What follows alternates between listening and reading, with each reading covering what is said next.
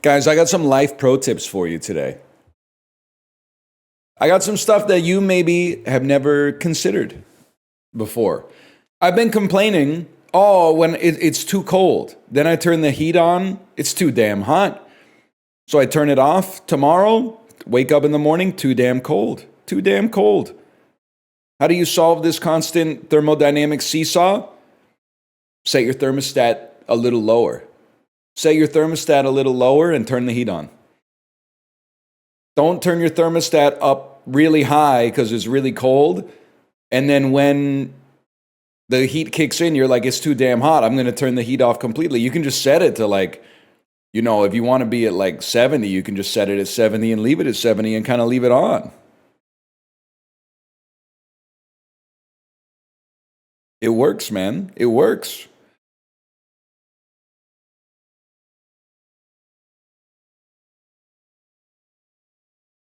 You got any other ones? Phone low on battery? Plug it in. You can plug it in.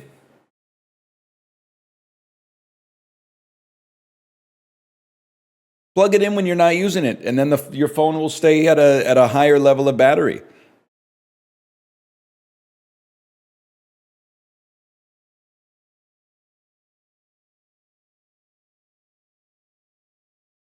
What if I'm still tired in the morning? You got that one's tough. That one's tough because you know what's funny is that it's as obvious as the other tips,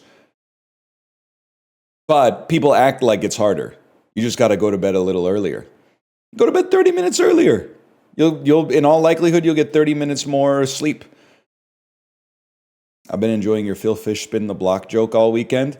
That's so good. I'm glad that one person's enjoyed the joke. Man, Phil Fish, the original guy to spin the block. Phil Fish, the kind of guy who's the first guy to spin the block.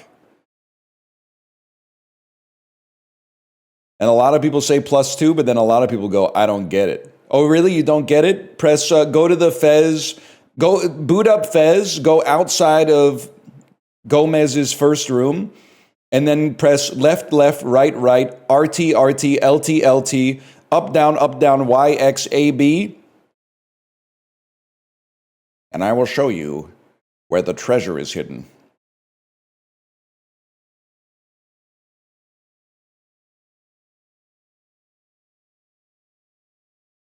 Phil Fish really didn't have to say that, though. Actually, it's funny to when in an argument over video games, it's very funny to tell someone to suck your dick and choke on it.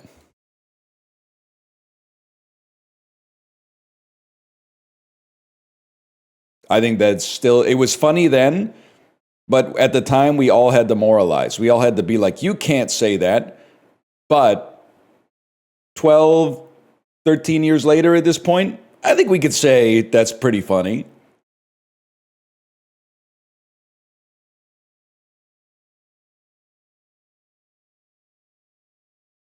He's from Vancouver? Is he? I thought he lived in Montreal. He's got a more Montreal sort of vibe. I feel like in Montreal, people would they would argue with you, and in Vancouver, if someone started arguing with you, you would just walk away. I'm not saying one's better than the other, but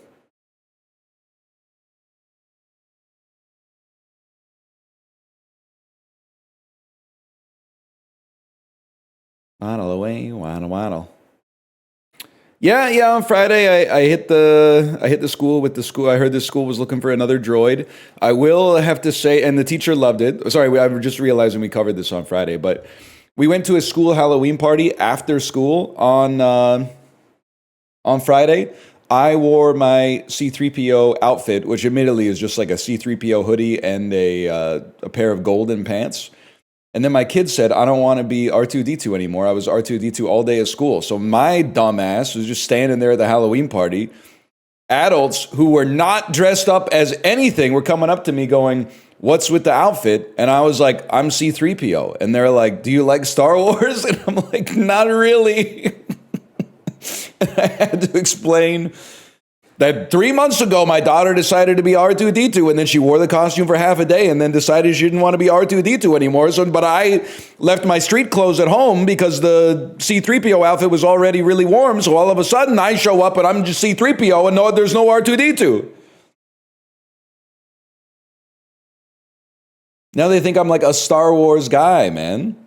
They think I'm a Star Wars guy.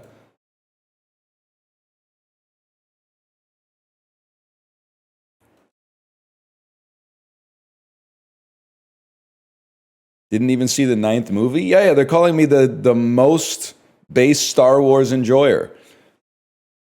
Saw The Last Jedi and went, wow, that was really good. Sidestepped the rest of the controversy. They literally hit Control Z on that and then said, let's make the seventh movie again, which is just the first movie all over again. And I said, I'm out. I'm never seeing anything you guys do ever again. And then I'll admit in a moment of weakness, like right after my kid was born, literally like in the 2 weeks right after she was born, I watched The Mandalorian season 1 and season 2. And I was like, wow, season 2 was really good. I can't wait to see season 3. And then season 3 came out, and I was just like, I'm not going to watch that. I think, to be honest, they're calling me one of... I don't know if I'm great at buying, okay? I don't know if I'm great at buying media. Like, I don't think I get in early on many media trends that then blow up. But I'm great at getting out before they turn off the music. Let me just put it that way. I think I'm absolutely fantastic at being like, it seems like the vibe has shifted. I'm going to get out while the getting is good.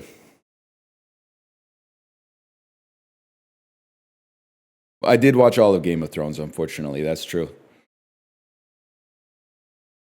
You're breathtaking at it. Yes, thank you. My title is Lava Chicken. 6 and 7. Say 6 and 7, man. It's funny as hell. Not just for children, but for adults as well. I would put more in there, but I got to keep Mr. New PC in there too. -2, -2, -2. Shut the fuck up. You're like 24. You're not the arbiter of what's cool anymore. 10-year-olds are the arbiters of what's cool. Sorry to tell you. And guess what? It's going to be that way forever. So I hope you enjoyed being part of the zeitgeist while it lasted, because now it's gone forever. Happened to my parents, happened to me, and it's happening to you too. It's the circle of life, bro. You don't know anyone that's 10? Gagi, I know lots of people that are 10. Lots of my daughter's classmates have older siblings. That's where the 6-7 thing really came to fruition here, because we went to a birthday party, and there were older siblings at the birthday party, and they had a balloon that was a 6 and a balloon that was a 7, and the kid just kept grabbing them and going, 6-7, 6-7. And then, I swear to you, it was one of those like indoor playground type things. So my daughter came back from the indoor playground, and she was like, guess what? And I said, what? And there's no way I could have possibly guessed this. She went, one of the older boys said 6-7, and then I said 6-7, and he said, say that again. And then I said 6-7, and he said, give me a high five, and I gave him a high five. And I said, honey, congratulations, you're cool now. And the smile just lit up her face, man. And this, you're going to get mad about 6-7. It's literally so like people between the ages of 5 and 11 can bond. And you're going to be like, that's stupid. You were doing the same shit in like 2012 with YOLO and swag. And then I say swag and you say, you can't say swag. It's kind of, honestly, no disrespect, it's kind of sad that you guys are still out here telling me that Minecraft parodies used to be better. Like, let it go. You're old now. You're not old in a cosmic sense. Even the earth is young in a cosmic sense. But like you're old from an internet monoculture standpoint. It's time to choose cold plunge, podcast tech bro, or baggy sweater, librarian phenotype, okay? The earlier you choose, the better. Otherwise, you're going to end up being that 62-year-old Chinese guy in Hold Renfrew wearing the head-to-toe Gucci tracksuit, okay? It's up to you. I'm just letting you know. You can't, I know you're like, basically what I'm trying to say is young people are so stupid. Not like 10-year-olds, but like, how old are you? 23? 23-year-olds are very stupid. In their head, obviously they don't believe this outwardly, but subconsciously they believe that old people chose to be born old and were not ever young at any given point. They can't imagine that someone who's like 63 used to be 15. They're like, you must have just gotten spat out. Why? Literally, you rolled a character that was 63? What's wrong with you, bro? I was never young. Even as a child. I know what you're talking about. I just never smiled. You think I don't know Of Montreal? I was young too, bitch. You didn't do anything. Like, you reference so much I appreciate, but...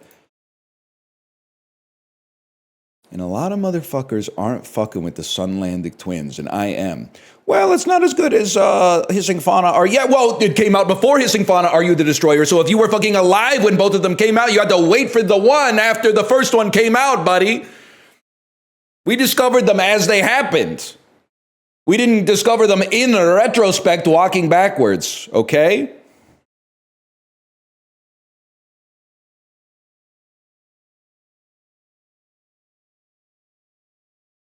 Psi +2. Anyway, Outback theme goes hardest.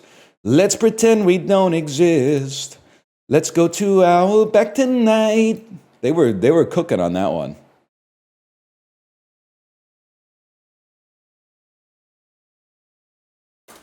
This shit looked like the damn battle pass, man. 1 second here. Are you Speed Racer or Bullet Train? You Speed Racer or Bullet Train? You got a certain Speed Racer or Bullet Train type cinematography here. Purple Rain, maybe?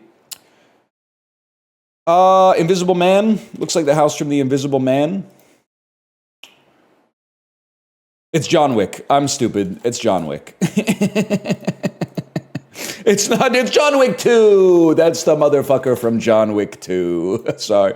I'll just say John Wick again. John Wick Chapter 2. That's the guy from John Wick 2. My bad, y'all. Now You See Me. That's it. It does have a certain James... Well, no, it doesn't have a James Bond-ness to it, because this is not how modern James Bond looks, but you get the idea. Can I just say, rare, and I like Framed, but Framed is like, it's becoming artful itself with the juxtaposition of the house not on fire and the house that's then on fire. It really makes you think, man. Really makes you think. That's, she's the guy, or she's the lady who does Be Seeing Ya, John. She does Be Seeing Ya, John. I can't do it. She's the man. Taylor Swift posting. Lawrence Fishburne. Christian Bale in his first role. You think you could be the next Bond? Yeah. Gold Bond. I'll make the joke so you don't have to. Let's move on. That's Eminem. Halloween reference, Eminem. Before this wide receiver won Super Bowls, the 2016 and the 2018 Patriots, he played collegiate lacrosse at Penn State.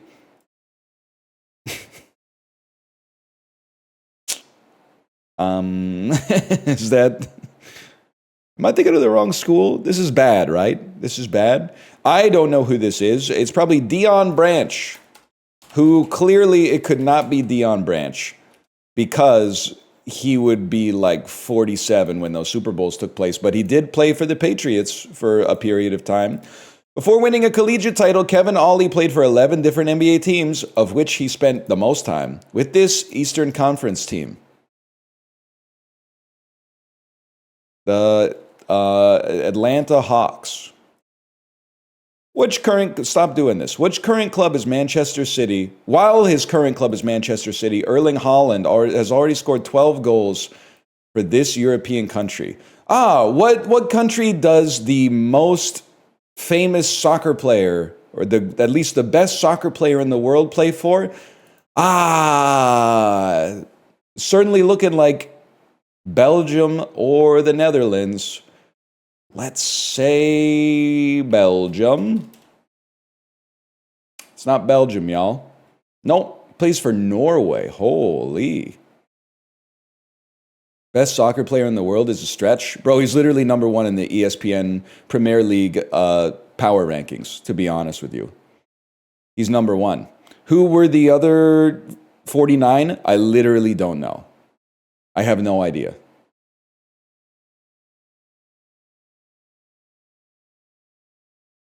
Harry Kane just isn't in the EPL. Bro's my age. He must be washed, man. The atmosphere of Mars is 2% is this noble gas element. 2% of the atmosphere. This is a crazy barstool question, man. 2% of the atmosphere of Mars is this noble gas? I have no fucking idea, man. Fucking argon. Oh, it's fucking argon, bro. Oh my God. Holy shit, that's crazy. Good God. Why'd you say that? As far as I know, it's the first noble gas. And I figure like it's probably easier for more basic elements to be found in abundance. What about helium? It wouldn't be that shit. Otherwise, everyone on Mars would be talking funny. Like, I didn't even think that needed to be mentioned. Duh. Ah, shit. I'm pretty sure that's Paul Mescal. And, sorry, my spacebar appears to have broken over the weekend. I must have dropped some fried chicken in my keyboard. I think you might be Katie Holmes. You have a certain Katie Holmesian Carthel tilt. Yep, that's Katie Holmes, bro. And you know what's funny? Someone in chat just saw you say Britney Spears. Katie Holmes and Britney Spears do have a very similar face, but that's I don't know what to tell you just because that's not Britney. In fact, Britney is the most wrong answer because it's so clearly Katie that it can't be Britney, but it could be anybody else. Low key, that's kind of what Treya Savage looks like. You're not wrong. That is kind of what Treya Savage looks like. That might just be Treya Savage, man. That's him right there. Please don't talk about baseball. It's my fault. Can I say the Jays fans do not deserve to suffer, but I deserve to suffer because I tried to sip from the chalice of glory without previously having gone through the ardor of filling it with tears. I tried to get a freebie. I tried to hop on a bandwagon and taste victory without having suffered first. And that's my, I should have known. So that's my fault. I apologize for that. Ruben Mattis founded this ice cream brand as Haagen-Dazs. Nicholas Holt, Dev Patel, Kea Scoldelario, and Daniel Kaluuya all had roles on this cult favorite British teen drama that ran from 27... It's been a long weekend. Anyway, I have no idea. I know who all of you are except for Kaya Scodelario, but I could not name a British teen drama from 2007 to 2013. I could not. Bartleby the Scrivener doing trivia. I would prefer not to. You're the in-betweeners. Anyone know this one? Skins.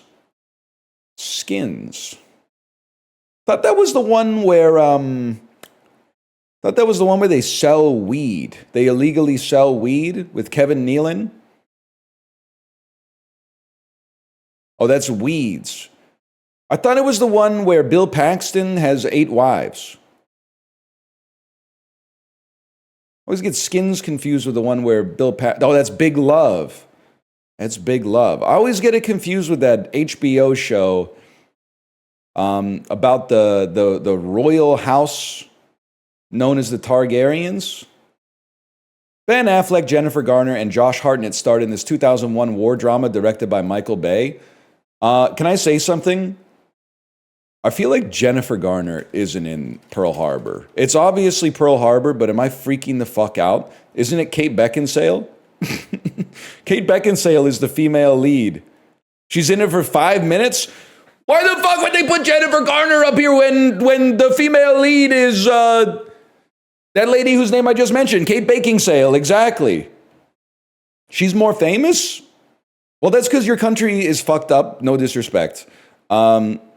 Because you get more famous when you're in commercials than if you're actually in movies. Kate Beckinsale, who's now, I can't even say her name really, is suffering from the fact that she did 9 Underworld movies instead of 2 Capital One commercials and a Netflix original movie called Yes Day.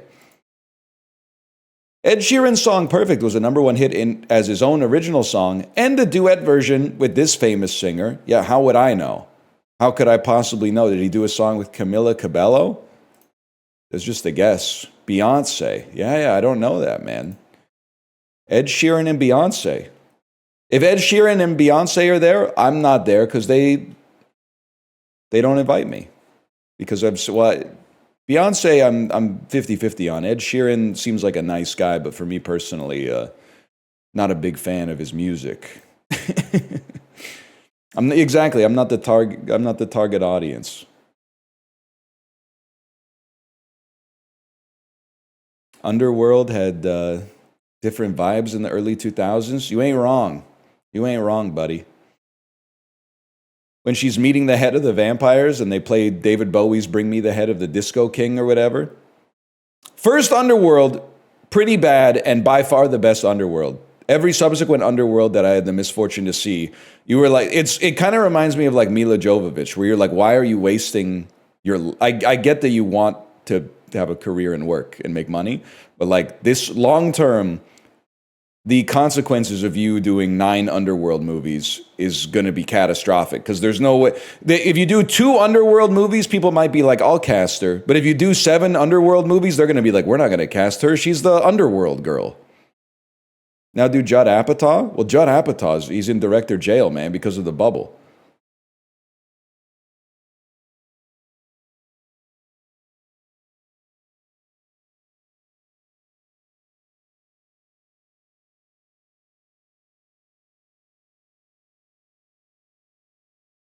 What the fuck? Kids' toys? Wait, okay, this is easy. This is easy. Ish. Kind of. Stop. The funky chicken, the stop sign, the fire engine. These are like dances. These are gimmick dance. Maybe the pickup sticks is a dance too, but it's also a toy. Or maraschino cherry might be a dance. The clown nose, a bouncy castle, balloon animals. These are like things you would see at a birthday party. A whoopee cushion. Things a clown has. What? What? Fire engine. Sea monkey, light bright. Lego set. Pick up sticks. But a jigsaw puzzle is also a toy. Jigsaw puzzle, sea monkey, light bright, Lego set. Appropriate birthday gifts for a child. I'm freaking the fuck out, man. The stop sign, the fire engine, the funky chicken, and the maraschino cherry. Is the maraschino cherry a dance? I'm freaking the fuck out, dude.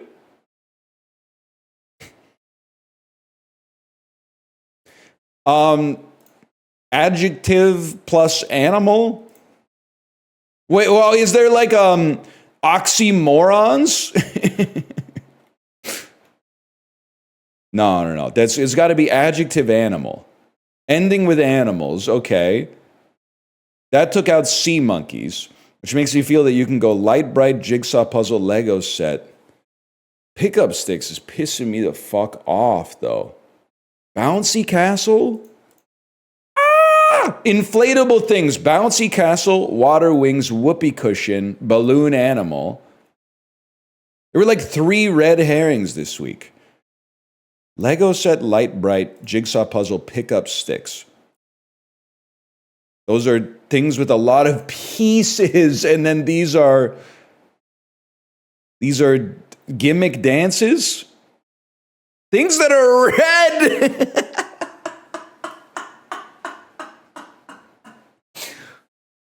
Oh shit. What the hell happened? Okay, well, I'm realizing now, I'm going in reverse and I'm realizing what happened. The stop sign is a dance where you like, you hold your hand up and go like that, I think. The fire engine, I'm realizing now I got it confused with the sprinkler. The one where you like stick your arm out and then go like this. I thought that was like the fire engine or something like that because you're shooting water. But that's, now that I think about it, it's a sprinkler. in connections, they're both things that would extinguish a fire, but they didn't fit for this one. And then I just assumed that the clown nose and the maraschino cherry is just something I never heard of. The maraschino cherry, it sounds like a dance from the 50s. I'm sorry to tell you. Damn, that was a tough one.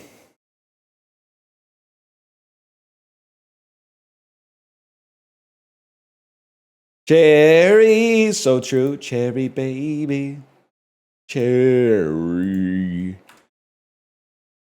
It's actually criminal to put a picture of Albert Einstein and not have him sticking his tongue out.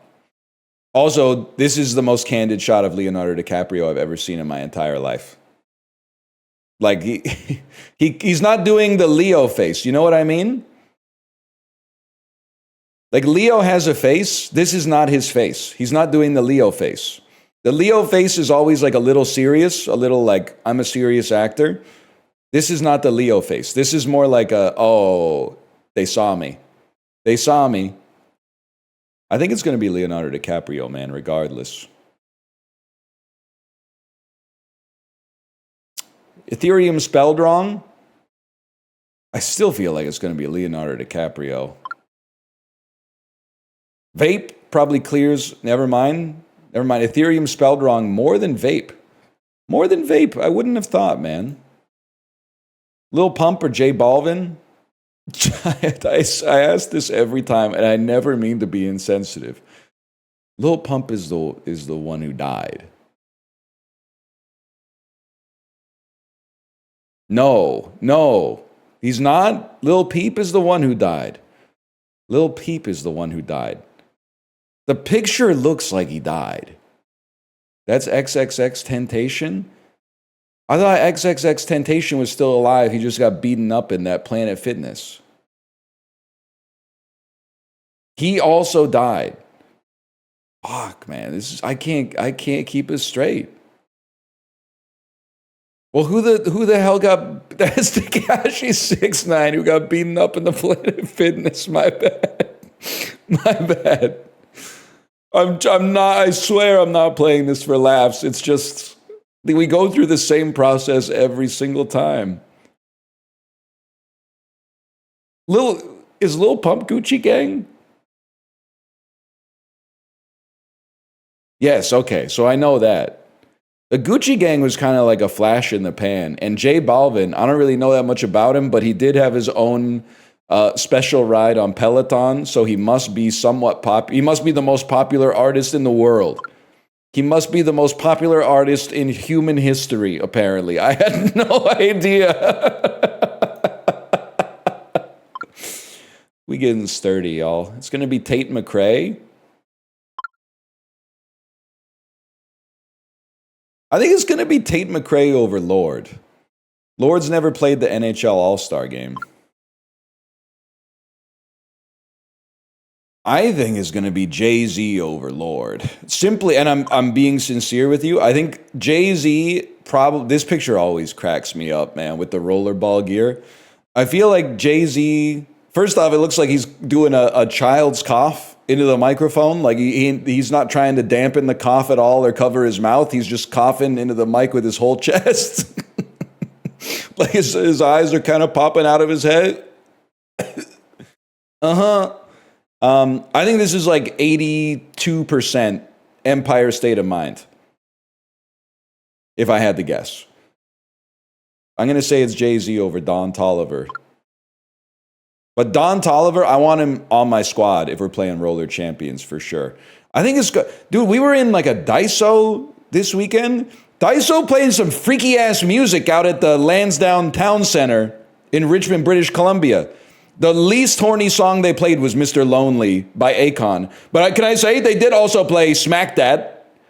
And they played one song I'd never heard of that goes, and I don't know, it might be Rihanna. That goes, rude boy, tell me, are you big enough? Rude boy, tell me, are you hot enough? Take it.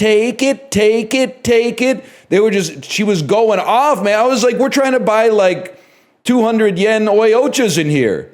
The hell are they doing? They're selling like kids' toys. They're playing Love in This Club by Usher. You never heard Rude Boy? I was off in Daegu, South Korea, listening to Americano, and then like that's when I reached for my revolver on repeat, man. I think it's Don Toliver. I think Akon's he's kind of old school. I think it's going to be Akon over Kiss. I think it's going to be Kiss over Seth MacFarlane.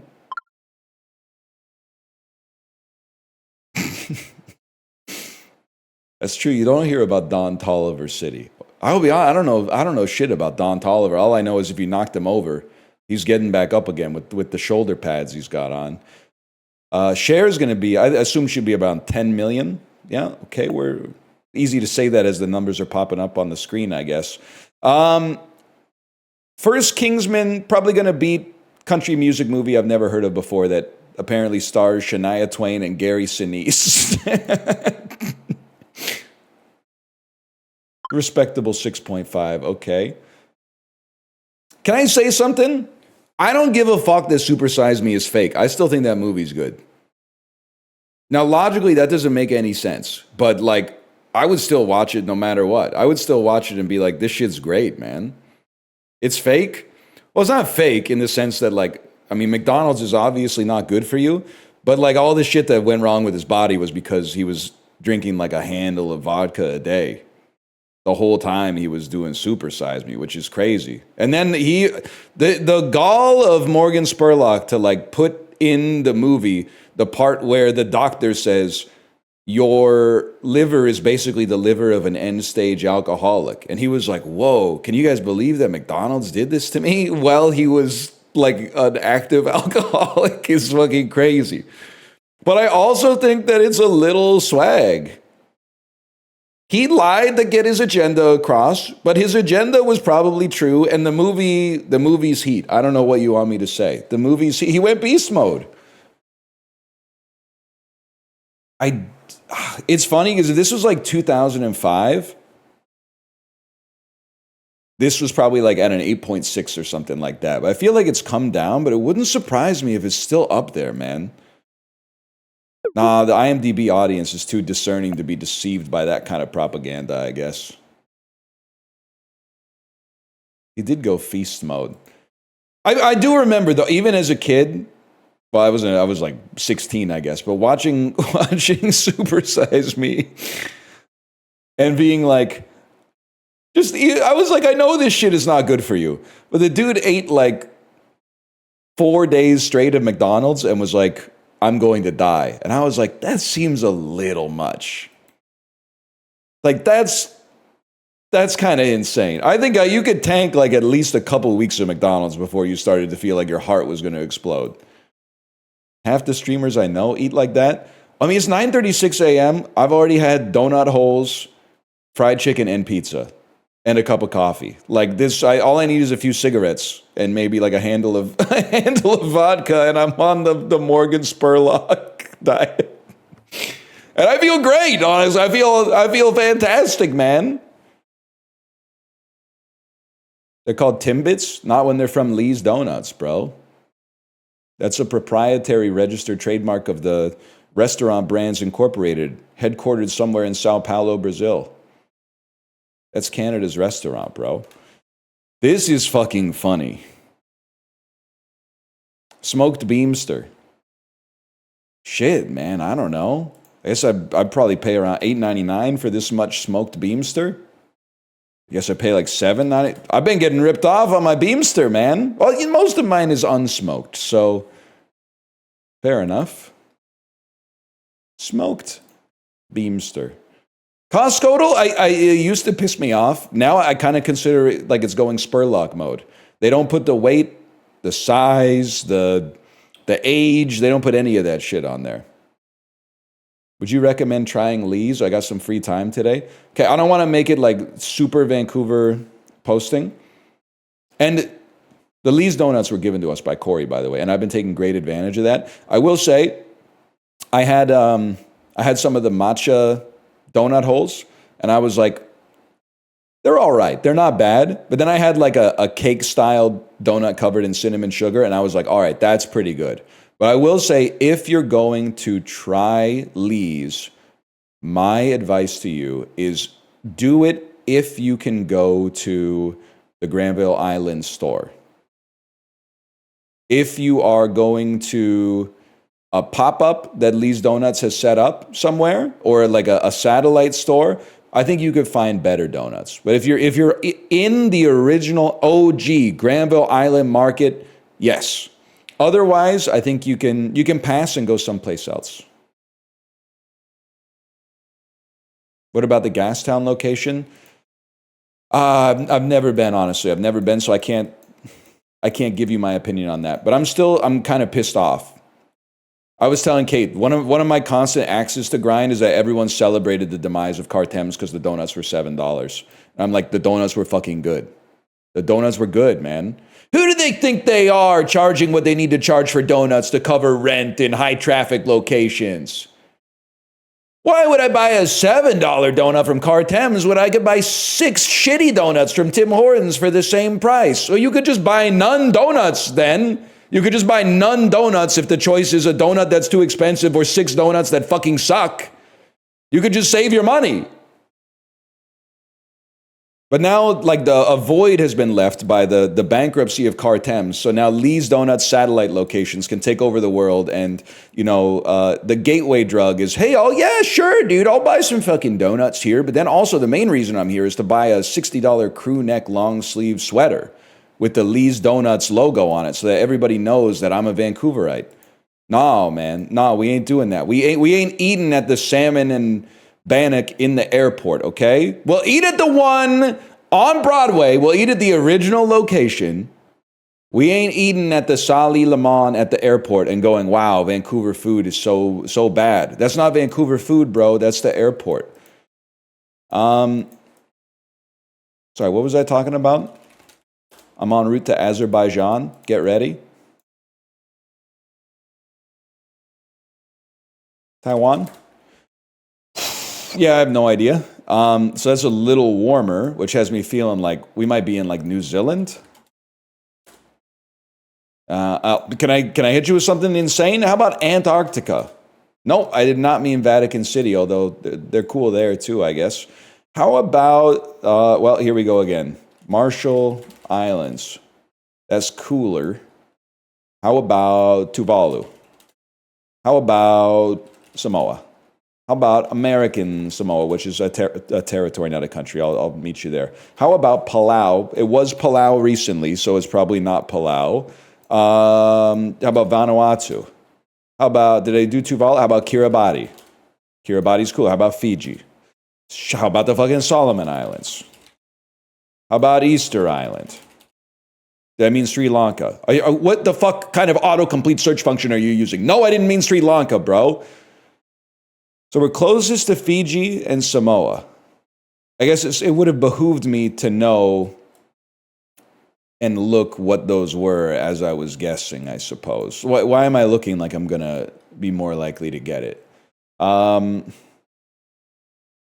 The South, I think this is in like South America, the South Sandwich Islands, Tuvalu, Vanuatu, Kiribati, Palau. Micronesia is always in play. That's a little up there, though. So we did Samoa. Tonga? Ow! Oh, shit!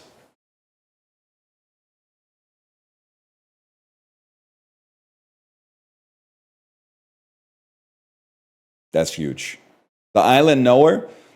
One time when I was on Hawaii, I went to a luau, and they did one hour of the luau was the guy going, "The warriors from the island nation of Tonga," and he did that for like every Pacific island, and then they would come on and do like a warrior dance, and that's kind of what goes through my head every single time I end up somewhere in the Pacific Islands. The proud warriors of Fiji. I just think about that. And then I go Survivor, and then I just kind of send it at that point.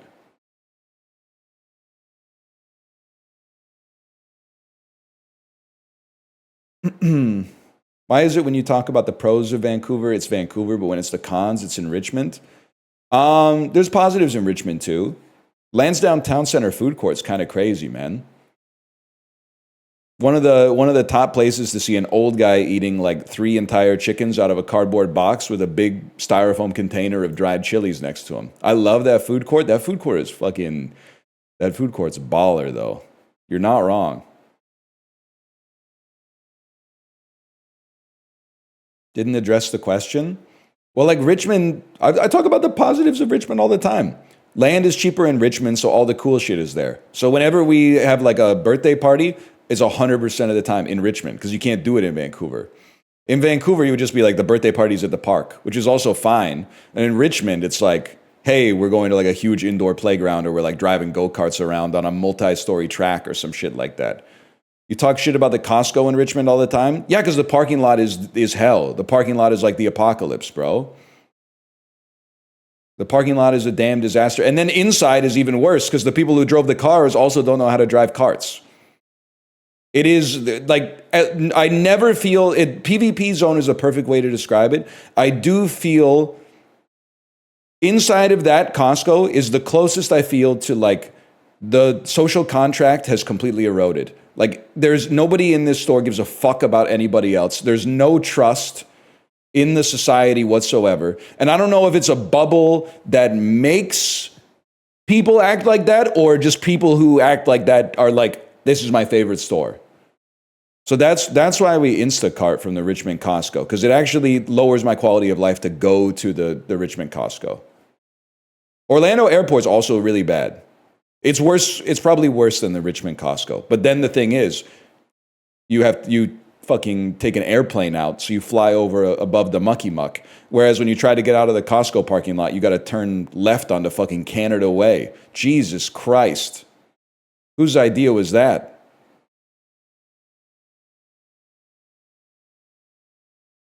Whose idea was that to put an incredibly popular store on a really big road? I guess.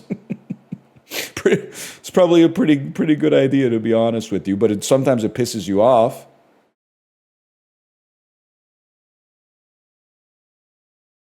You're Papua New Guinea, man. Oh, fuck. You're not even close to Papua New Guinea? Are you like Guyana? Visions of Guyana are haunting my mind. You know what I'm talking about? 3,000 kilometers away from Guyana. Are you like Nicaragua?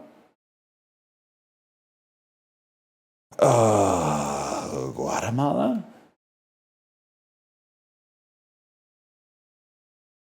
You Dominican Republic? Are you the other side of Haiti? Oh fuck! Not even close, man. Are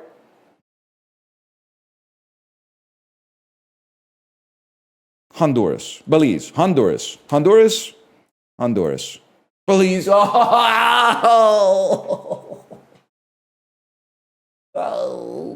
no. Why is there an island with water inside? Bro, that's an atoll. you neophyte. You topological neophyte. Holy cow. You called the atoll an island, man. Crazy. Nah, let's all point and laugh at that guy instead of me, who got it wrong.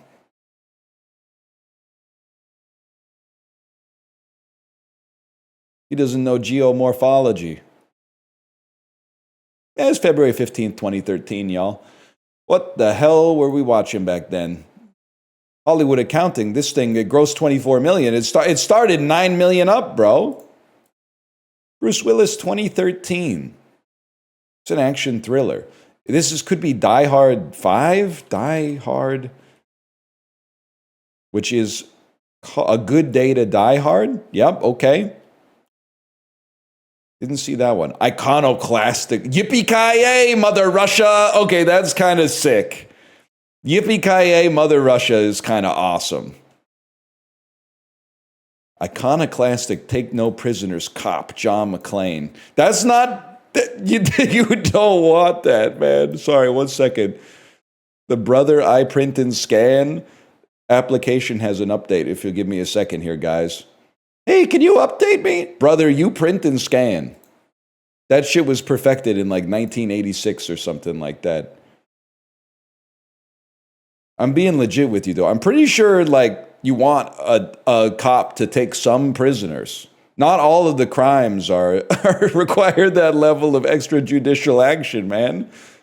It's insane to do. The more I look at it, the more I'm like, that's the one thing you want a cop to do, is maybe take some prisoners. Unaware that Jack is really a highly trained CIA operative out to stop a nuclear weapons heist. With the Russian underworld in pursuit and battling a countdown to war, the two McClanes discover that their opposing methods make them unstoppable heroes. So what's he doing over there? What's John McClane? So John McClane works for like the LAPD or something, right? What the hell's he doing in Moscow, man? Vacation, of course. Oh, shit. I got to see that, man. Jason Bateman, 2013. To me, that's a big gross. This feels like it must be Horrible Bosses 1. That was a breakout success. No, it's a comedy. A crime comedy. Jason Bateman. Is it Identity Thief? Yeah, this movie comes up in every second box office game. So as far as I know, this could have come out any year between 2008 and 2018. It shows up every single time. Relativity. This could be like a movie about how God is real with Julianne Hough. It's a romantic thriller. You know it when you find it. Love. And Josh Duhamel and Kobe Smulders in A Young Woman with a Mysterious Past lands in Southport, North Carolina, where her bond with a widower forces her to confront I have no fucking idea. That's Safe Haven. Josh Duhamel, is this like a direction thing? Did they tell you to do that? You know, one of the things that's crazy, I don't know, I don't think this is just a Disneyland / Disney World thing. Why are there so many guys in America who hold their girlfriend by the back of the neck like they're grabbing Okja to put them in the corral to take them to the abattoir? You know what I mean? And I know some of you are out there going like, oh, wait, I do this? But like when you see this, it's just, I'm not saying they're assaulting them. I'm just saying it's strange. I'm just saying it's weird. It could be a Disneyland thing. My mom used to hit me with that one. Like the Vulcan death pinch on the back of the neck. I think it's kind of crazy. I knew it was crazy because I saw it. And I was like, I'm going to remark upon that to my wife. But sometimes I remark upon stuff like that to my wife. And she goes, nobody cares about that at all. And so sometimes I keep it inside, learn how to hide my feelings. But then later that day, she was like, I've been seeing a lot of people that are holding their wife like around their neck like this. And I was like, thank you for mentioning that. I see that shit all the time. Hey, dude, that might be in my Criterion collection. My kid loves that song too. It's no disrespect to Four Non-Blondes, but the He-Man version of What's Up is the definitive version. What's going on? Oh no. There was a guy at college who, when he hugged women, would stroke the back of their head. He also said women were not capable of being philosophers. That's rough. That's tough. I think everybody went to high school with like one guy who was always offering to give back massages. And this one I want to say, and this doesn't happen that often, but you can be a non-creep back massage guy. And you're going to say, you don't know them. I do. I know non-creep back massage guys. But there is a distinction between the creep back massage guy and the non-creep back massage guy. The non-creep back massage guy always gives you like two of these on the shoulders, and then he hits you with something funny, like a and then like a full hand slap on your shoulder blades. That guy's cool. But then there's always one guy who's like, you know, the girl in 11th grade is like, I've had such a hard day. And he's like, you look like you need a massage. And you're like, where the fuck did you learn that one, you fucking weirdo? 16-year-old boy, what the fuck are you talking about? You look like you need a massage. How would you know? You don't know shit about anything. Crazy. Anyway, he was usually the honors English teacher. Not at our school. At our school, he was the computer technology teacher and volleyball coach. But yes, I do believe that. I don't know if this is still the case, but definitely back in the day, every school had one teacher who was shouldn't have been doing that. Shouldn't have been doing that. Rob Corddry starred in this movie. It Must Be Hot Tub Time Machine 2. No! Oh, it's an animated film. Okay. Earth's greatest secrets are about to break out. Rob Corddry, Brendan Fraser, and Jessica Alba are a notoriously dangerous alien. Are you Mars Needs Moms, man? I don't know. I don't know what this is. Escape from planet Earth. That's not real. That's obviously not real. Does the insane cope spewed by Blue Jays fans the last 36 hours redeem the Dodgers at all? Listen, one thing you need to know, because presumably you're going to be alive for 50 plus years from this point onwards, you have to get off of social media. You have to stop letting your lens of what's going on in the culture be dominated by the 5% of the population that is the most insane. It's like, it's sports. It doesn't matter. There will be people in my chat that are like, I saw one insane Blue Jays guy who was saying that Dodger Stadium should be hit by a nuclear missile. And they use that to like justify that all Blue Jays fans are bad.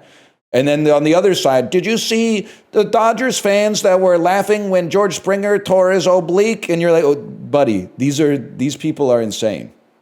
Everybody's evil. That's what you need to know. The first thing you need to know is absolutely everybody's evil. Nobody's good. Nobody's pure. Have you guys heard of the concept of original sin?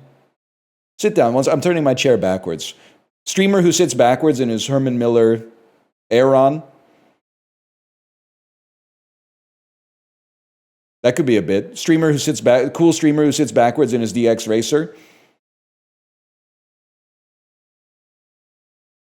I forgot what I was talking about. You have to get off social media. I hope, I don't think I'm ever going to get to the point where I don't hear it. But I hope that we're at peak, like, did you see this insane person?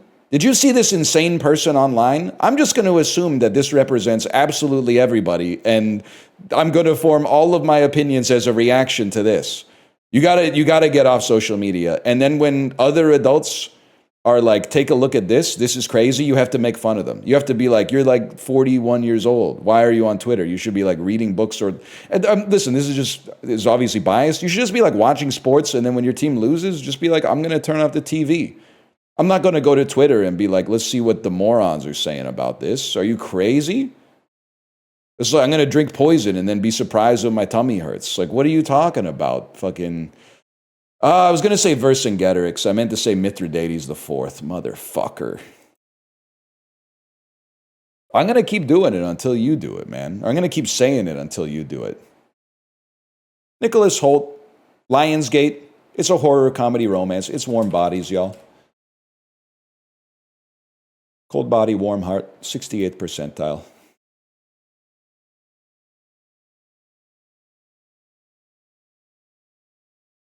Actually watched that one. I heard that one was pretty good. I haven't seen it, though. I haven't seen it. Love the polo. Sick palette. Menswear guy. Thank you. I appreciate that. This is my favorite polo sweater. It's nice because it doesn't have a collar. Makes it a little bit more casual.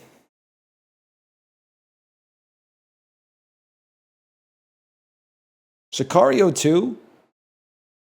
Horrendous vibes on the poster. And then A Room with a View, which I don't even know.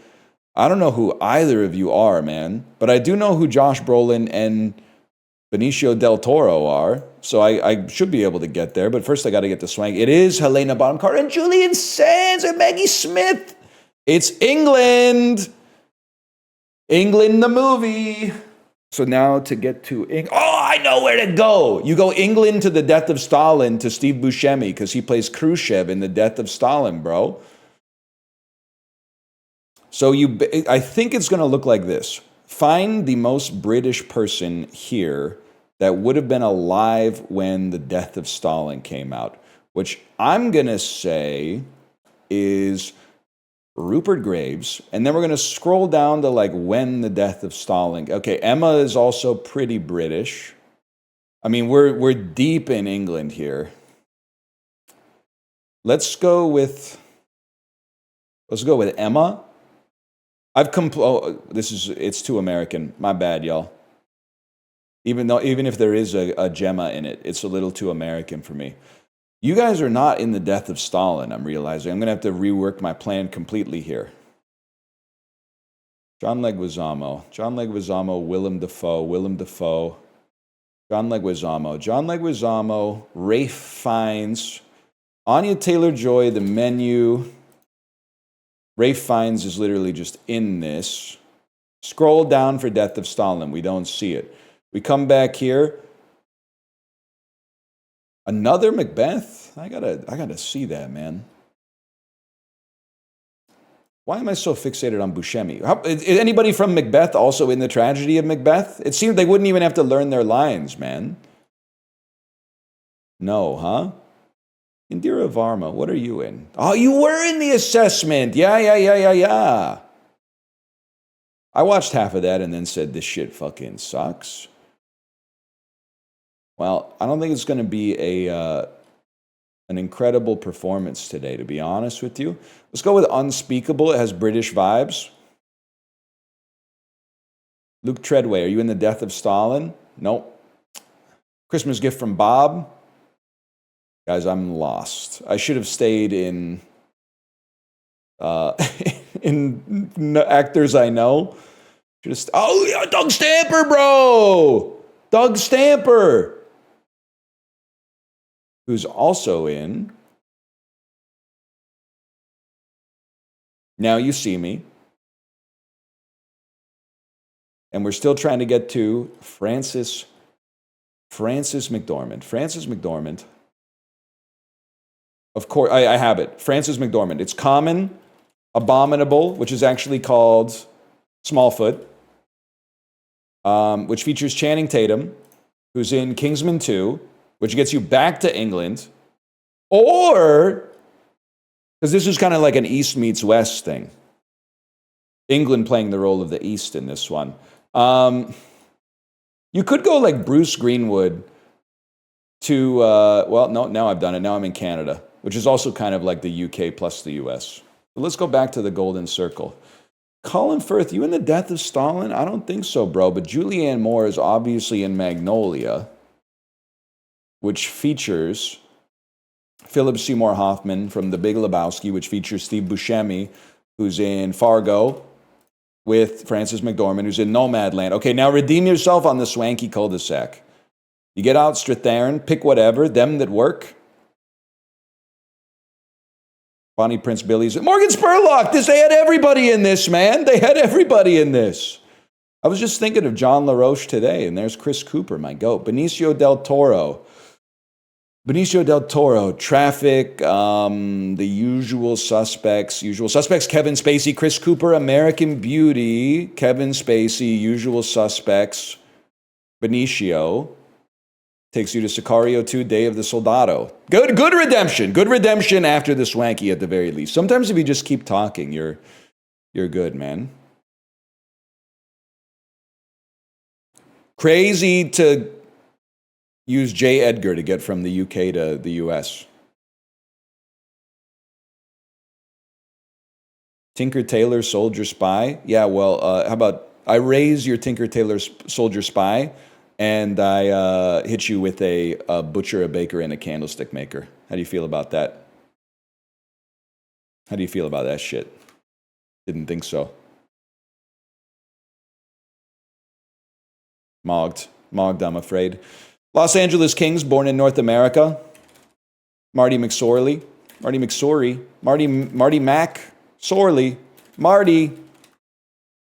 Marty McSorley, there he is. Who, again, I must tell you, is not dead, even though they use a black and white photo. Let's go Lubomir Visnovsky for Born Outside of... That's the same guy. That's the same fella. I'm sorry to tell you. That's the same guy. St. Louis Blues, Born in North America. Maybe you've heard of him. Doug Gilmour, noted insurance salesman.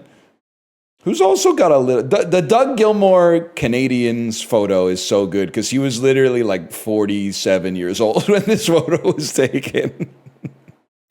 I love the Doug Gilmour on the Habs photo, man. It's so good. And then St. Louis Blues, Born Outside of North America. Yeah, there's a billion options. Let's go Yaroslav Halak. And then New Jersey, Born in North America.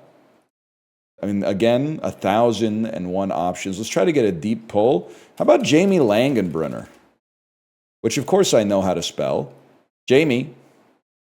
When Jamie comes home. Jay, are you here? Nobody talks about Jamie Langenbrunner anymore, man. He was really good. He was like a perennial Selke nominee, right? He's the pride of the neighborhood. Devils, Born Outside of North America. There's no shot Bobby Holik is from North America. Just look at him. Who does he... We've done this so many times. Who does he look like? He looks so much... And people say Wayne Rooney, and then I say no. Not Justin. He doesn't look like Justin. Michael Shannon a little bit, but there's one that's really close. That's Quentin Tarantino. That's it. To me, this is Quentin Tarantino. This is my Tarantino. I forgot about that. Okay, and then the rest of these, nobody cares, man. Nobody cares, I'm sorry to say.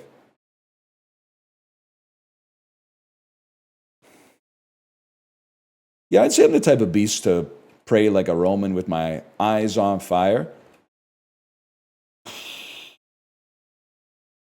I'm the type of beast to add like 8 new songs to my Peloton playlist today. That felt pretty good. I go through like an ebb and a flow. I listen to the Peloton playlist for like 2 months, and then I go, I don't want to listen to this anymore. And then I go back and rediscover some albums, and I add a few songs every day. And then in like a month, when I go back to the Peloton playlist, I'm like, oh, I'm excited for all these new songs. And then it plays all the old songs, and it never plays the new ones. And I go, what the fuck? Where's my new songs? What'd you add? All of Close to the Edge by Yes, which I previously opted not to because each one of the songs is like 9 minutes long.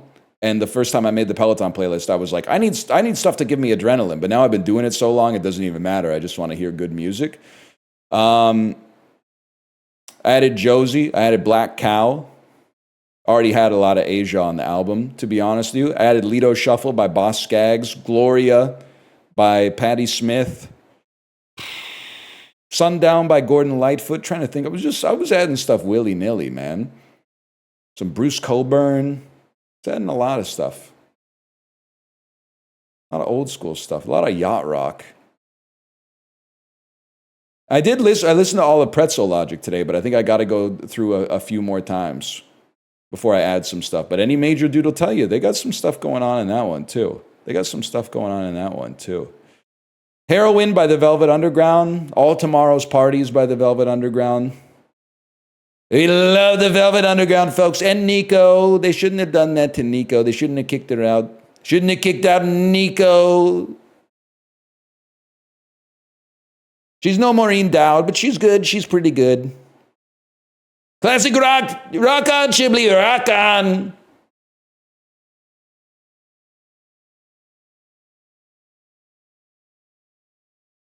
It's Velvet Underground Trump. Nico is super racist. I didn't know that, but I did know she did that song. What do I know? Should I stay or should I go? Or maybe, well, now I'm going to take those songs off the playlist.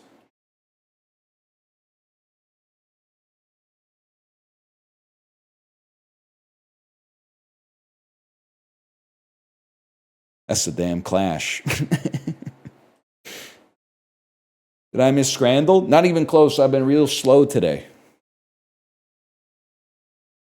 Who cares? Well, you know, lots of people, for better or for worse. Julia Roberts comedy. I have to say, Runaway Bride. Runaway Bride. 16.2% on Runaway Bride. She's been in all the Ocean's movies, Pretty Woman. She's been in stuff. My Best Friend's Wedding. How the hell did Runaway Bride get 16.2%? Double letter word in title. Let me think about that. Let me think about that one. She's been in stuff. 1985 to 2015, we're going to go Stepmom. That one's going to be a deeper pull. We'll get something here. I just got to think about it. There's got to be something with two O's in it. I guess, you know what, to be honest, My Best Friend's Wedding has two D's in it. Dylan McDermott and Dermot Mulroney. I actually think it only has Dermot Mulroney. Who's this fella? Can somebody look up this fella?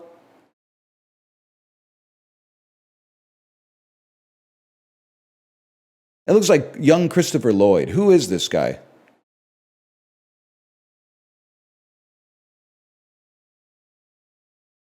No, I don't think that's Matt Dillon. I can see the resemblance. I don't think it's Rupert Everett. That is Rupert Everett from the Inspector Gadget movie. Thank you for that. Matt Damon, double letter word in the title. It's got to be Mystic Pizza, which I'm realizing now also has Julia Roberts in it. Matt Damon genre comedy. Let's go The Informant dot. Oh, with sorry, not dot, exclamation mark. And then 85 to 2015. I'm a big Adjustment Bureau guy. A lot of people forget it. By the way, I don't like the movie. Just a lot of people forget it exists, so it ends up being a pretty good pull most of the time. Director, actor, Johnny Depp. 85 to 2015, double letter word and title. Genre comedy. Comedy, we got to go Mordecai. Classic film. I can't not laugh at his Daniel Bruhl ass mustache, hair, and poster get up for Mordecai, man. I can't not laugh at it. This fucker, if you were seeing advertisements for movies back in like 2015, this motherfucker was everywhere, dude. He was everywhere. Pissing me the fuck off. 85 to 2015, we'll go with The Tourist. This fucking look is even worse. Can we say this now? I'm sorry, like the real millennial trauma is not 3 once-in-a-lifetime recessions. It's having to deal with like 2 decades of every woman in our life being like, Johnny Depp is fucking hot, man. Johnny Depp is fucking hot, bro. So fucking annoying. No, he's not, bro. Look at him. Look at him. Listen to him. In the 90s, I'll give you that. I'll give you that in the 90s. Like in Ed Wood, for example. That was a pretty good movie, Grid.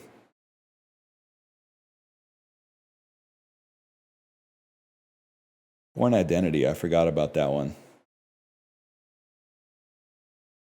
Gonzo, The Life and Work of Hunter S. Thompson. Sherlock Gnomes, of course, another classic. Happy Feet.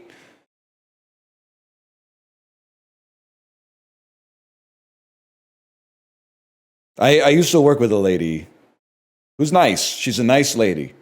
She was pissing me off. She was always telling me that her 2 celebrity crushes were The Rock and Johnny Depp. And I was like, am I finally meeting the median voter? Am I finally... Like, don't get me wrong. The Rock is... He's on steroids, which is fine considering what he's done in his life. You know, he's a professional wrestler. You kind of, you know, it's like being mad at someone in New York for eating a slice of pizza. But like, I don't know if I've ever considered The Rock like a sex symbol. To be fair, I'm not into men, but I always thought he was more like kind of like an action figure. He was kind of like a posable doll or something like that. Like he has. I'm sorry, if you have big muscles and you don't swear, you don't fuck. And I'm not saying that The Rock doesn't fuck, because he's probably fucked. But if you're like, look at how fucking strong I am. By the way, I will never be caught dead saying the F word because it's bad for my brand. You don't fuck. You're not a real fucker. You don't have a... If you have a cock, show it. Prove it. He did. He fucked when he made that rap. That rap that he should not have made on that WWE album. He was still fucking back then, 100%. Somewhere around Jumanji 1 or 2, he stopped fucking, I think.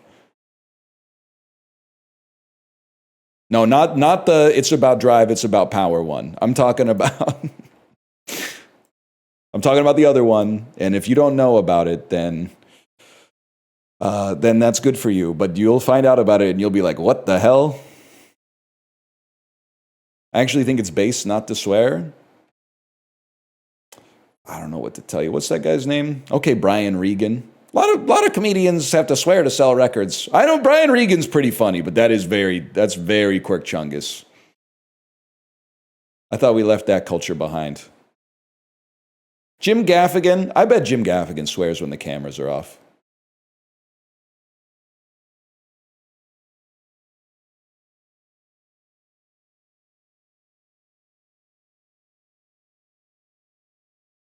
Will Smith coded. Sometimes you got to say the F word. It's like being like Shaq. It's like being like, yeah, I could be better at basketball, but I don't want to go through the work of learning how to shoot free throws. Like, bro, look, Wemby's eating your lunch. I hope you enjoyed being considered one of the best centers in NBA history because Wemby's going to fucking rock you, man. Now that I think about it, I think Wemby might be a point guard, which is even more fucked up. They're not supposed to make like 7'4" point guards, man. He's a center. They should move him to the 2. He's 7'5" now. Nephew still hasn't hit his growth spurt, bro. Chill.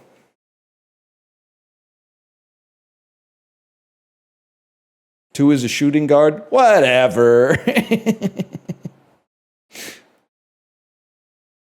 I say that it's vindicating as someone who admittedly doesn't know ball to have been saying for like 30 years, why don't they just teach the tall guys how to shoot three-pointers and free throws? And then people who do know ball are like, you don't understand the physics of shooting a jump shot at that height is totally different. It's so fucked up. And then literally Wemby was like, oh, good idea. And he fucking did it. And now he's like potentially going to destroy the game of basketball as a result of that. He just did it. He said, that's a great idea. Dauntlessly. An adjective meaning incapable of being intimidated or subdued. Okay. Axle. A noun I would did the fucker from Twisted Metal. I did the dude whose arms are big fucking tires instead of the actual word. No, not Axl Rose. Axl Rose is no ease. This is Axel, the guy who's perennially angry because Calypso turned him into a truck. Or he turned him into like a damn hoverboard or something like that. He goes to Calypso and goes like, I want to be the best at Twisted Metal. And then they were like, surprise. Dan, I'm sorry to tell you this. I know this is bait. But I love taking your bait, to be honest with you. I think it makes for great content. You will not see me playing Arc Raiders. I meant what I said in chat. Streets are calling it the #1 game. No offense to the Arc Raiders streamers who I know are in chat right now. They're calling it the #1 game on Twitch this autumn to have your chat start asking each other what they're going to have for lunch while 3 people type in all caps, "You have blue wires in your backpack! You have blue wires in your backpack!" It's not for me. Let's put it that way. It's okay. You don't need to give me the rundown. I've seen a lot of people playing Arc Raiders, and it's not the system that I'm looking for from a game on Twitch. Let's put it that way. I think it's one of those. It hijacks the reward center of your brain as well, and then chat goes, "What the hell's going? What am I going to have for lunch?"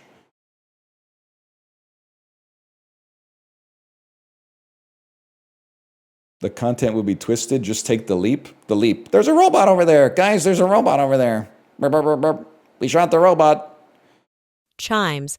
A noun meaning the edge. You can play it if you want. Enfranchise. I mean, you know me. Meaning to... I love gacha games like Arc Raiders. Just most of the gacha games that I play are not like, $80 to get into the gacha. Usually is free, and then they try to like bend you over to buy polls or something like that. They don't go like it's $80 for a ticket to the casino. Pedal. A noun. Not bad, y'all. It's not, I'm a little bike coded. Chemise. A noun meaning Shamise? a woman. I don't know why I said it like I didn't know it. Statistician. A noun meaning one versed in or engaged in compiling. It's not my day, y'all. Veracity. A noun meaning conform. Did they really spell statistician wrong? Messenger. A noun meaning conference. A noun meaning Mr. T. bivouac. A noun Bivouac. meaning a emphatic. A adjective meaning Easy ass hard words. Lilliputian. A adjective meaning of relating to or characteristic of the Lilliputians or the island of Lilliput. The island of Lilliput. Isn't that some shit from like Rudolph the Red-Nosed Reindeer? It is, you're right, it's from Gulliver's Travels. That's right. Examen. A noun meaning examination. The word originates. I legit thought she was talking. Da-na-na-na-na-na-na. Da-na-na-na-na-na-na. We few. I'm hitting every stim. We few. We happy few. We band of brothers. For all men who spill blood with me this day are my brother. May they ne'er be so vile, but battle gentle their condition. Golem. A noun meaning an. All right. Backwards ass spell check today. That's a Squirtle. Wait, that's not what it's called. Scorigami. I was thinking there's probably been a 7-6 NFL game, but how crazy would it be if like there was a 6-7 NFL game within the next 2 months? That would be so fucking huge. Imagine if the Titans and the Raiders played with a final score of 6-7. That game would suck. Wasn't there? There was a 6-3, right? Like a year ago, there was a 6-3. Disastrous, man. That's true. 6-7 NHL game could happen. There was a 0-3 last year. That's going to make me fucking throw up. 0-3 is crazy.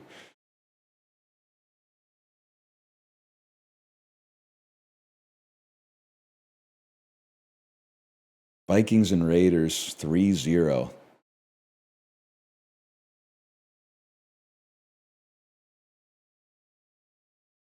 Raiders beat the Titans by like 20 points already. Who else did they beat?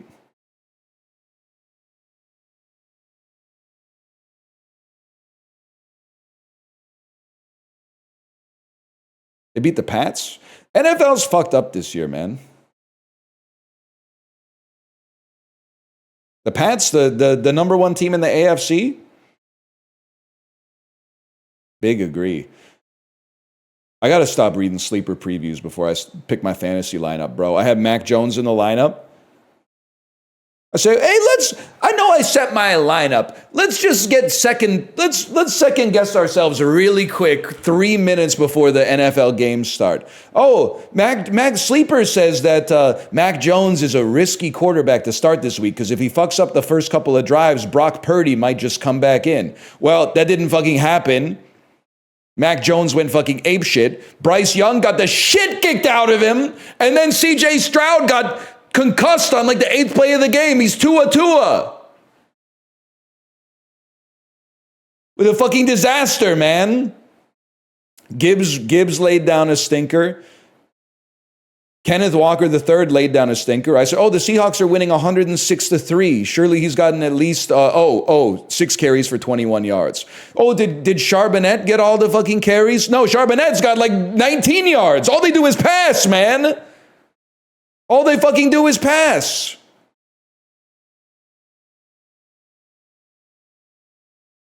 Why the hell are you putting in Bryce Young? He literally gets like a twit longer stat line every single week. He goes 15 for 28 for 201 yards, 1 touchdown, 1 interception, 2 fumbles, 1 fumble recovered, 3 rushes for 6 yards.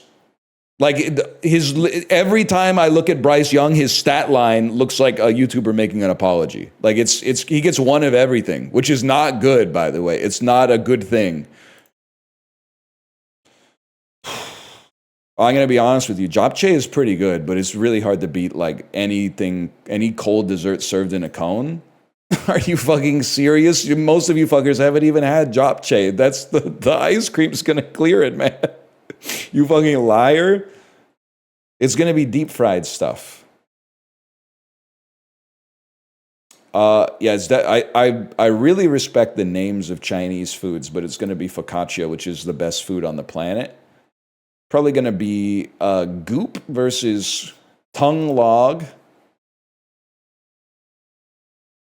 What is olabrod? A soup made of beer and bread versus sausages. We'll take sausages on that one. That looks fucking good, but it's really hard to compete with like a mango dessert. Fish tea, it's gonna struggle a little bit just from the name. And like, I mean, this is just me personally. I don't really want the fins included. So I'll take this instead.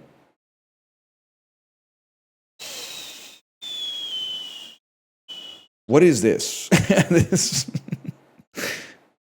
What the fuck is this? It's gonna be the sandwich that looks like a taco. It's two perfect foods mixed together. Moose frites is fucking good, bro. That looks like a ham salad. But is the salad in the room with us, or is it just like ham? But moose frites are real tasty. Bicol Express or vinaigrette? Give me the Bicol Express. Pretty easy one today, to be honest. I can't believe we got japchae wrong. But honestly, society was wrong about the japchae one. And they haven't even fucking had japchae. I know they haven't fucking had japchae. Because you have to have like a South Korean mother-in-law to have japchae. But everyone's glazing Korean food, even though they've only had tteokbokki and like instant noodles, man. And you should be glazing it, but you should be glazing it for the soups instead. Pissing me off. Chicharron, cabbage, tomatoes, vinegar, and salt. Yucca. Chicharron. I feel like it's always the Philippines, right? Or is it Mexico? Why do I get... What is the... No, never mind. I'm stupid. Guys, where is chicharron from? I thought I was 100% it's from the Philippines or Mexico. I guess you might be from...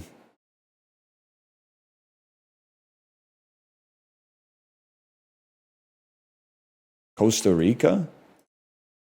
Borders Costa Rica to the north. El Salvador? Guatemala, please. Ah, shit. Nicaragua. Where is chicharron from? Sure, I'll yum it. It's penance for not getting it right. Everywhere that speaks Spanish. Fuck. Spaghetti sandwich? I'll be honest with you. This has Canada written all over it. Ice cold. It kind of has Australia written all over it, but that's not really northwest of Canada. Leftover spaghetti placed cooked in a Joffel iron? Belgium? Spaghetti Joffel? From the northeast of Belgium. Russia? Ice cold. From this, it's Australia. It has to be Australia. What the fuck? They're going around, they're doing the circumpolar route from Belgium to Australia. They're doing it on a globe instead of a fucking map, bro. It's pissing me off. I actually probably would not eat that, to be honest with you. Deep fried plantains. Give me a Guyana. Borders to the northwest. Shit. Give me a Venezuela. I might be the GOAT. I would eat that for sure. Final score. Against all odds, we beat the average. That's huge. How'd you get that? I was having visions of Guyana. Have haunted my map. Or something. You know, some shit like that. You ever been in the empty lot where the ladies play 5-card stud with the keychain? You ever hang out with the all-night girls who whisper of escapades out on the D train? Yeah, I didn't think so, man. You're not the type of beast to ever hear the night Watchman click his flashlight, ask himself if it's him or them that's insane. Once, and I'd never do it again.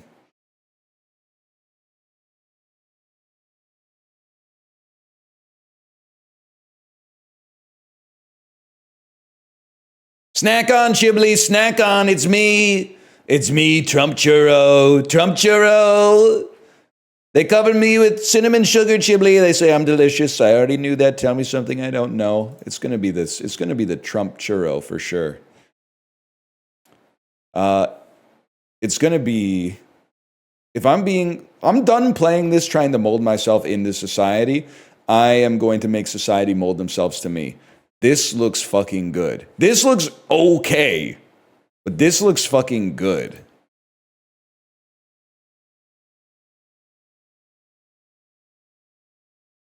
That looks fucking bad, and this looks freaking mint, man. Wait, it's working?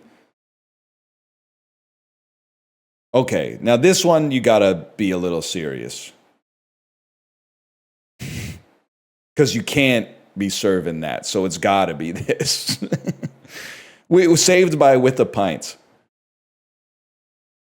I'm not gonna do. Dan, are you here? You can do the bit, okay? I'm not gonna do the bit. Go ahead, someone type it. There you go, we got one. It's this. I don't know, man, because this, if I may, you might be saying this hot dog looks bad, there's not shit on it. Yeah, go to the fucking stand next to the concession and squirt the mustard on it, bitch. It's your fault. They have mustard. This is what a hot dog looks like. If you don't like this and you like hot dogs, you got some cognitive dissonance to reconcile. That being said, I think this shit's probably like pretty good too. Fair enough. They split the top roll. Americans and Brits might be the most picky eaters on the planet. Not Canadians. We're built different, despite being made of exactly the same stuff. The bread is cut wrong. I wouldn't eat that. They cut the bread wrong. Hell are you talking about? I gotta say, I still, they're LA nachos. The pound $16.50 is a little heavy for me. I go with the buffalo chicken with waffle fries on that one. Steak and fries with peppercorn sauce looking pretty good. Chicken and chips looking all right, but not as good. The steak and fries with the peppercorn sauce is looking pretty fucking good.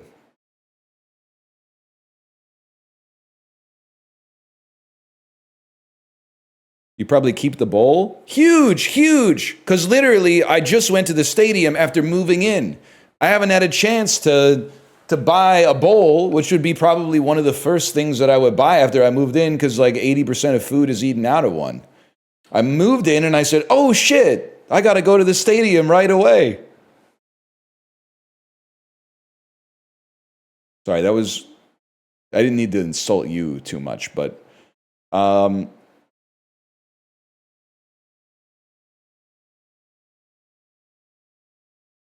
mean, they both look bad. Let's start there. This looks really bad. It's just like I don't know what to pick. I'm just being honest with you. What do you mean with the question marks? Do they look bad? This looks fucking bad, man. The cheese is melted but clearly cold and congealed. The chicken is like just chicken breast. They've kind of cut it. They didn't even tear it. It just looks like dry ass chicken breast. I don't even know. I don't even see like a single tortilla chip existing here. You know those tortilla chips are soft as fuck, man.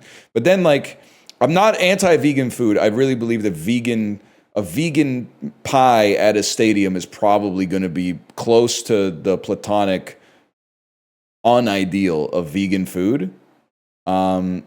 But I do think the fries with the gravy looks pretty good. And I think the average person voting on this is not very smart. So, okay, fair enough.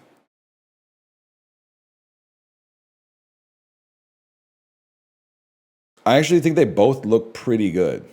Your thumb is freaking me the fuck out. That is crazy, man. I think the sausage roll looks a little better. that's a decent looking sausage roll, man. I gotta say, the jerk chicken and rice from Tooting and Mitcham United looks pretty fucking gas. The chicken carvery or chips, peas, and gravy. I'm okay with losing on this one. I think the chicken carvery, despite the price, looks pretty good, man. That's a perfect scrandle. Wasn't very hard, but still.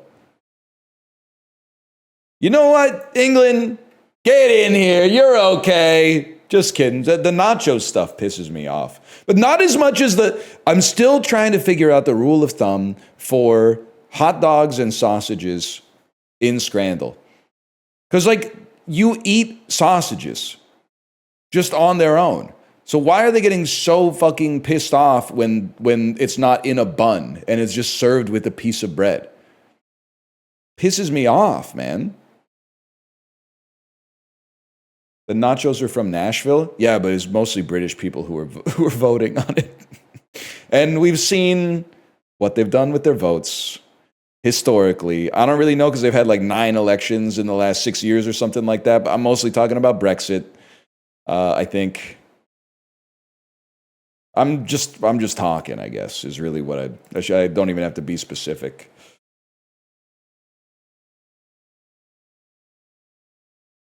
Fenty Cheeks Out. It's called Cheeks Out. It's called Cheeks Out. Fenty Cheeks Out. And Benefit Sunny are examples of what type of makeup? Blush. Sounds like something you'd put on your cheeks. Because it's blush, man? Yeah, but Cheeks Out is like... That's crazy. Cheeks Out. The Impala's genus name is Apisaurus, correctly implying that it has an especially erect set of what body part? Ear. Aptly, you'll find Magellanic penguins at the southernmost and most famous of Chile's Hermites Islands, which is also called Cape of Good Hope. It doesn't seem like it would be especially erect set of Good Hope. Cape. Nose. Erect set. A set of aptly Magellanic wings, Cape wings. I don't think impalas have wings, bro.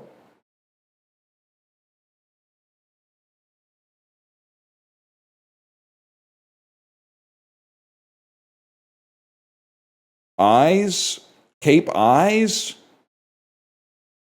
The black rhino's scientific name is Diceros bicornis. It has horns? Oh, fuck. Cape horn. That makes way more sense. What do you mean by erect eyes? We've all seen somebody who like looks surprised all the time. Meaning house of the gods in an indigenous language. A tepui is one of the high jungle mesas found mostly in what South American nation? Tepui. Bolivia. What if I told you the Pixar movie Up is set in one? That's like the one I haven't seen. You gotta see it. Yeah, I know. People have been saying that for like 17 years. I just haven't gotten around to it. Let's say it's Brazil then. And its capital is Caracas. Okay, finally, a real fucking question. That's Venezuela. In 1991, since-knighted actor turned down the role of Uncle Fester in the first Addams Family movie? I don't know, man. Christopher Lloyd played him, but since-knighted actor turned down the role of Liam Neeson. What if I told you he was already booked for a Best Actor winning weirdo role? Best Actor winning weirdo role. Daniel Day-Lewis? They wanted to get Anthony Hopkins. They wanted to get Anthony Hopkins to be Uncle Fester? That shit would have been fucking crazy, man. Holy fuck. I can't even imagine. He would have won the Oscar as Uncle Fester. Dude, I gotta see that. Someone get Grok on that. Get Grok and Sora to do that. I want to see Anthony Hopkins and Raul Julia doing the babushka.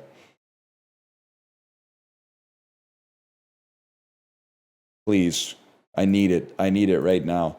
Confirmed in 2014 with the discovery of the brothers' poem, Charaxos and Larichos were brothers of what mysterious classical poet? Homer. Advising the young girls of Lesbos to age gracefully, the Tithonus poem is a fragment by what ancient writer? Herodotus.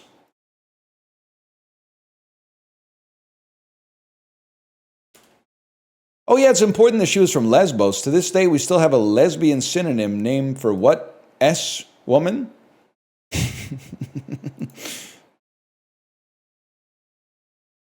Sophia? Sappho! Oh, they gave us a point. We take those. I always called her Sophia. We go way back like that, though. What do you mean glue? That's correct for 1 point. Take that point away. I literally got it right. A and C are right next to each other on the keyboard. Come on, man. You know Sappho? I assure you I do not know Sappho. I know Saturnalia, and you are no Saturnalia.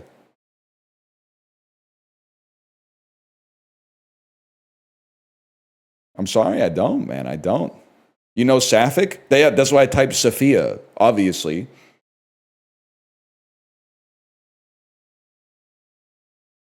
So can we... Why are you hitting me with question marks? I knew it was Sapphic. Ick is it turns it into an adjective. So I was like, it must be someone's name. I thought Sophia. Sounds pretty Greek to me.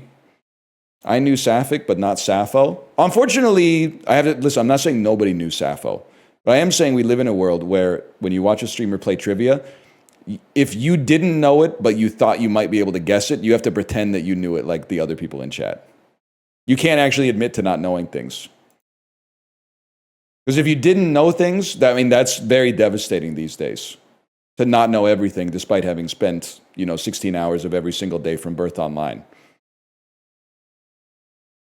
What's your favorite Sapphic novel? Probably Bound with Jennifer Tilly, if I had to guess.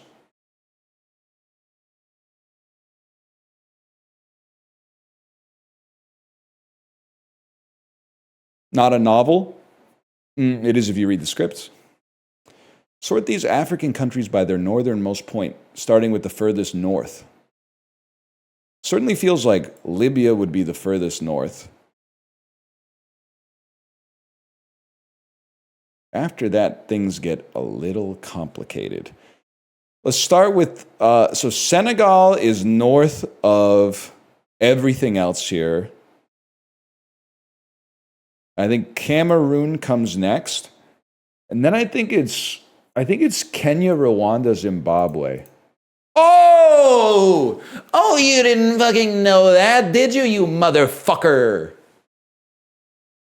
That's some knowledge you can't get from a book. You can only get that from playing geographical-based trivia games 3 out of 5 days every week.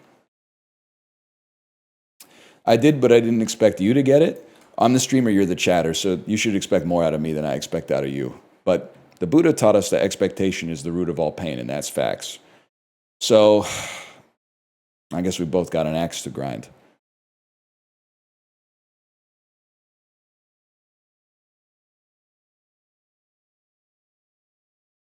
You're going to play EU5? We have a chatters, I need to teach you how to be chatters, because you're bad viewers. You're good at watching, but you're bad at choosing what would be good to watch. Which I guess, to be fair, it's not really your purview. It's more my purview.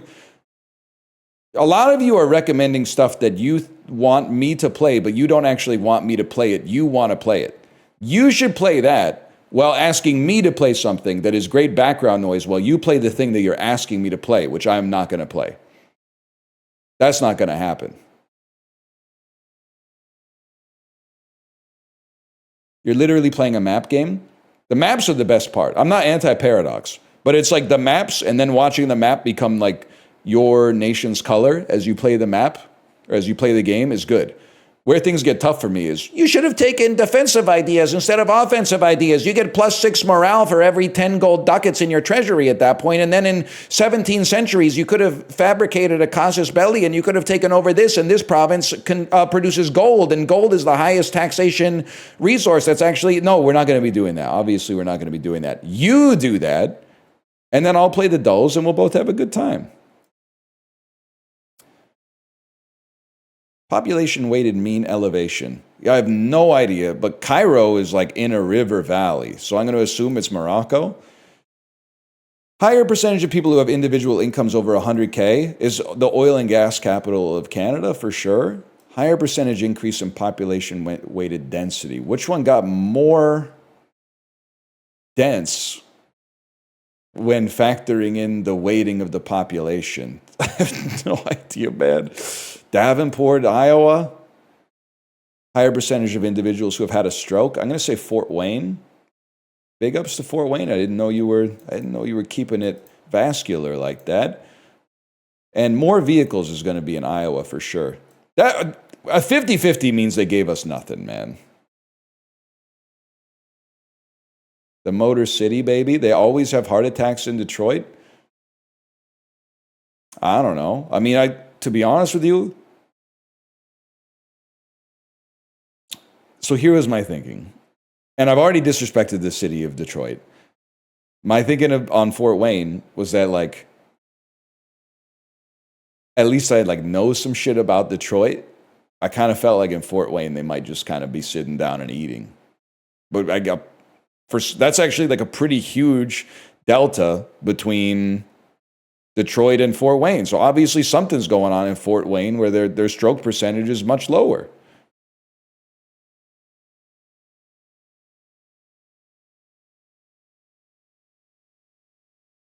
I don't know what the hell's going on in Fort Wayne at all. I basically don't know shit about what's going on in Indiana unless it's the WNBA season.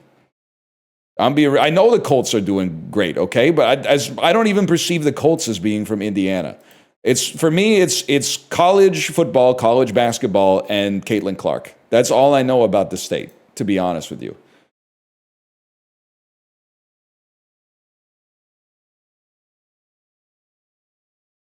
Mayor Pete, I suppose. Mayor Pete, yeah.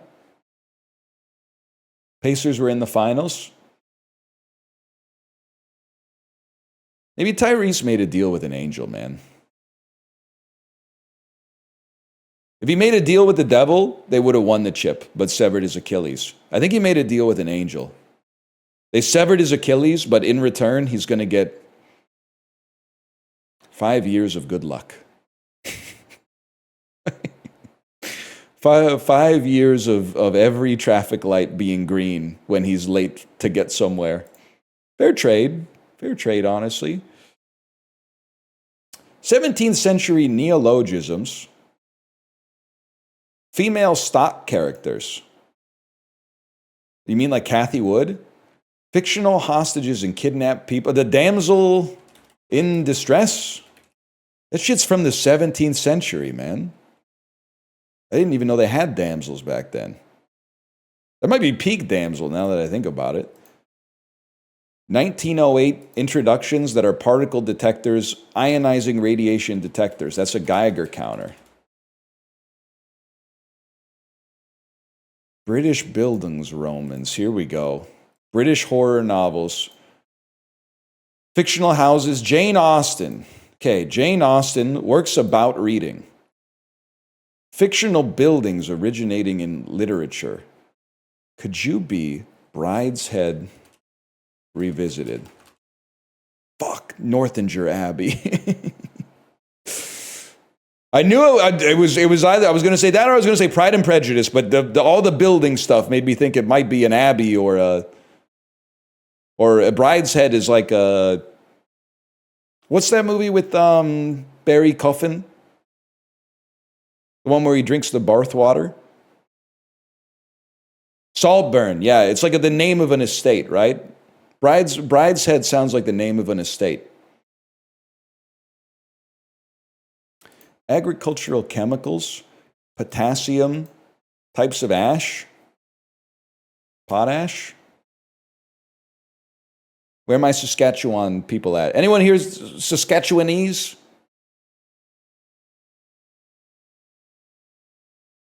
No?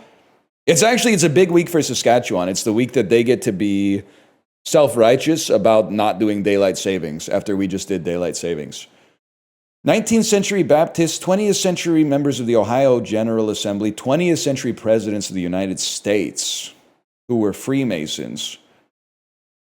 1865 births, 1923 deaths.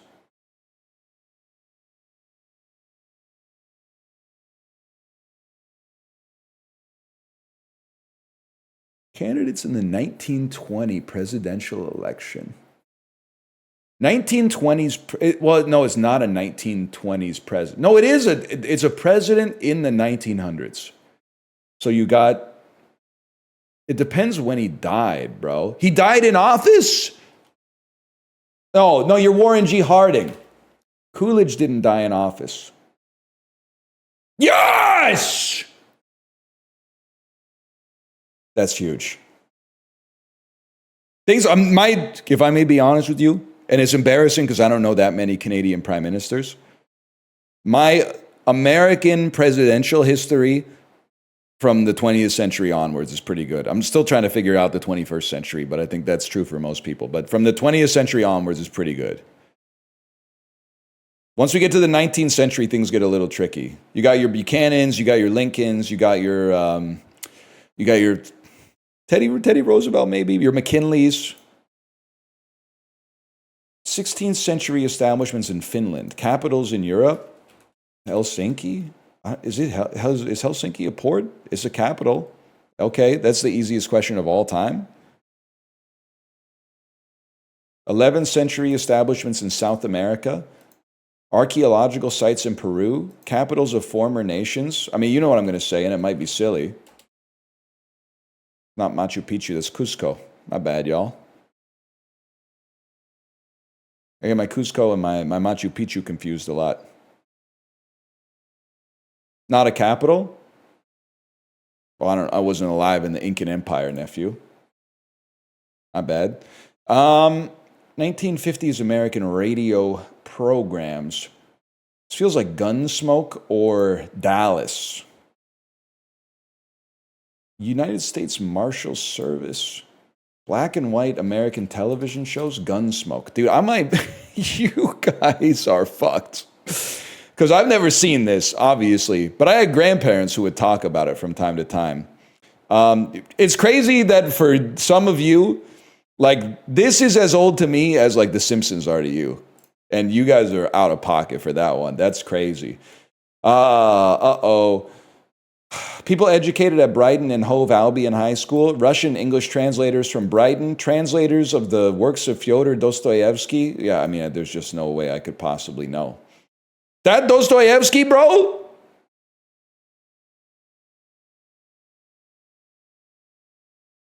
Holy cow. She was like a baby translator? She's aura farming? It must have been fucking stressful, dude, to try to get a kid to sit still for a photo in like 1891. Didn't they have to stay still for like 10 minutes or something like that because of the exposure time? I guess it's so funny to think about the fact that they were probably like, it's worth it. You just stay still for 2 hours and then you have an image that lasts a lifetime. I could just picture like a 19th century stand-up comedian.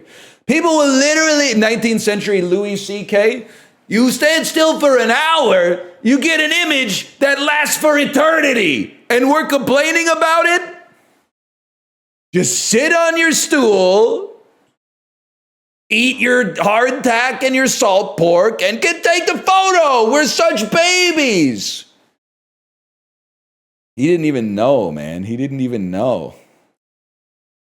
Photos are basically instant by the 90s. Yeah, I was alive. I was alive then, so obviously I know that. 20th century Japanese monarchs who were children of Emperor Taisho and were emperors of Japan. This is Emperor Hirohito, obviously. Can I say, if if you just ignore the ramifications of the collar down, he had that shit on. 100%. If you just if you took the pauldrons and the medals and the insignias off, like he had that shit on.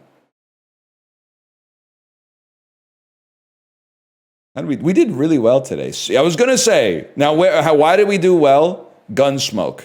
Gunsmoke's a big one. Warren G. Harding's a big one, and then we got the freebies.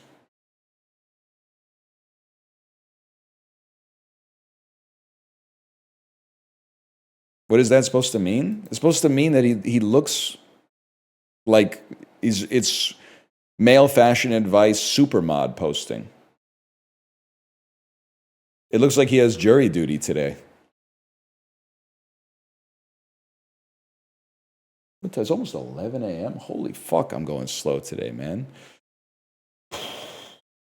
199. 212.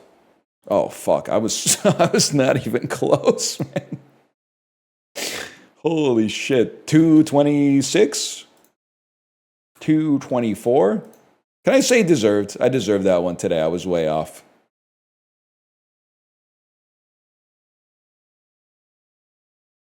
I didn't deserve the points.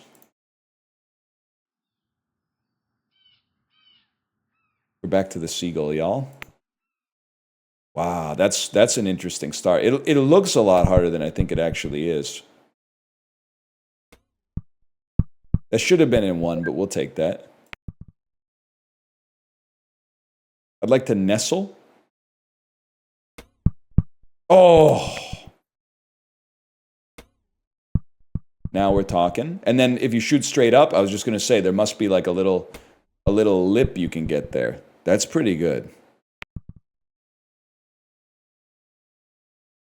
Then here we just want to, we actually want to bounce on the, oh. I feel like this is going to give us too much. No, that's perfect. That's perfect, man.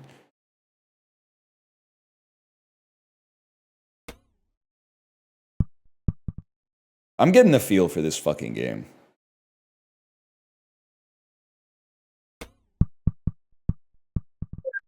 Beautiful. I actually prefer this angle, I think, than the one from the flag.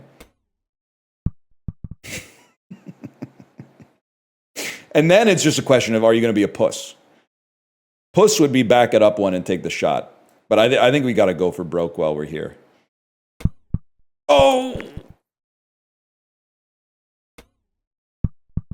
If we're being real, being a puss is often the right move. But being a puss in video games is very difficult for me because there's nothing at stake most of the time. So like, you might say it's too risky. What's the risk? Oh, I failed in the toy. Let's go again. Like, that's why they put a retry button there. Top 12%, pretty good.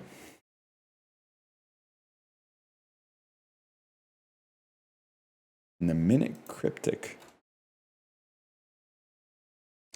Slim odds of solving that is the minute cryptic. Can I tell you something? I feel like odds tells you to take every other letter. S-I-S-L-I-G.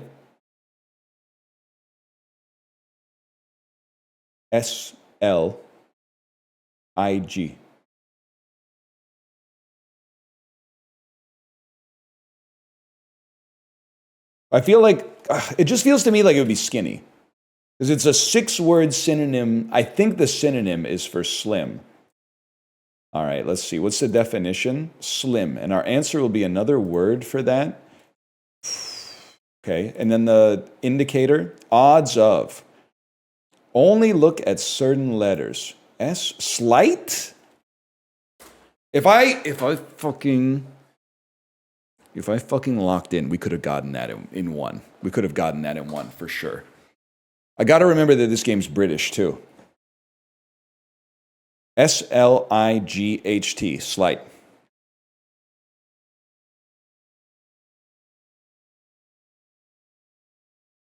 Minute cryptic to Cine to Nerdle. Not Halloween movies. This is bad because basically we already We already had a free clue that we knew what the genre was before. My wife just called you a Kirkland egg. Your wife sounds Quirk-Chungus. And if I know her, which I don't, she's going to take that as a compliment. So you can say you're welcome. There's an implied you're welcome in there.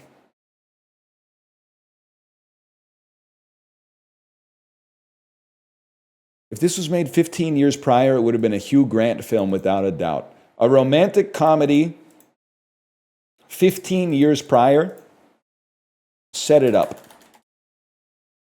Okay. Give me a 4.5 stars. Beautiful and heartbreaking, a science fiction romance. That's good, presumably. Can I see the letterbox curved? It's good, okay. I don't think Interstellar would have been a Hugh Grant movie. Passengers is not going to hit 4.1. It's a science fiction romance. People, let's see the 1.5. Weird how this can be a feel-good film for people when it's about a manipulative, selfish stalker that gets what he wants, basically makes a woman his puppet. A message like embrace life becomes utterly sarcastic. There's some decent directing, but I wish I could go back in time and watch this. I'm telling you, I guarantee chat's saying this is Passengers. It's not Passengers. Passengers is not going to be at a 4.1.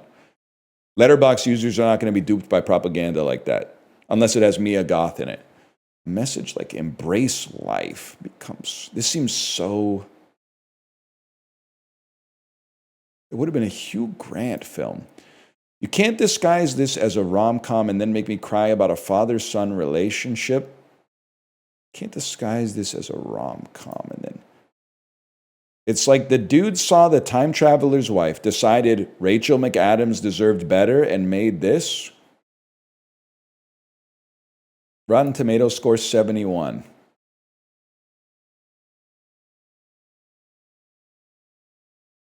Hi, me trying to impress her. I can time travel. Is this, this is about time? Okay. That's a little embarrassing on my part. I'll give you that. But to be fair, I haven't seen it. And if I may also say, I get confused because I always get this confused with the Justin Timberlake movie where you have a clock on your wrist that tells you how long you have left to live, and then you can like sell your lifespan to people. I always get it confused with that one. That one's In Time.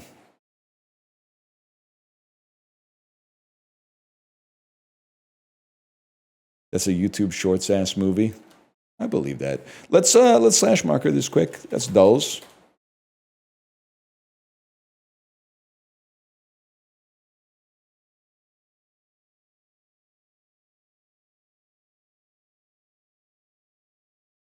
Let's go to Bandle.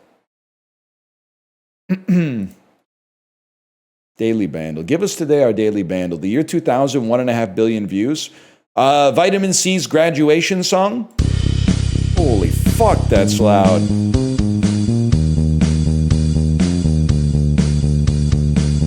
Yeah, that's like really... That sounds really familiar. You know what it's got me thinking of, though? Take me back to the front.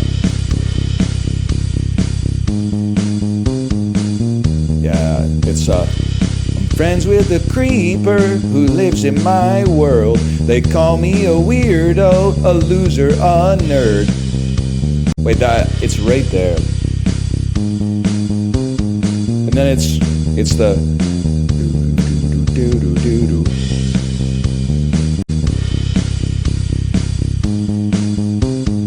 Because I think they play this bass line by itself in the outro, too.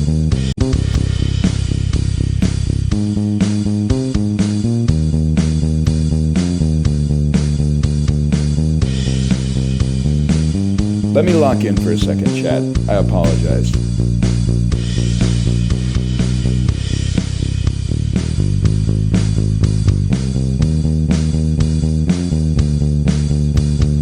I can even hear the like I can hear the electric guitar with the chorus on top.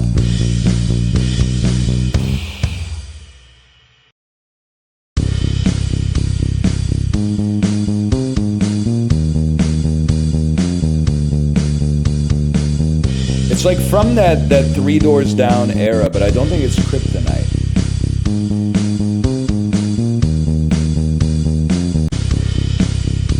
I feel like John Travolta in Shortcuts, man. I'm playing like the same 3 seconds over and over.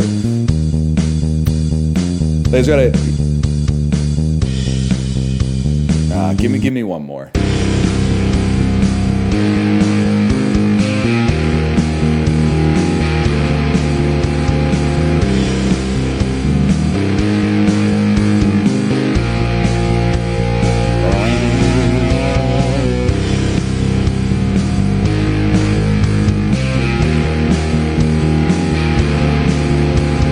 Feels like the sort of thing like Weird Al would have parodied.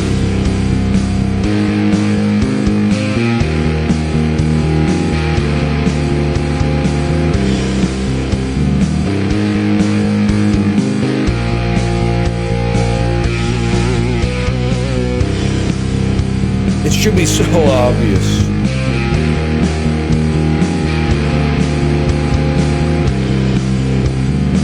Give me more.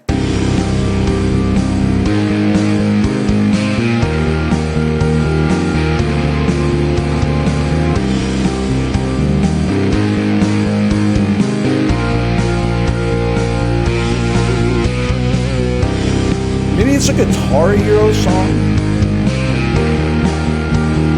You're freaking flicking me right now, man. Give me a voice. Oh my fucking god. I'd never heard this in my life. I've heard this 10,000 times. I've heard this 10,000 times. I do hate it, if I may say so. I do. How is that from 2000? I was there. It's from the year 2000. I thought it was way older. Nah, this shit was shot in HD when Bon Jovi already looked like I don't know what I'm gonna say. When Bon Jovi already looked like Rod Stewart.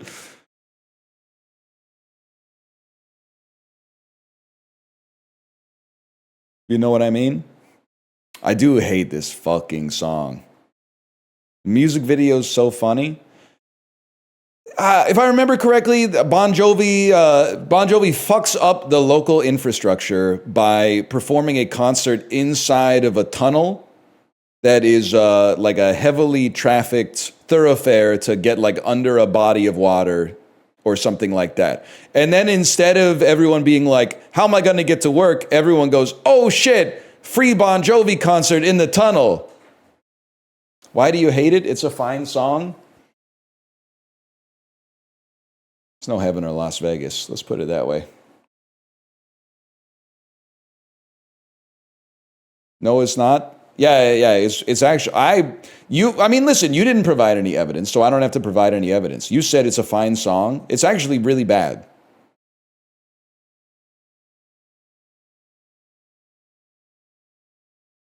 Yeah, I do. I like the part that goes do do do do do.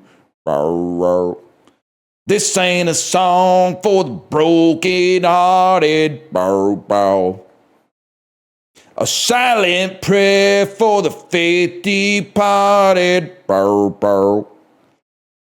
Pick any Bon Jovi song other than that. No, better yet, pick all of them and then throw them all away. Throw them all into maybe like a big fire or something like that, and then burn the physical media so that maybe future generations will be free of the specter of Bon Jovi's catalog.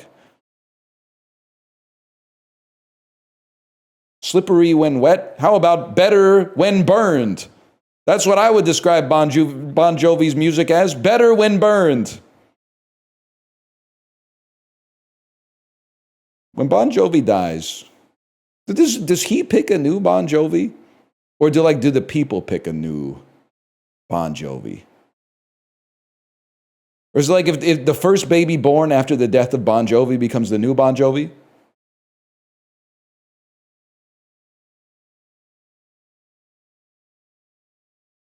I don't want to be just a face in the crowd. No offense to you guys that are here tonight. I'm gonna let myself gonna hang it out loud. Bow, bow. They fucking go crazy on the bow bows, man.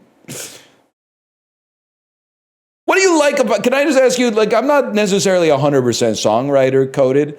What do you like about the lyrics of that? It's my life and it's now or never. I ain't gonna live forever. I just want to live while I'm alive. My life looks like an open highway. Like Frankie said, I did it my way. Like, is there any part of that that you're like, this is some shit that I didn't independently think about myself until Bon Jovi illuminated it for me? It's fair enough if you were like 5 when it came out, because you were just thinking about nothing. You were thinking about yogurt back then. But like, the lyrics are the worst part of the song? Close, close.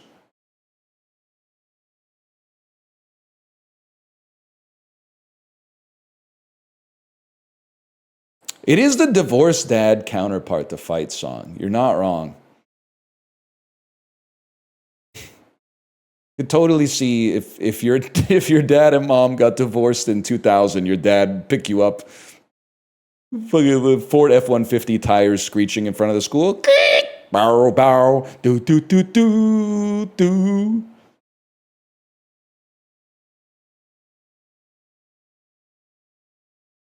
Hey, yo, turn it up.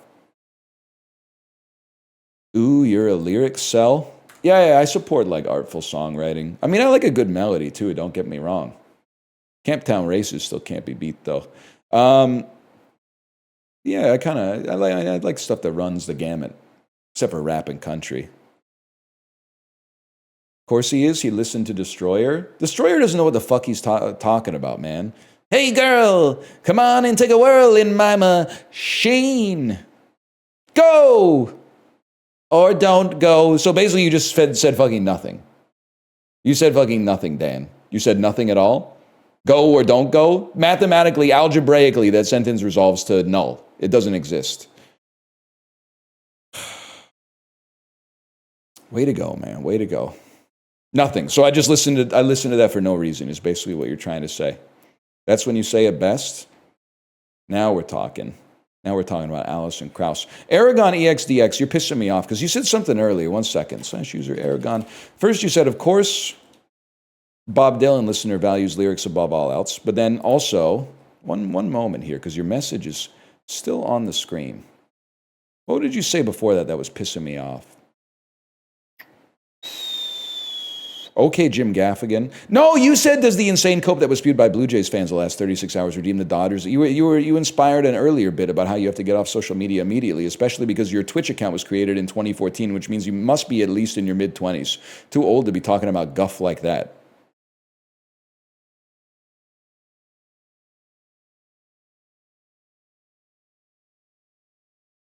Where's your poppy? Can I tell you something? I want to get one so I don't get harassed by all the old people around me, but and to show my support or whatever. But I got cash. I don't have any damn change. I don't have any damn change, man. So now I'm rolling around, and the kids that are familiar or working for the Legion or whatever are like, "Do you want a poppy?" And I'm like, "Yeah, but I ain't giving you $20. I'm not giving you $20 for 2 poppies, bro." Cash but no change. Change comes from within. That's what it's all about, man. That's what it's all about.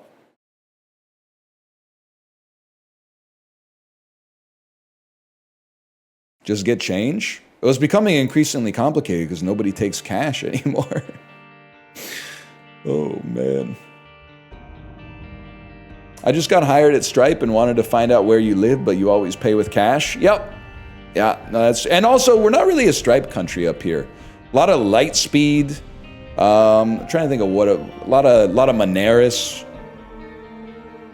We do things a little differently up here. We invent our own exactly identical to American companies and then say American companies aren't allowed to operate here, which is, right now I'm going to say, is a positive. You hear this?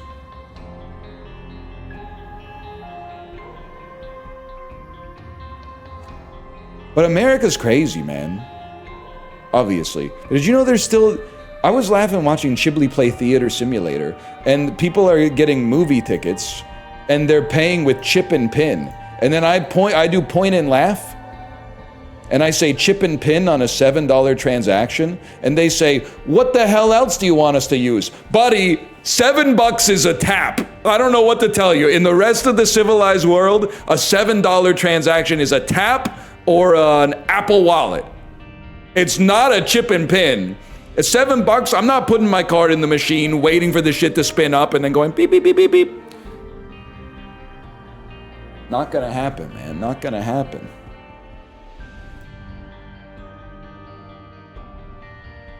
Isn't it all tap? Sometimes if it gets over like 100 or 200 bucks, you tap and then it goes, eh! And then they go, you're gonna have to put the card inside. And you're like, yeah, I know. It's not my first time buying groceries. I got 6 apples at Whole Foods. I knew I was gonna be over the tap limit, bro. Anyway, we're back with Isaac, y'all. What have I been using for dark mode behind Isaac? I've been using like Globla, not Globla. I've been using Worldla, and then opening the settings and going to dark mode. Perfect, man. Here we are. And then closing the ads. And then realizing that I'm in an incognito browser, so my extensions aren't working. So now going to it in my real browser and going settings, dark theme. Okay, perfect. Perfect, man. No, it's not an ad block. It's my extensions. My extensions weren't working, man. I'm out, y'all. See you tomorrow. Do you have to leave for work, or is it just because like you don't like Isaac? Because if it's because you don't like Isaac, I'm gonna call you a virtue signaler. I'm gonna insult you and call you a virtue signaler. I don't like Isaac, virtue signaler. You're not a virtue signaler because you don't like Isaac. You're a virtue signaler for baiting with the "I'm gonna leave, guys. See you tomorrow."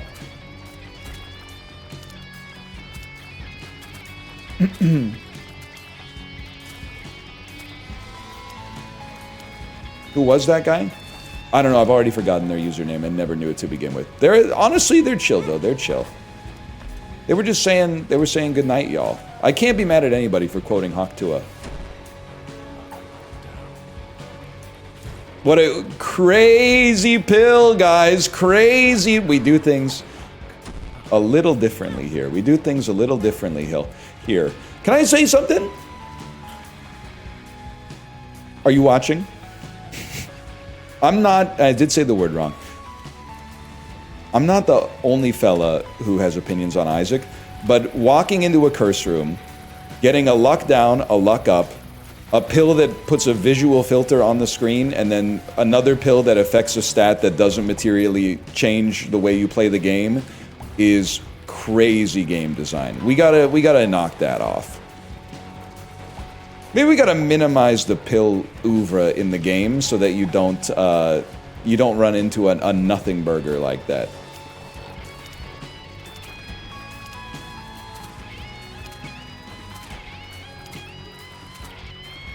You should just play Gungeon? No, you got it wrong again. We already covered this in the dulls. You should just play Gungeon. You're doing the thing again where you're like, I want to play this game. I'm going to recommend that the streamer plays it. When you're so close, but what you need is for you to play it. And then you'll be right there. I think, this doesn't give me a charge right away, huh? Take it? My reflection kind of pisses me off, man. I know what you're probably like, that's facts, man.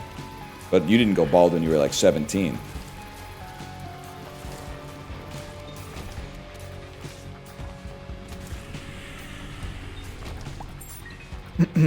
I'm playing CZN, but I don't really want to.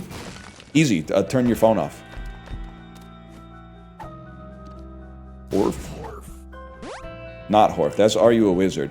Okay, so Speed Up is nice, don't get me wrong. Are You a Wizard is even better, because now I just get to hang out, like, in the room shooting the poops, and then I wait for like 45 seconds for it to go away. You got anything for me? Like a Perthrow? That's a Hagalaz rune. I remember that. Good news! Hagalaz rune! I remember that.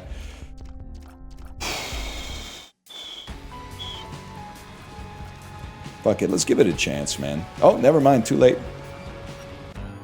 My reflection is good now? Well, ever since the Peloton. It's a little better. I don't know if I say good. That's a matter of taste, but certainly better. I will say... Yesterday, my daughter... They just get on one sometimes, you know? Like an electron flips in their brain and they start saying crazy stuff. She was saying, I want to see some of your videos. And that's fine. We just got to find some that are like relatively family friendly. And I'll be honest with you, it's not really like whether or not I swear. I'm not very protective about like her hearing media with bad words. I just always tell her like, hey, that's a word you shouldn't say. It's more about like, I don't want her talking about some of the mature topics that we talk about, like baseball. So I Googled, or I YouTubed Library of Laterno, and I was just going through like the ones that the algorithm popped up. And there was one that was like, I don't even know if it was yours, Librarian, but it was a thumbnail of me from like 2017, or it might have actually been like 2020 or 2019, looking big. And she dead ass said, why did you look like that? And I said, I laughed and I said, you got me with that one. I don't have a good, I mean, I have like a thermodynamic answer for you, but I don't have an answer that's really gonna make sense. Range up, tears down, fantastic. Okay, that's calories in, calories out. Whatever, we'll take it, man. Why are all the pills garbage? Game was too easy. Game was a little bit too much fun. Said not on my watch, man.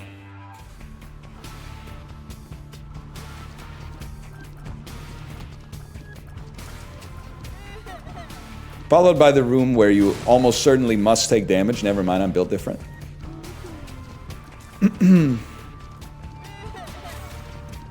Huge. Is my reflection good now? Me watching Mulan, waiting for Christina Aguilera's song to come on. The joke is that her song in that is called Reflection. Might even be called My Reflection. I don't know, I was kind of out of the game by that point.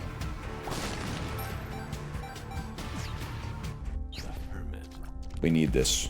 Joker. Deal with the devil? Give it to me right away. Show it to me, Rachel. It's also in the credits? Cool. That's cool. That's also cool. I mean, if the pills are going to be bad, we might as well be evil about it. I could tank one speed down, I think. One more speed down. Have you guys noticed that ever since the rise of Marvel movies, everybody sits through the credits of every single movie that they see in theaters now, thinking that there's going to be a scene at the end where, like, Elio shows up again and goes, like... He sees, like, Woody from Toy Story or something like that, and they're like, Woody, what are you doing here?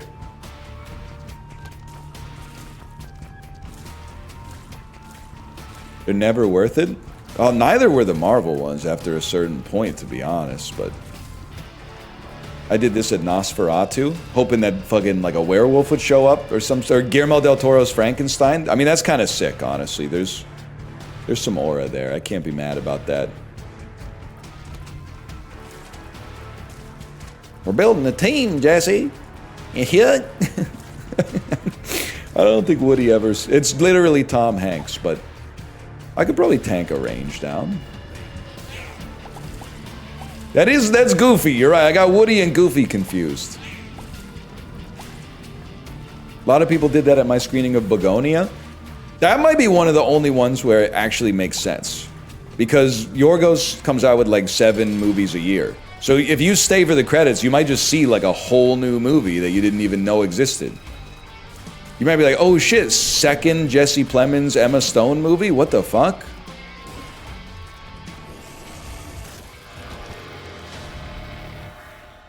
We already took everything, right? Anyway, how you doing, Jay? How the Devils doing this year? I haven't been following hockey because I took like a week and a half to follow baseball religiously. So now I can say things like, oh, and the worst part is there's no baseball.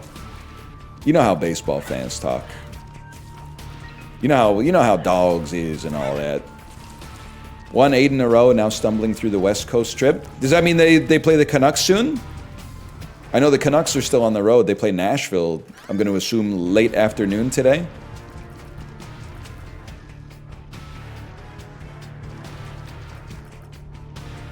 You got it.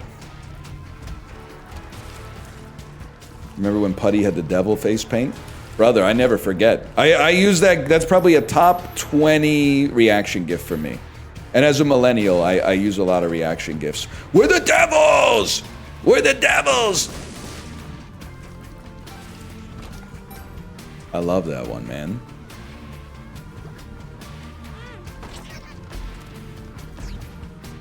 I've already been there, though. I don't really want to go back. I do want to go back to the shop. I've already been there, thanks.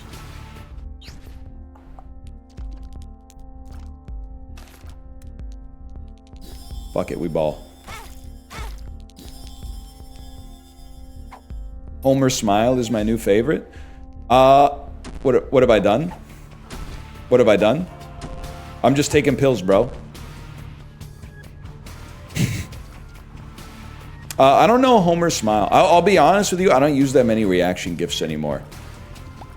One of the reaction gifts that I use is Northern Lion hairless, excited, bald, tongue sticking out. That's a pretty good one.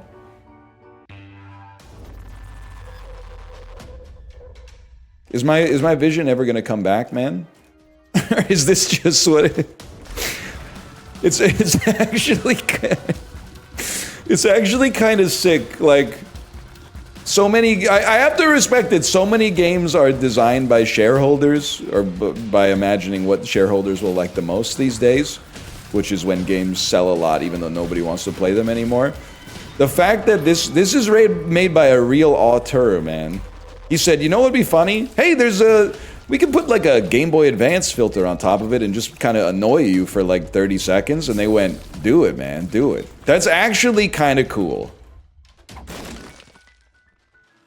Trust me, I relate to that. I mean, just look at the title of the stream today. It's not like people were begging for that, man.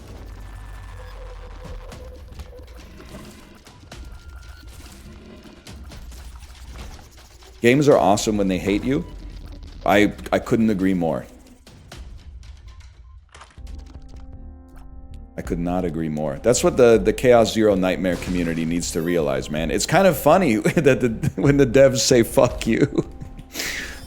I don't see what they're so mad about. And so I haven't played Baby Steps.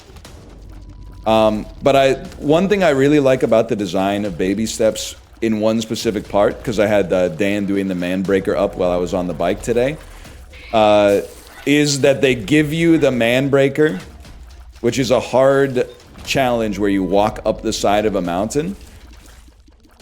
But then they also give you a view of a staircase that you could just give up.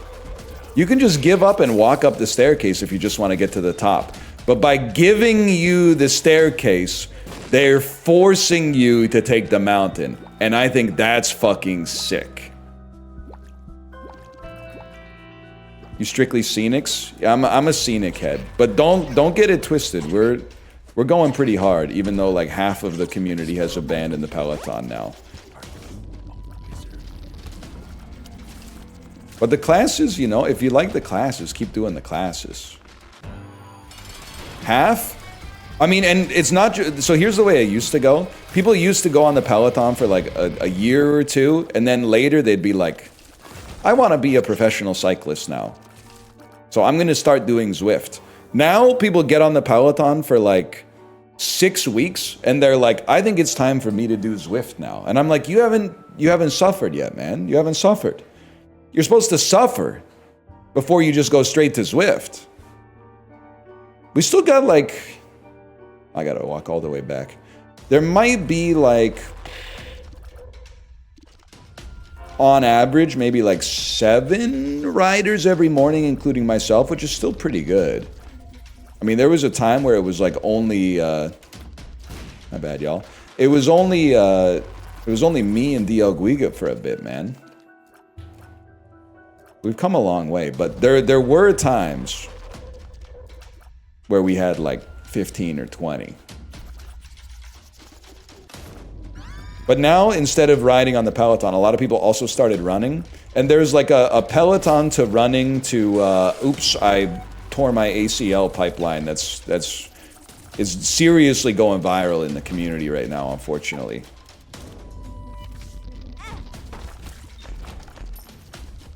But we'll get there one day. When the weather gets colder, I'm sure we'll get a few more Pelotoners back.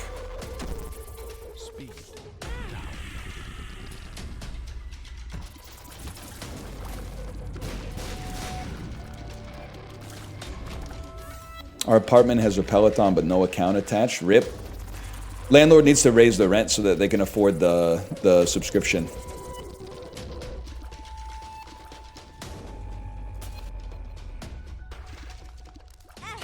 I walked into the spike because I was looking at chat. Sorry, guys.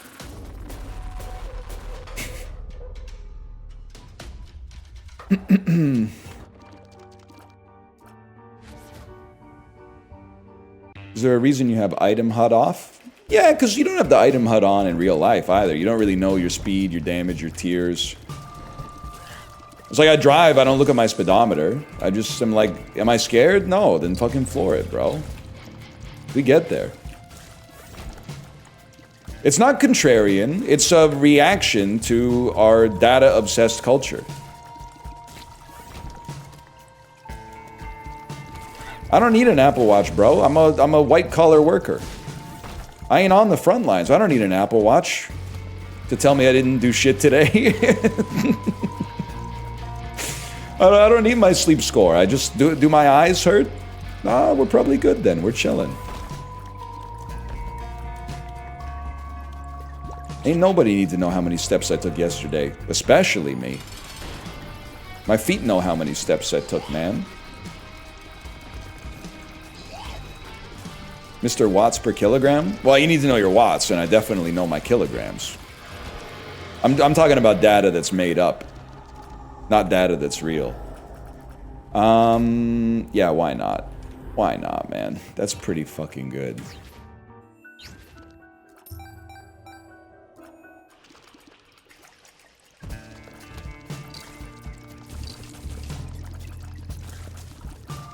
You're really good at this game. Thank you for saying that. This is my first time playing it. That's a really good item.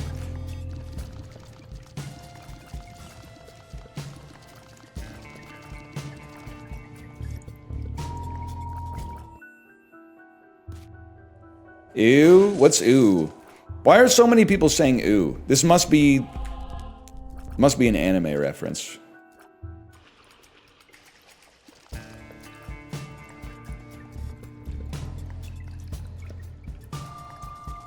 Last time I paid attention to your gameplay was like 12 years ago. You and me both, brother. It is kind of crazy to think.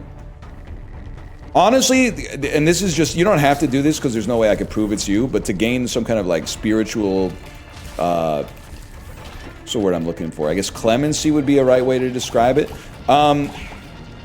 Please say I'm sorry in chat if you were an annoying YouTube commenter when you were 14 years old. And you were saying some shit like, why are you taking all those pills down that are stats down? Stop taking all those pills that are stats down. I've left this message 20 times, even though I know that you said you recorded 15 episodes at once a week and a half ago, so obviously they're never gonna be. This is why I hate NL, even though I watch his videos every single day. I can't believe that he should work on a 0-day backlog, so when he posts the episode, if he wants to be the best YouTuber ever, he should be on a 0-day backlog, read all the comments on every single episode, so that he can incorporate all of our completely baseless feedback, and then he'll be a perfect Isaac player.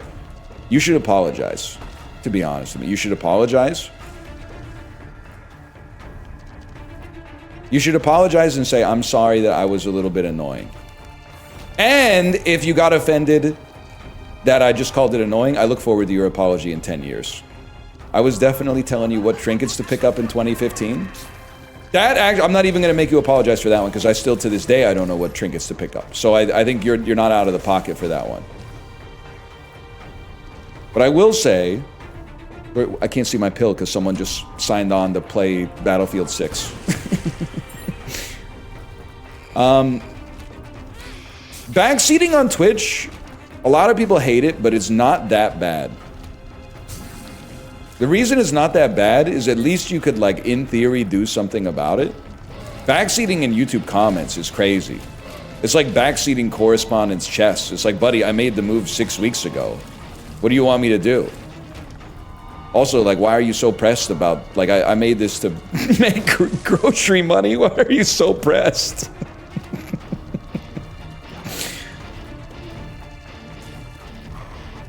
It's like you're literally like writing a letter to the editor and then saying, who reads newspapers these days? Like, you, bro, you.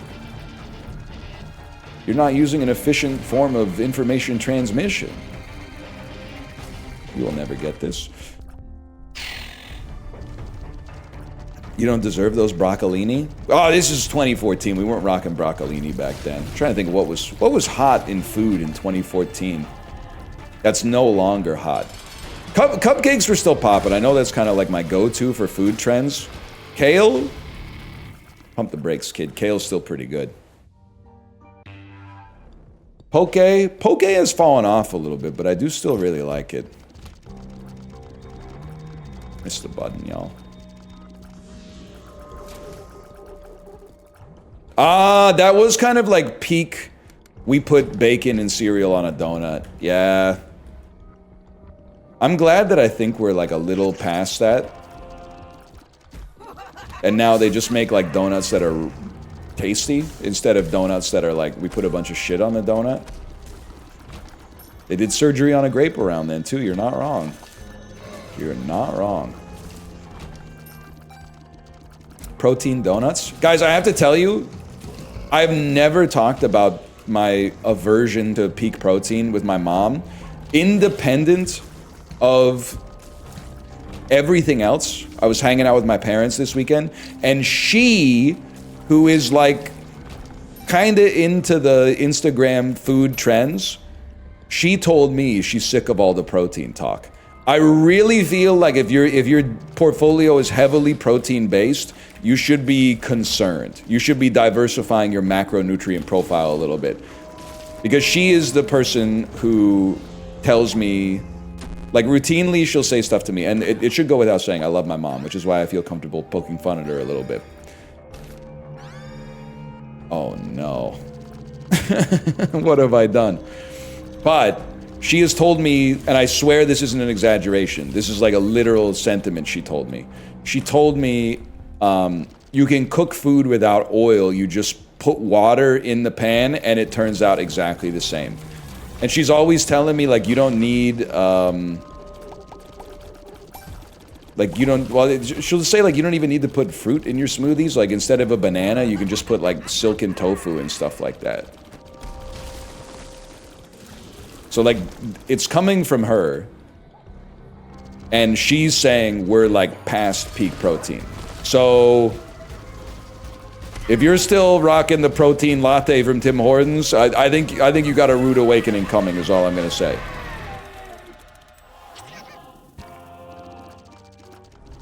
Fuck it, bro. What do I care? Item that doesn't do anything? That's peak. In this house, that's peak. 3 of my friends got laid off last week if you need a sell signal. With no disrespect, that's unfortunately, I wish it weren't the case. That's a buy signal because that means the companies are saving money. I'm sorry to take your friend's misery as a I didn't really mean it as a joke. I was more trying to protect my audience from acting on a single point of data, but that's actually true, though. I know, that's why it sucks to say. I mean, it's like, it's probably already bad enough to, like, lose, your your job, but then to see your company's stock price like go up when they release the news that you got fired, that's got to feel like a real kick in the teeth.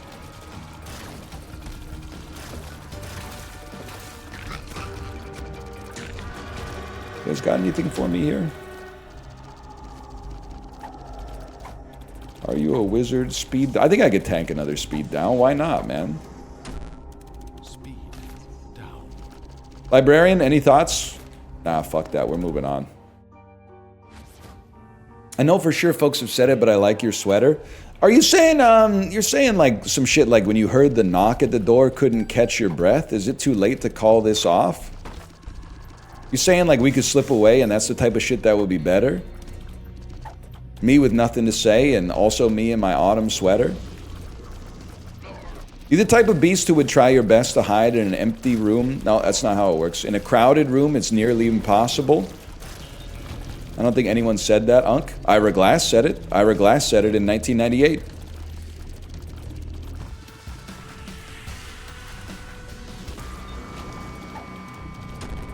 That's huge. Marks.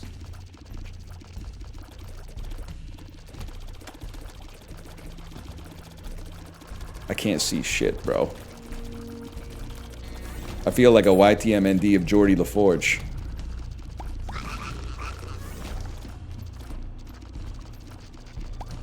Ira Glass did more than NPR. He literally used to play the cor anglais in Yola Tango. He's multi-talented. He's a hyphenate. Please shut up. He's literally like an American institution. This bit needs to end. What the? It's literally a harmless bit. It's a harmless bit to gaslight people into thinking that Ira Glass was in Yola Tango because there's a guy in Yola Tango named Ira, and also Ira Glass has Yola Tango energy. It's a harmless bit, and you have a problem with it? I didn't know you were lying until right now. Cause he's Yola Tango coded, bro!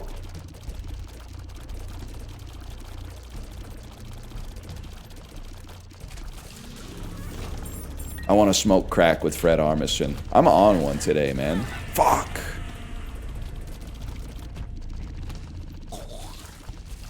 That would be crazy, though. Did he interview Yola Tango? Well, he was on an episode of This American Life doing an Ira Glass impression. I also feel like Fred Armisen kind of has Yola Tango energy. If you've ever seen Stand Up for Drummers. I always think about when someone in my chat was talking about Stand Up for Drummers, and they're like, I hate it. This is how Keith Moon drums. Okay. I think about it at least once a month. And you're gonna be like, why is it funny? I don't know how to. If you're not laughing, I don't know how to explain it to you. I don't think I'm gonna get you there.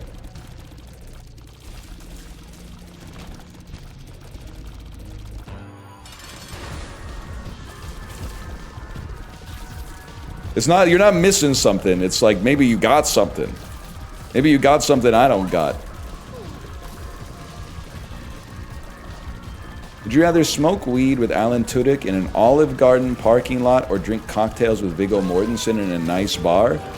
I'd rather smoke weed with Alan Tudyk in a Denny's parking lot, for sure.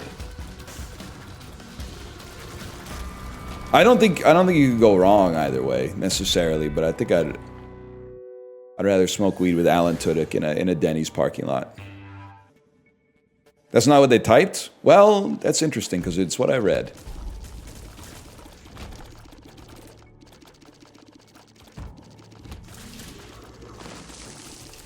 Would you smoke weed with Norm Macdonald? Still might one day.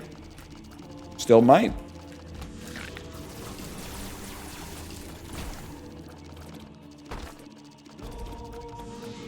Isn't he dead? Yeah, but I will be one day as well. At which point maybe we could collect on the offer. That's worth, man.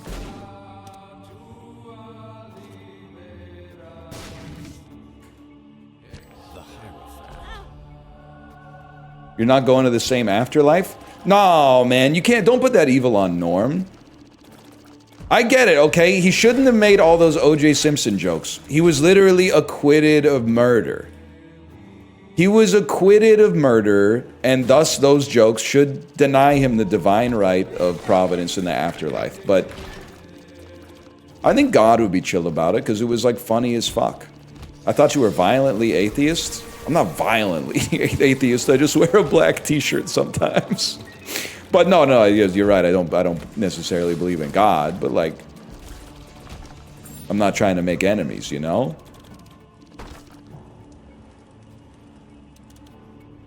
Cause I'm on my way to see her.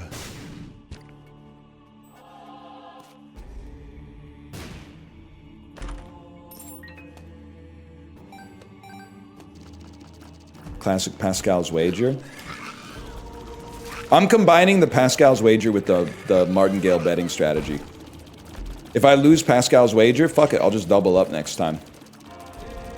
And it should work pretty well as long as I like never run out of souls or whatever.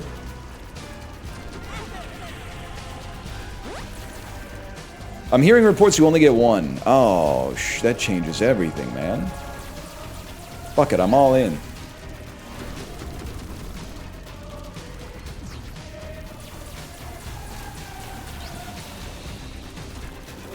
God freaks. Pascal's Wager Parlay, is that anything? Alright, I want a rack on heaven existing. I want St. Peter having a beard when I get to the pearly gates.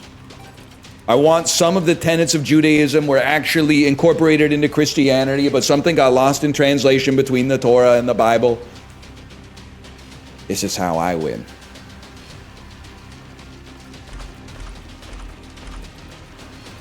Fuck it, bro. We ball. I don't know what the fuck I'm doing anymore. Send it.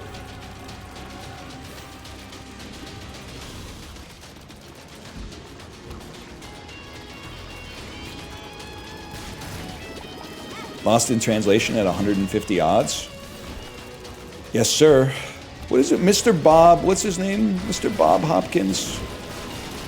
I want you to rip your stocking. I want you to rip my stocking.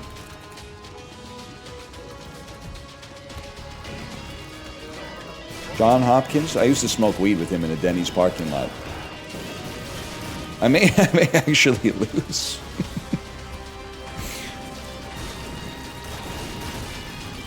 You gotta log off? What are you talking? This is from a movie, bro. This is from Lost in Translation. That shit wasn't online. I rented it from Jumbo. I want that heart.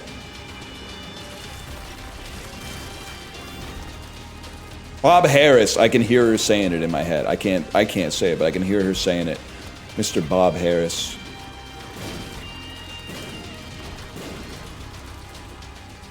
Did your Jumbo video have a microplay? No, but I've seen it. It was across the street from a Nomax, though. Real Canadian shit.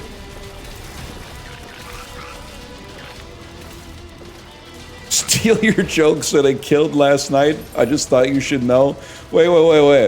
Okay, but what, Basic Swamp, what jokes were you stealing? Because I don't know the context. I have some go-to stories for people, like when I've met them for the first time and they haven't heard like the Saga of the Slide and stuff like that. I got like my Shania Twain No Mayo style stories from I Heart Huckabees, but what are you busting out at the party? I gotta know, man.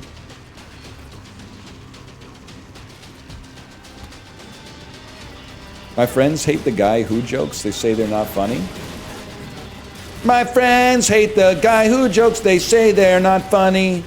They tell me every day. I know what you're saying. Yeah. Yeah, now why don't you get a job?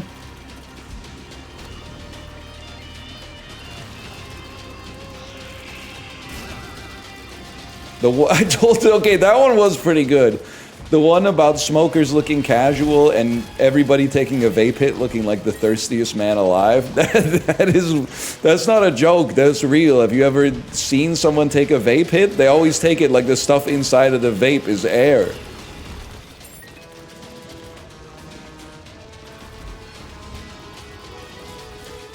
Well, I guess you're right. I guess technically it kind of is. It's a good point. When people smoke a cigarette, they don't take like a huge fucking drag on it. Like, sure, why not, man? I guess, I mean, that's why they call it a drag, is because it, like, is bad for you or whatever, but...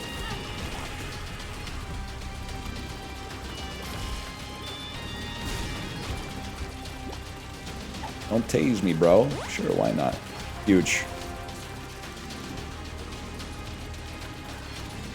I call every medicine Bacta. Are you running with, like, the nerdiest crew of all time? Because, like, that... Bacta's crazy. Yeah, it's a lot of Star Wars nerds. All right. What is this build? There's no build in Isaac, okay? You just get what you get.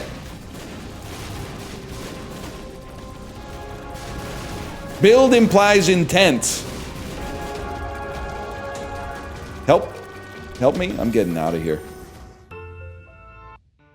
So far, so good, man. So far, so good. That's Isaac 1. Build looking clean with it, though. Isaac, what a game, man. You control the buttons you press? I think it's crazy. A, that's true. But also, B, I've been doing all this amazing stuff in Isaac with a mechanical keyboard that's missing the right arrow key, man.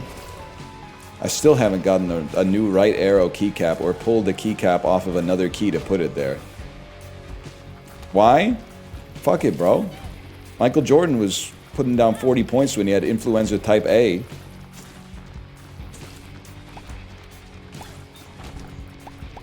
The gambling strain.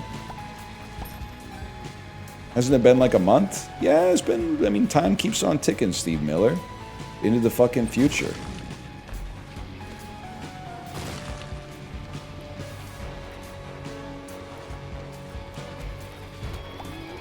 Doesn't matter. The button still works. There's just no hat on it.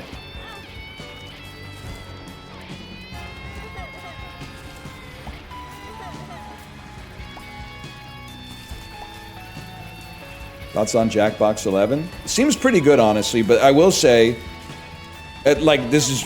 So the average Jackbox game, and we play a lot of Jackbox, the average Jackbox game is like 1 8 out of 10, 1 5, and then like 2 things you never want to play ever again. The problem is that in some packs we disagree on what the 8 and the 5 are. So not everybody, but lots of people have different different preferences for the Jackbox games, which I guess means that they're doing great stuff. But I do feel like Jackbox 11 is actually one of the better packs. But I do think that the trivia is it needs to go faster or be harder, because the problem is the wheel is good because you guys don't collude on an answer. But the D&D one, I'm not 100% sure on, because like what it has been so far is just one person going, oh, the answer's this, and everybody else goes, well, in that case, I'll pick that. But maybe when it gets harder, that'll change a little bit.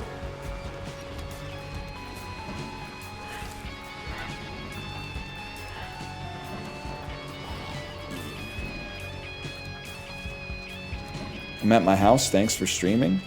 One of the best places to be. One of the best places to be, for sure.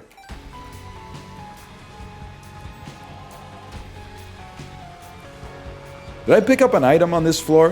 When they take my map away, I'm like totally useless.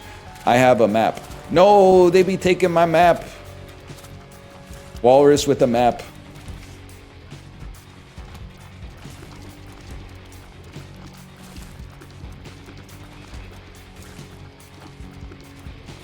Icon has map.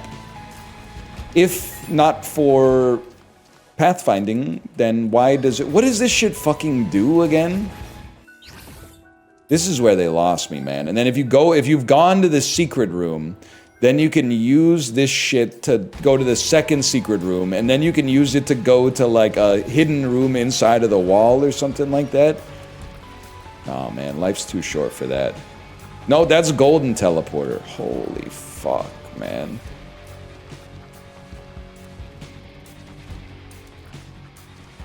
You like hotel pillows? Are you a home pillow sort of guy? There's a lot of stuff. A lot of stuff about hotels is interesting. Usually, it's hard to beat home pillow, I would say. Home pillow is like always the best. But I will say, at the risk of becoming unrelatable, I think I've really become a top 5% sleeper worldwide. Used to complain, I can't fall asleep on this bed, the pillow is like too big. The pillow, I like a thinner pillow. They always give you a pillow that's like way too fluffy so your neck's like half cocked all night. Used to think it was the hotel's fault. Obviously, it was a personal problem because now, every time I'm in a hotel, I go, I'm not in my own bed. I don't have my own pillow. Why is one of the blankets made out of felt and the other one's made out of tissue paper? I'm never going to be able to fall asleep. And then I just fall asleep. I just fall asleep and I wake up feeling great. And then I look over and my daughter and my wife are still asleep. So I go take 2 cups of coffee out of the fridge that I made last night. Chug them as fast as I can. Shoot some poop into the toilet and then just sort of hang out for like maybe 2-3 hours till they get up. And sometimes I'll like go for a walk outside or something like that, but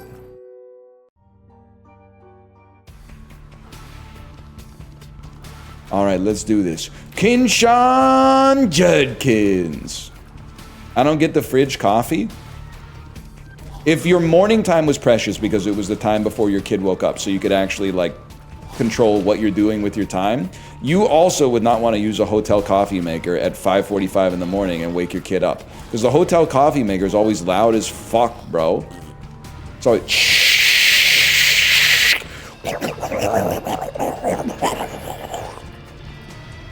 if you're going for a walk, you can just go get coffee. Yeah, but I want to have the coffee in my system before I have to shoot my poop in the toilet. Also, like, it depends where you are. A lot of these coffee shops these days are not real coffee heads. They don't even open till like 7 or 8. When we were in London, I had to pregame the coffee shop by having a coffee because I can't wait until 8 a.m. for the coffee shop to open, bro. Psychotic. Coffee shop got to open at like 5. How about get off the coffee? Nah, it's fun. Fun, tastes good. Also, I'm realizing, because like, you have to have something in your life. And let me explain my journey to you, okay? Socially, used to go out, having dinner with friends, maybe I'll have a couple beers, okay? Now I'm off the alcohol. I say, that's no problem, they got Coke Zero everywhere. Now I'm off the Coke Zero, and they don't have sparkling water fucking anywhere. They almost don't have sparkling water at any restaurant, man. I'm gonna have to start bringing my own and paying like an uncorking fee or something like that. Coffee is the one that I can still do. I've decided, because people are gonna get the wrong idea about me. That's mostly what it is. They're gonna think I'm a cold plunge, podcast tech bro that's like, I think that if I just never eat a cookie, I'll live forever, okay? And that's not what it's almost like the exact opposite of what I am. I just mostly don't want to get dementia, so I have to tank the extra coffee.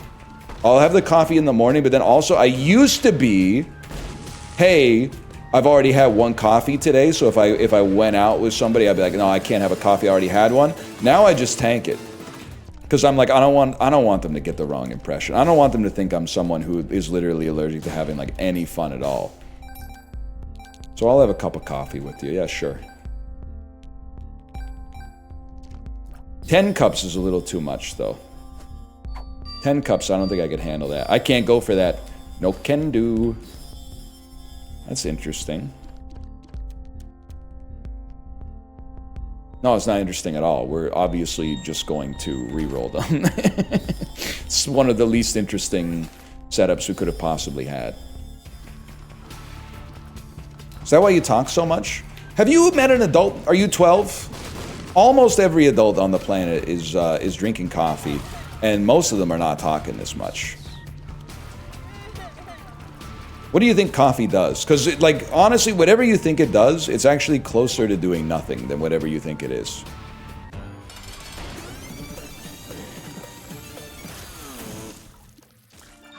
Does make you poop. That's a given. That's why you have the coffee before the poop.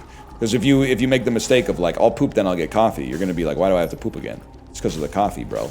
That's why you have the 2 cups in the fridge first.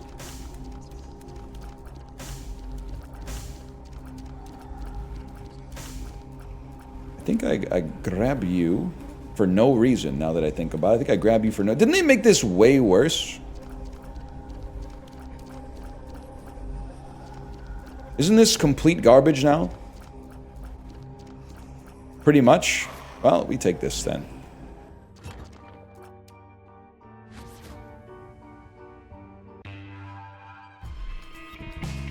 Do you get headaches when you skip coffee? Yeah. I'm sorry, I'm gonna hit you with the "Are you 12 years old?" question again. That's what addiction is. That's one of the ways that the addiction manifests. Yeah, absolutely. Really? Yes. Yes, obviously. Caffeine addiction is crazy? No, it's not. It's the least crazy addiction on the planet.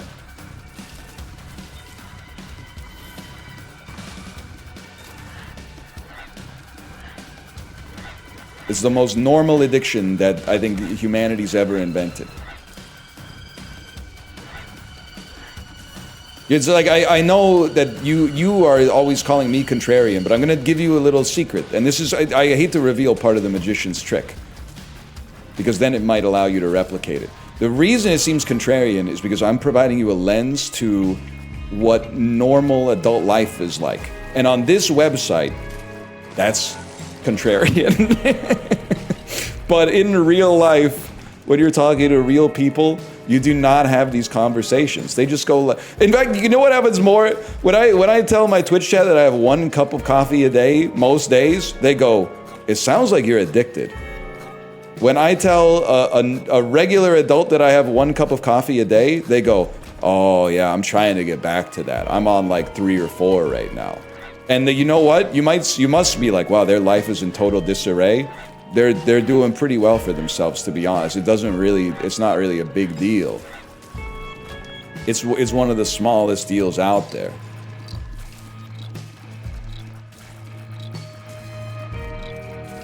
And I'm especially not going to take any heat if anybody talking about caffeine addiction is also part of the new Uma Musume club that I heard some of you were grinding fans 15 hours per day on both days of the weekend.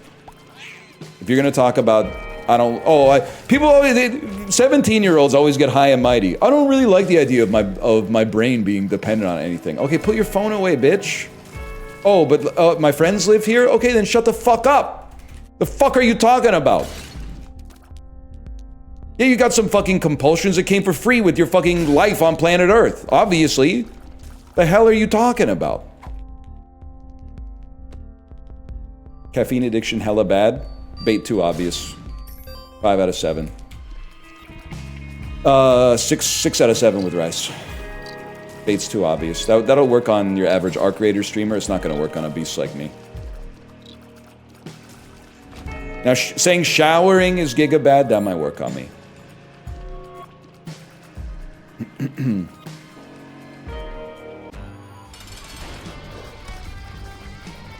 Go ahead, man.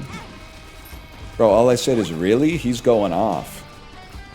You say it best when you say nothing at all. Sometimes a word is not just a word, man. A word can convey a huge sentiment.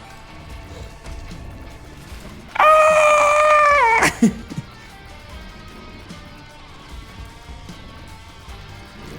I thought he was going to get me. When is a gift not a gift? When they don't give you a gift receipt? Is that the answer?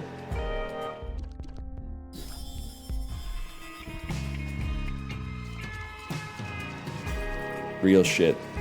Real shit. Apollo, how you doing, man? How's Path of Exile? How's it going? Are you flowing?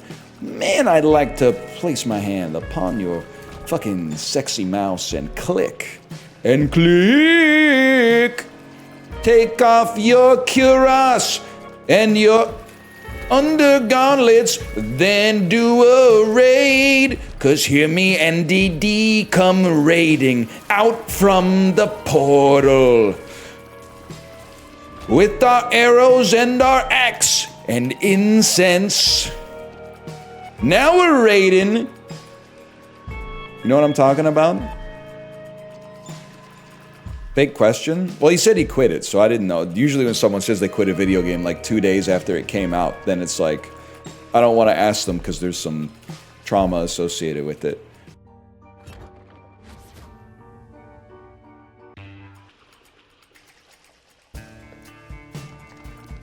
Jordan Davis from the Eagles credits Peloton instructor Ali Love with helping him lose weight and build endurance. So true. Shout out to Ali Love.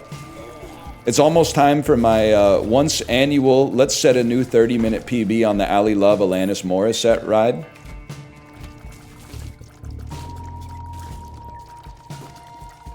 I don't know, is anyone even going to be... Last year I think we had like 20 riders, man. I don't even know if we're going to have 0.2 riders this time.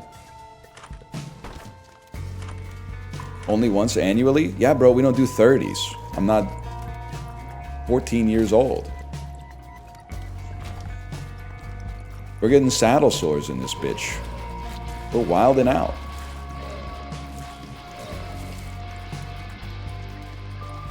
Rude? They asked a churlish-ass question. Only once a year? We're riding till the fucking tip turns gray. You're damn right. Till the tip turns gray. It's the Lin-Manuel Miranda Peloton musical.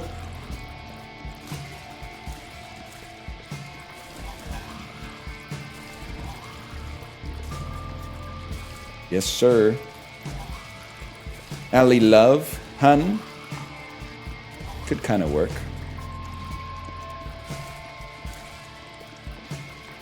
By tip, do you mean? Yeah. Exactly. That's really bad for you? That one I could believe. I could believe that restricting the blood flow to your penis until the tip of your cock changes colors could have long-term ramifications, but I'm willing to be the motherfucker who figures it out. You have a child? Fair enough. Thank you.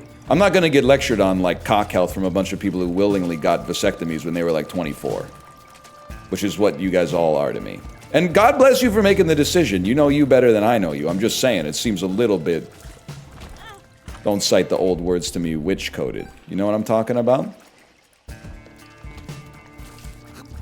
I'm literally 23. 2 years till you hit the IU milestone, bro. Keep dreaming.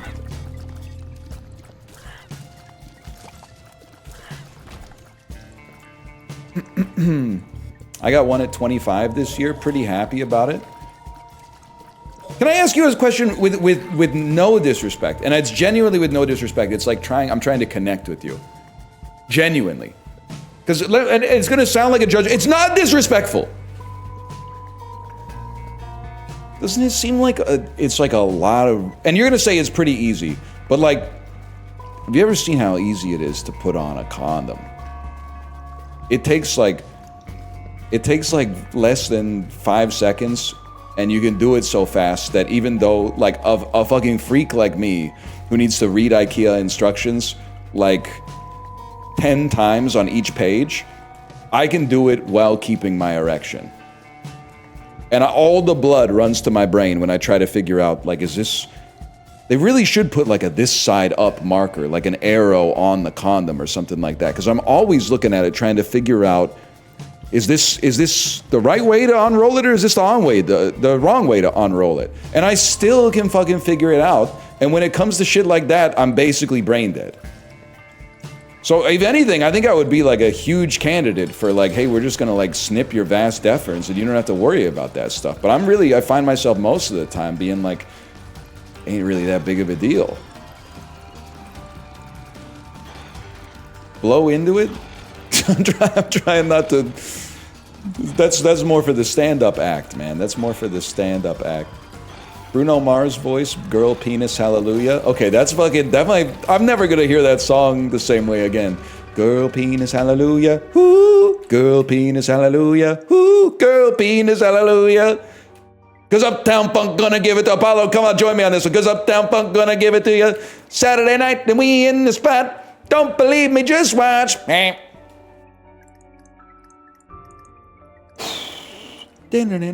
know, I gotta roll it. That's a good roll. That's good, man. That's pretty good. What does he even say, though? I don't know. Frankie, get the stretch? He says something like that. Wildin', vibing, living it up in this city. When I smoke up, gotta stroll out, gotta kiss myself, I'm so thrifty. Too high? I don't know, he's always saying some shit, man. Sure, why not, man? Woo!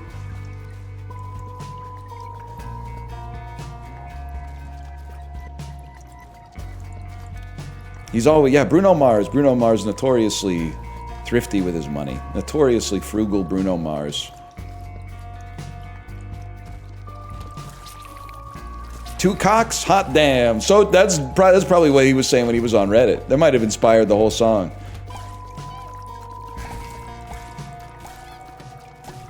Two cocks? Hot damn. Didn't it turn out that that fraud only had one cock anyway? Did the vasectomy guy ever answer? Because I know it's a lot of people are like, I don't want kids, so I'm just going to get a vasectomy. But I'm telling you, I'm not saying don't get a vasectomy. That's a very personal thing. But I am saying you may need condom lessons if it seems like it's that big of a deal. Or maybe there's something else I haven't considered. He came to the Earls I worked at and he didn't tip. Are you talking about me or are you talking about Bruno Mars? Because I would have tipped at the Earls. Bruno Mars didn't tip. Why? This is sus two ways. Well, I know the one way is sus because I would tip. The other way is sus because I just don't see Bruno Mars being at Earls. It just doesn't. He can go to the Blue Water Cafe, man. Hey, with a salary like that, he could even afford to eat at McDonald's these days.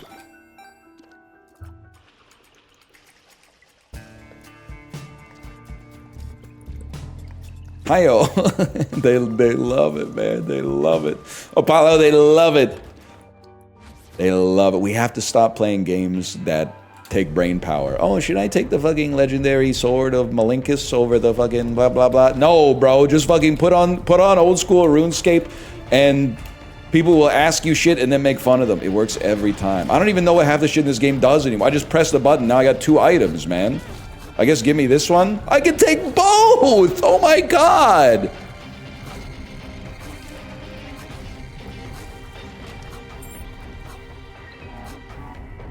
Don't take Taurus? You got me confused with Lazy Moth, man.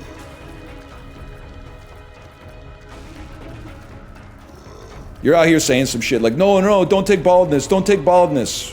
Brother, I didn't have a choice, okay?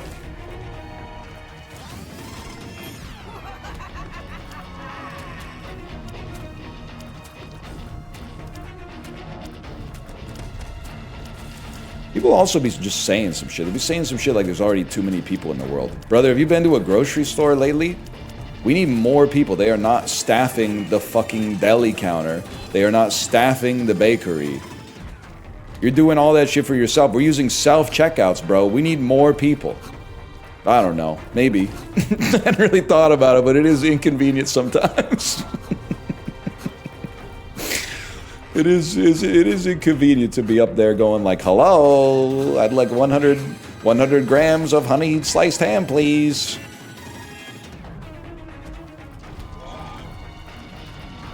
I'm not sure if that's necessarily related to population collapse now that I think about it, but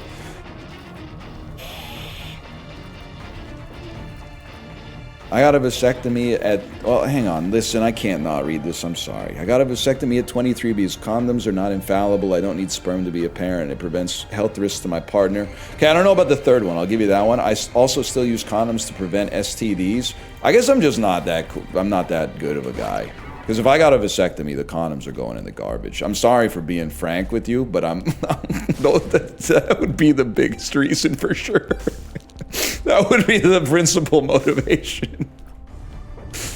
Oh, man. Like that, there's no shot I'm getting the surgery and then also... I mean, if there was a genuine medical need for it, of course. Because it's also still really good, even with the condom. But, like, at the same time, that would be the biggest deal for sure.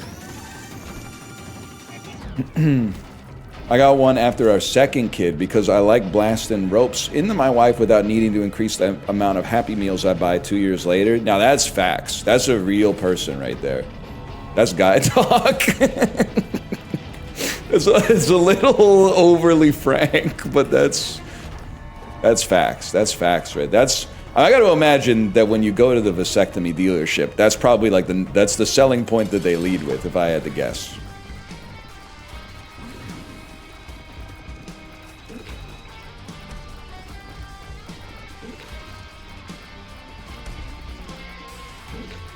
Do you guys, when you got it done, did you get the one with like the little incision, or did you get the one where they put like a little? Have you seen Game of Thrones? They set you up on like a table and they strap you down, and then they put like a little tube next to your scrot, and then they just put like a rodent in there, and then you're like, what the fuck is that? And they're like, oh, don't worry, the rodent, when it gets hungry, it'll just eat your balls, so that you're gonna start to shoot blanks after that. I did the rodent one. That's the one that's covered by OHIP, so that makes sense to me. You could save a few bucks.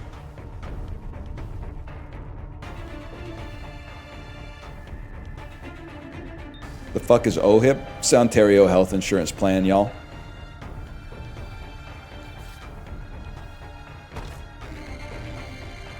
If I'm being honest with you, obviously you're going to say something like, why didn't you use MSP? Because I figured, I mean, much in the same way that for years I've Americanized a lot of my discourse in order to appeal to a wider audience, I basically did the same shit for Ontario. Because I was going to be like, nobody knows what the fuck MSP is, bro.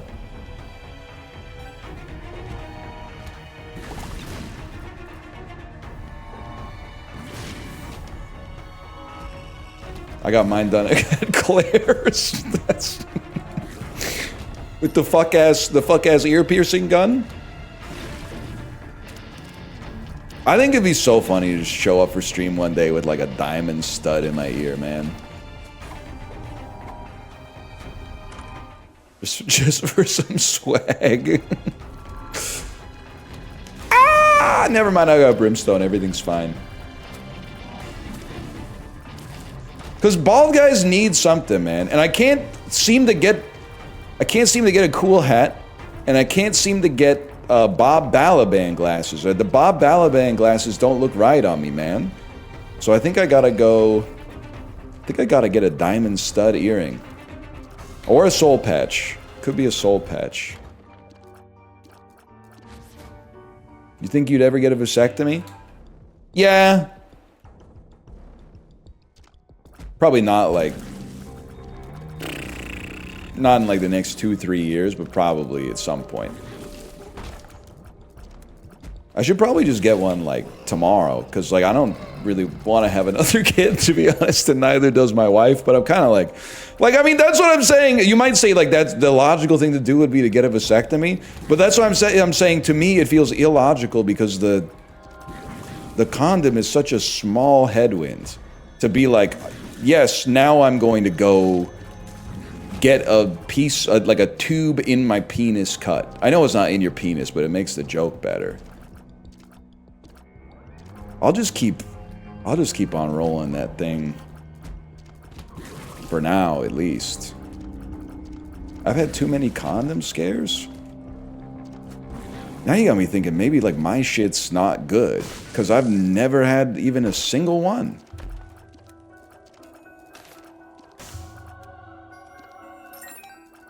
Not a single time.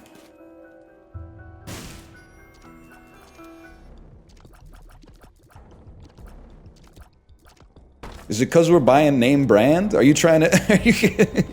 Are you getting the Western family ones?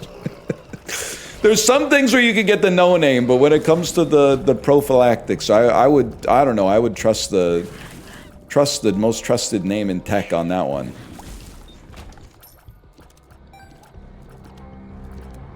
You don't want the one ply, exactly.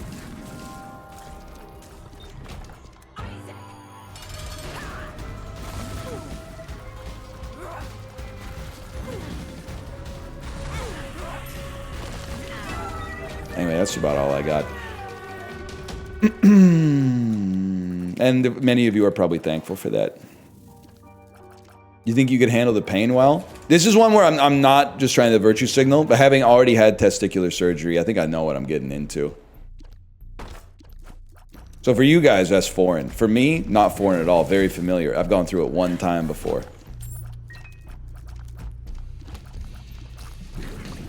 So that's every day for a guy like me.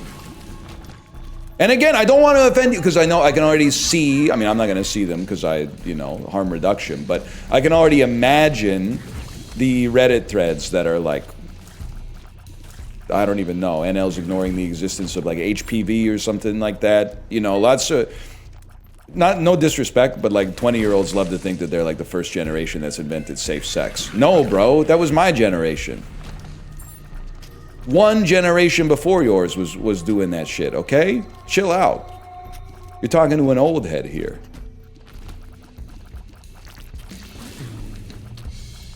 Actually true, though? Yeah, I know.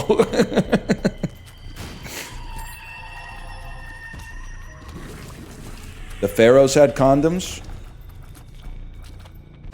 Condoms aren't just for sailors in the 90s, Austin. Well, they should, the dirty bastards. They go from port to port. By the way, if you hate Austin Powers, riddle me this. First off, who hurt you? Secondly, has any other movie made such an enduring impact on our culture? What's the first thing that comes to your fucking head when you see someone get their car wedged in a parking lot sideways and then have to do like 17 turns to get it out? It's Austin Powers every single time. You have to give it at least a 4 because of the fact that that has become Austin Powersing it. If your movie has a noun, you have to give it a 4+. It's that simple. I've never even seen it, and I know that's Austin Powers. It changed our culture, man.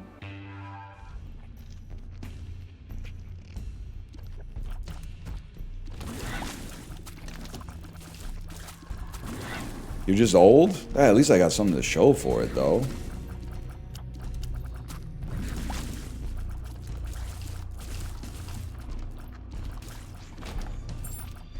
You know what would be crazy? You should be able to, like, interview someone after they die. And then just be like a sports interview in heaven that's like, we're gonna ask you to sum up, how do you feel about your life? We went out there, you know, it didn't always go our way, but we we gave 110%, and that we could be proud of. The better team won today. Could be sick, man. You know, like in Wild Wild West, when they like play the projector through that dude's fucking eyes to see his last thoughts, or the last thing he saw before he died. Right. So, you know, if Wild Wild West was a good fucking movie, I wouldn't have to explain it with all the song and dance. I could just go, we should be able to Wild Wild West some motherfuckers, and then see the last thing that their eyes saw before they died. But because that movie's fucking ass, if I said we should Wild Wild West some fuckers, half of you are going to be like, put a magnetic collar around their neck and then shoot saws in the air that chase them down. And I'd be like, no, bitch! And then the other half are going to be like, build a big robotic spider for no reason. And I'm going to be like, no, you fucking idiot! Half of you are probably going to be like, have a big brass horn coming out of your ear where you go, and a little wax falls out of it. No, man, no. I'm talking about when they put the movie projector through the dude's head so that his eyes show you the last thing he saw, man.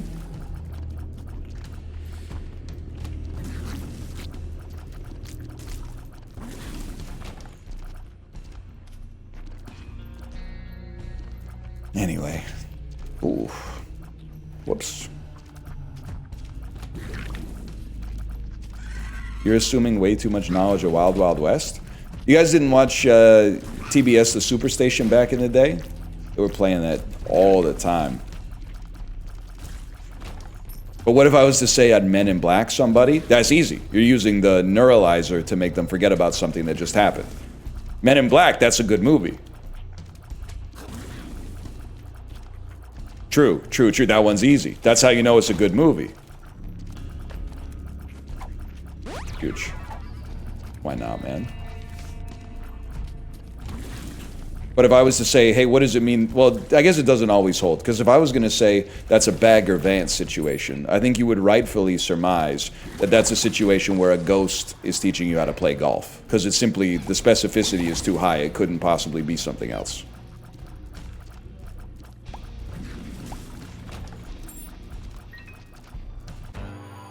Spoilers? Well, I've never seen the movie, so I think they must have covered that in the trailer. But I will say I can't remember if the ghost is Matt Damon or Will Smith.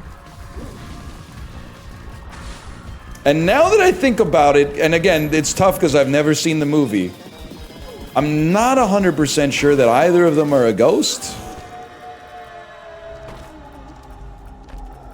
But being a kid is really funny, because I saw the trailer for The Legend of Bagger Vance, and I was like, oh, I want to see that. I was like 9. What the fuck was I talking about? Like, one youth ticket for The Legend of Bagger Vance, please. What the hell was I thinking, man? 1 second here.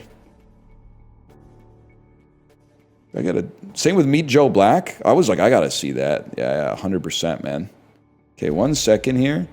The Legend of Bagger Vance. It's American sports fantasy drama. Will Smith, Matt Damon, Charlize Theron. Plot. In old age, having had his 6th heart attack while playing golf, Hardy grieves... 6 heart attacks, man! Hardy grieves contemplates how his late wife used to ask him why he kept playing a game that seems destined to kill him. Bro is dying to golf. Can we just... His wife was going, you gotta quit playing that damn golf, man. That's gonna kill you. Your high-octane golf lifestyle is... Alright, let me see here. The story begins with his childhood idol, Ranulph Juna. Oh, no, man. Oh, my... Can I just get a synopsis of this? Whatever. I'm gonna be honest with you. It did not look like there was a single ghost in there. I don't think there was a ghost in that movie at all. That's a bait and switch, man. That's like Kangaroo Jack. They got me thinking there's a rapping kangaroo. It turns out it's just some shit for Jerry O'Connell and Anthony Anderson to make jokes about.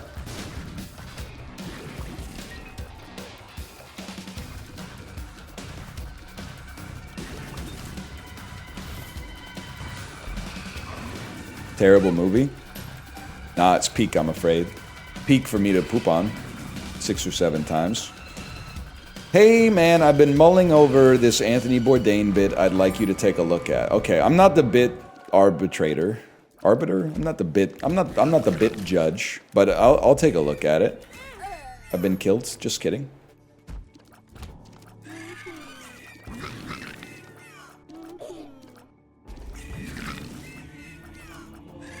A bit boss. You do judge a bit? Yes, but I'm just one guy. Let me see. So I need to see...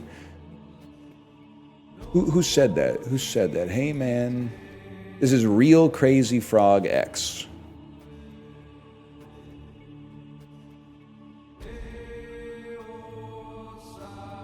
Real Crazy Frog X.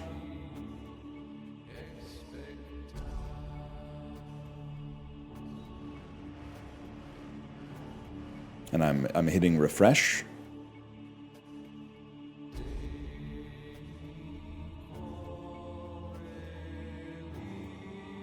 It's taken a couple minutes. Anthony Bourdain. I should read it before I read it out loud.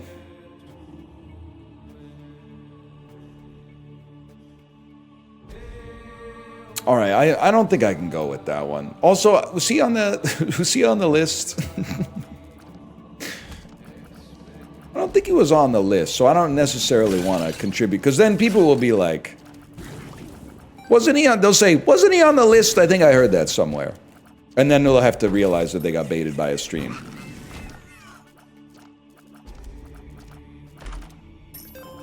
So I'm gonna have to -2 that, I'm sorry to say.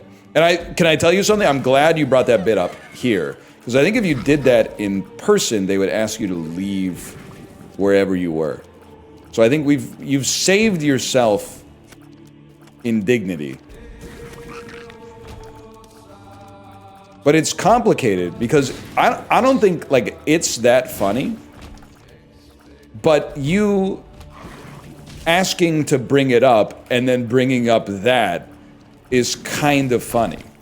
So in a way, the specific Anthony Bourdain bit, not funny. But the bit of asking a streamer if they could run their Anthony Bourdain bit by, you could run your Anthony Bourdain bit by them, and then running that by them is crazy.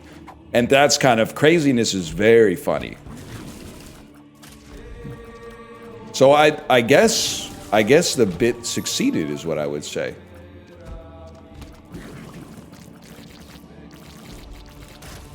Why is Anthony Bourdain even there?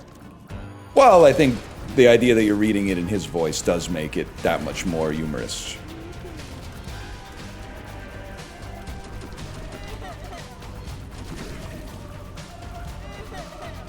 It's interesting. Very interesting. Oh, forgot I had this.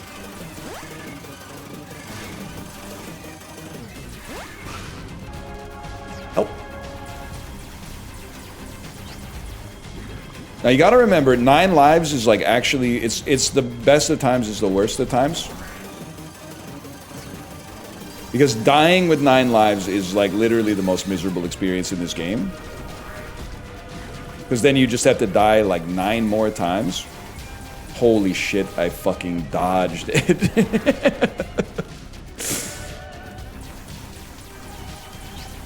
Did you see that fucking dodge?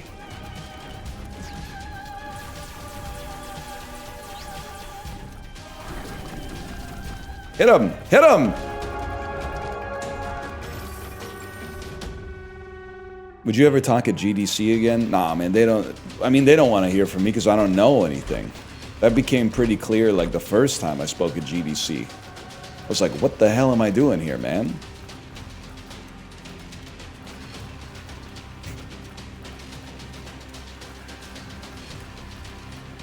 Curious, very curious. I think I would take Maggie's bow and go all in on this life.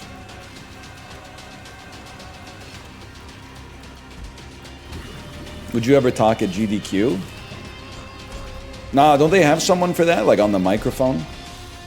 I don't have that much experience reading out donations. I don't think I'd be very good at it, to be honest. I think they got pros for that, man. QVC? I think I might be kind of awesome on QVC. To be straight up with you, I think I might be kind of a beast on the home shopping channel.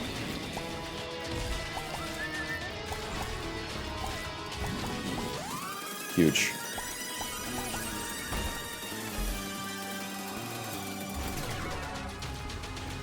Does anyone... Hey, this is real. Does anyone else try to reaction speed mog people at stoplights? Like, not speeding up really fast, but just seeing who can get on the pedal first? I've been doing this for months. Yes, you're not crazy. I do that every time, and everybody else sucks ass at it, man.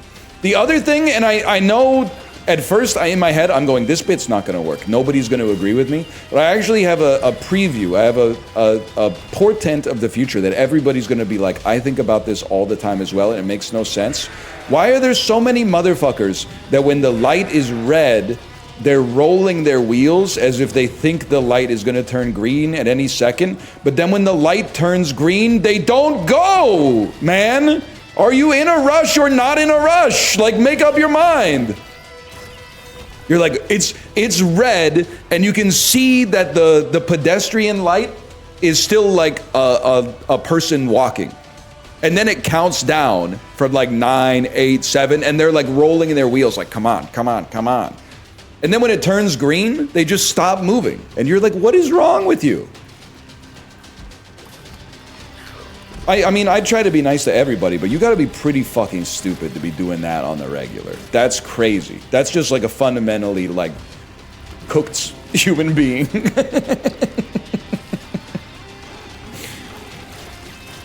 You're just not good. I'm sorry. It's like, stochastically to not be good at making decisions is like a huge debuff as a human being. Making good decisions is like one of the best things that you can do. And the other one that comes up all the time, and every time I say it, people go, this is so true. So it makes me feel bad bringing it up because it's almost pandering. But like when you're driving straight and you have the right of way, and then a car is trying to like, it's at one of the intersections perpendicular. So you're driving straight like this, and then they just keep moving their wheels like this, like they're impatient. And then I start slowing down, and then they're looking at me like, why are you slowing down? I need to turn. And I'm like, bro, I'm slowing down because you're moving your wheels to put your car in the fucking intersection. If you want me to go fast, then stop moving your wheels, making it look like you're gonna fucking kill me for just driving straight on the road. If you want me to get through the intersection as fast as possible, you know that fucking white line on the ground? That's where your car is supposed to stop at a stop sign so that I know that you're stopped. But you're stopping like half a car length past the white line on the ground, and then you're inching forwards.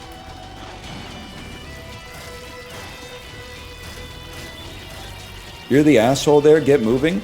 I also just bet mine and my family's life that they won't hit me. Instead of slowing down so I could hit the brakes if they decide that they're actually gonna go, I guess I'll just go all in with mine and my family's health every single time it happens. It's psychotic, man. Well, yeah, of course you gotta gamble sometimes. You gamble by getting in the car, but that's a little too far for a beast like me.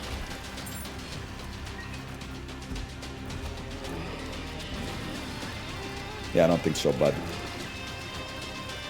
Why the fuck is my fire rate so bad?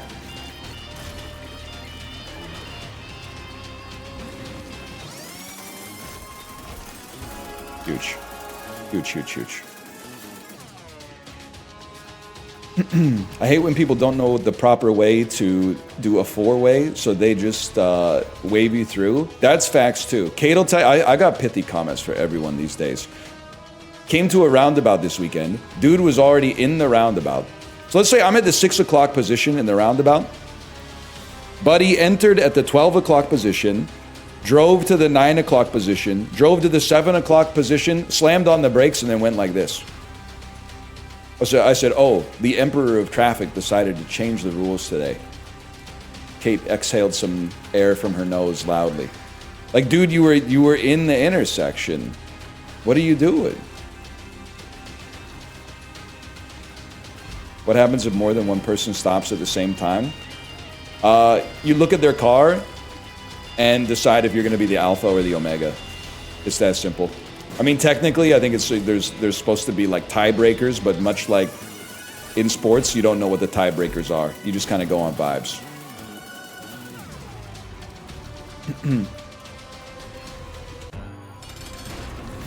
Huge. If you tie, it's the rightmost person. I don't worry about all that. Because what I do is I just assume that everybody else is looking at their phone while they're driving. So I do the physics, and if I see that we're going to get there at the same time, I slow down so that they obviously get there first. And then I wait 3 to 5 seconds for them to actually go from the stop sign because they were looking at their phone when they got to the stop sign. And then I decide, it looks like they're not going to go, so I start to move a little bit, and then they start to move, and then we both hit the brakes. And then I start to move again, and then they honk their horn. That's pretty much, it goes a little bit like that most of the time. Okay, so that's Isaac. Hello, Chibli, by the way. Chibli, it's the daylight savings window! It's the daylight savings window.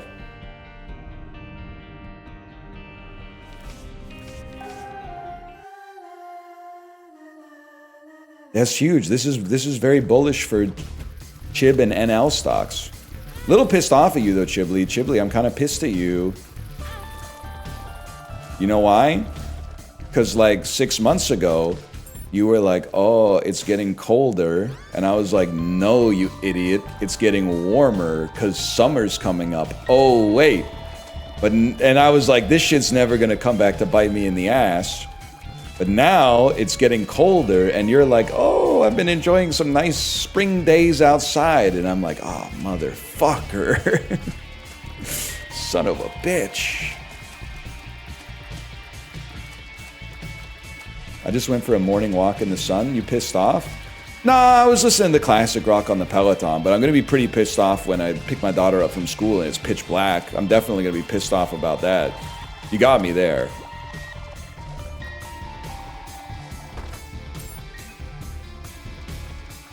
Cherry pie, my favorite, my favorite. Da da da da da da da da. Ooh. That's kind of huge.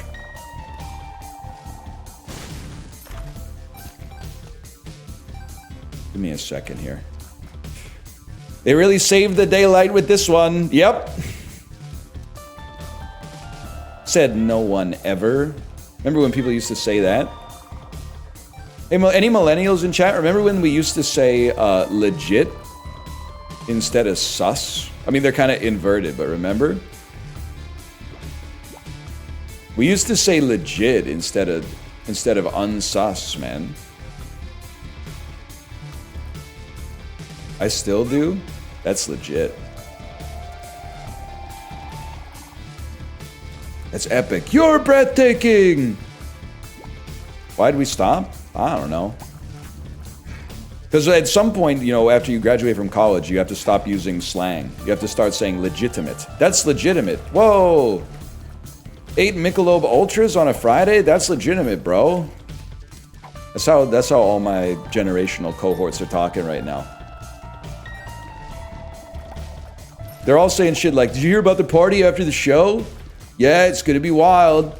All right, take it easy. They're all saying shit like that now. They're all saying shit, even the ladies too. They're going, did you hear about the party after the show? Yeah, I kind of want to go, but my friends don't want to go. Can I get a ride? They're always saying shit like that, man. It's what happened to us?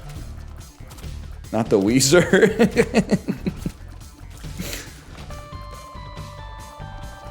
They're always trying to like pull this thread as they walk away or whatever.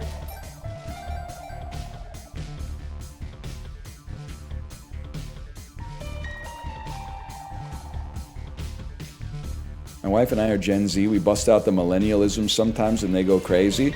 You know what? I will say, Chip, you kind of got something with... it wasn't Chip who wrote that. I just used that as a Gen Z segue to Chiblee, I guess. But they're always trying to wrestle with Jimmy. We don't even know who Jimmy is. Listen, sorry, I'm going off on 10 different tangents. So I'm going to start with the first one. The first one is, I think Chiblee's onto something with the joke. When you say something to a millennial and they hit you with the fantasy football stare, I think that one's pretty good. I think you're cooking with that one.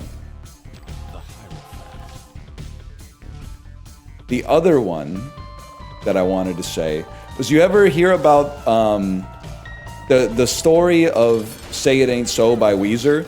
Which is, everybody knows that the story of Say It Ain't So by Weezer is that Weezer's real dad was an alcoholic, and then his mom remarried a dude who didn't drink. And one day he opened the fridge and saw a beer and went, "Oh, say it ain't so, say it ain't so." And then it turns out, well, interesting story. He was worried that it was going to happen again, right? But then it turns out that actually years later, wasn't it like his mom was like, "Oh yeah, that wasn't even his beer. That was just, that was my beer." And he was like, "Oh shit. Well, my stepdad's been taking heat like all these years for no reason, for having one fucking, not even for drinking a beer, but just for having a beer in the fridge, which is like you should not be worried about because that beer has not been consumed." That's the beer that can't hurt people, is the beer that's in the fridge. The beer that can hurt people is the beer that's in your tummy. Something was bubbling behind his back. He wrote that whole song for no fucking reason, man. Kind of crazy to think about. I bet he feels pretty stupid about it.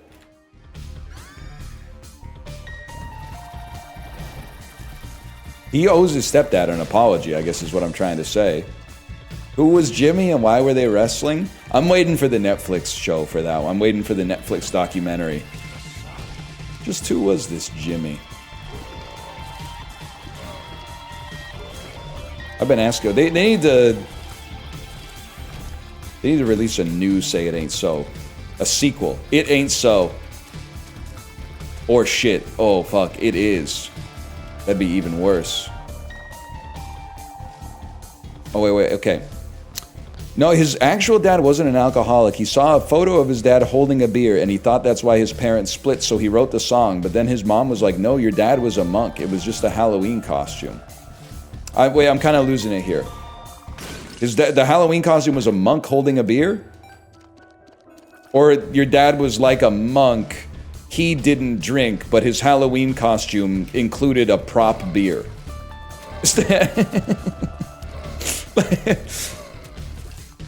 Oh, he was a Trappist monk. Okay.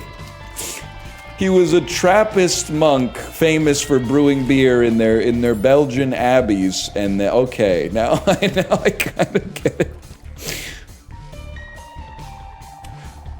Mom, that's some information that would have been useful to me yesterday! Now I got famous because of this fucking song, and the song is like made up, bro?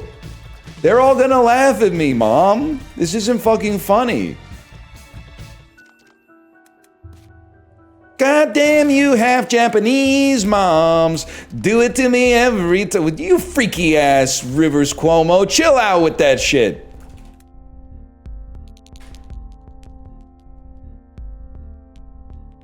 What is this shit, dude? Nobody knows, man.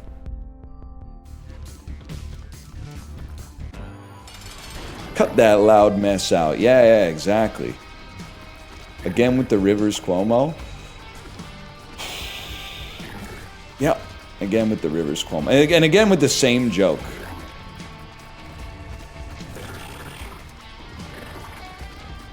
Do you yearn? I believe. I believe in God.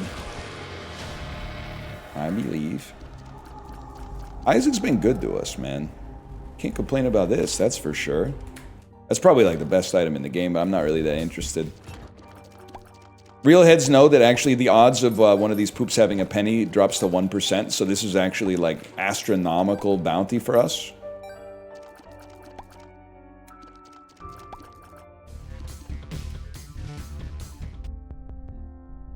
Do I want this? I don't think I want this.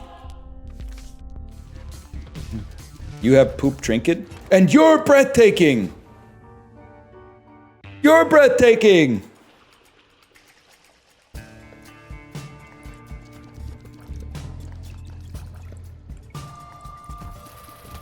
Oh, hang on. Hey, NL, decided to go through your letterbox as I farmed fans for 15 hours. Sunshine was good, but I don't believe Pinbacker could come back like that. Well, listen, this is like, we're having like the oldest conversation. This is like the diet of worms for Danny Boyle. Sunshine, great movie. Third act fucks it up for sure. Movie's better if you just ignore the fact that Pinbacker's in it, but like, you can't really take him out and still make it make any sense. But still, like, it's still a good movie. But you gotta know going into the letterbox stuff that like, I'm not one of those guys who's like the third act ruined it for me. Sometimes I'll be that guy that was like, I was really digging this until the ending, 3 stars. But I've never been one of those guys that's like, I thought this was gonna be one of the best movies ever, but the ending didn't make sense to me, so now I hate it. I'm not that fella. You got the wrong guy there. Can this even be done? Yes, easily, turns out. Turns out it's very easy.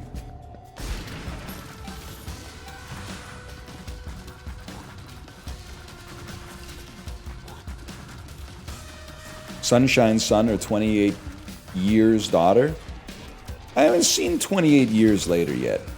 It's kind of crazy that I came back to watching movies for a little bit. Watched, of all movies, watched Superman, which you might say, man, this guy was really itching for Superman, but it really wasn't the case at all. I was just looking at movies and I was like, I guess I'll watch Superman. I have no outsized interest in the Superman character at all. It was the first movie I saw on the page where I was like, I guess I'll watch that. Hi, my name is, this is a joke I was cooking up this morning. Hi, my name is James Gunn. The theme of the movie is classic rock, and the motif is Michael Rooker. And also, I think Superman's pretty good, by the way. I don't think, I'm making a joke because I recognize something within it. I'm not making a joke because I think that it deserves to be mocked. Also, I like Michael Rooker. But, or as we call him in North America, Michael Castler. And then after that, I went, yeah, I'll watch Dream Scenario. And hated it. Really, really did not like it. And then watched The Tragedy of Macbeth with Denzel and Frances McDormand, which is actually fucking heat, top to bottom. And then said, that's enough movies for a few months. I knocked out 3 movies that you would think, like, why is he watching those ones specifically? And anyway, that's good for now. Still don't agree about Dream Scenario. That's good. I'm glad there's people. I would love to have loved Dream Scenario because I like that kind of like mid-2000s focus features, vaguely sci-fi movie with like a really good actor in it. But I just thought the character is so annoying. He's so annoying, man.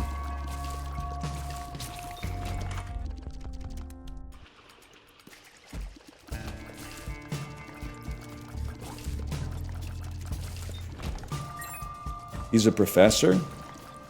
Yeah, but I'm watching the movie. You know, I get your point that maybe it's true to life, but I don't really care if it's true to life. It's like, it's also a movie. If you catch my drift.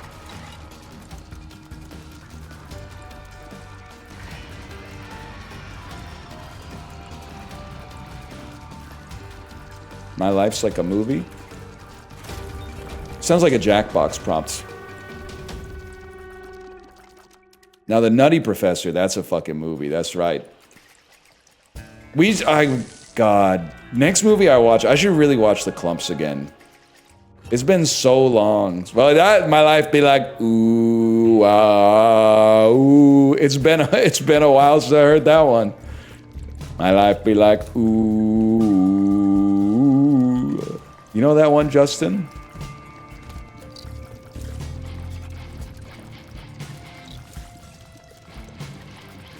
That's a classic. I think so.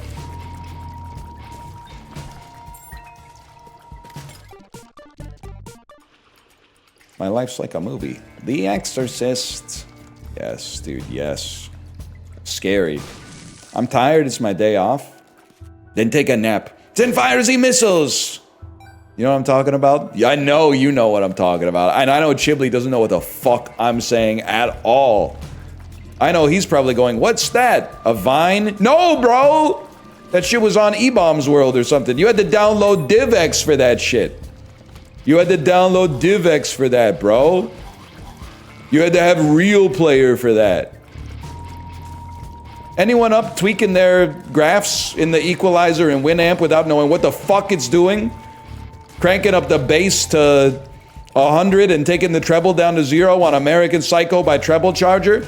No, you know how far you'd go to be the next freak show. It sounds like pure fucking garbage. Yes. Ah!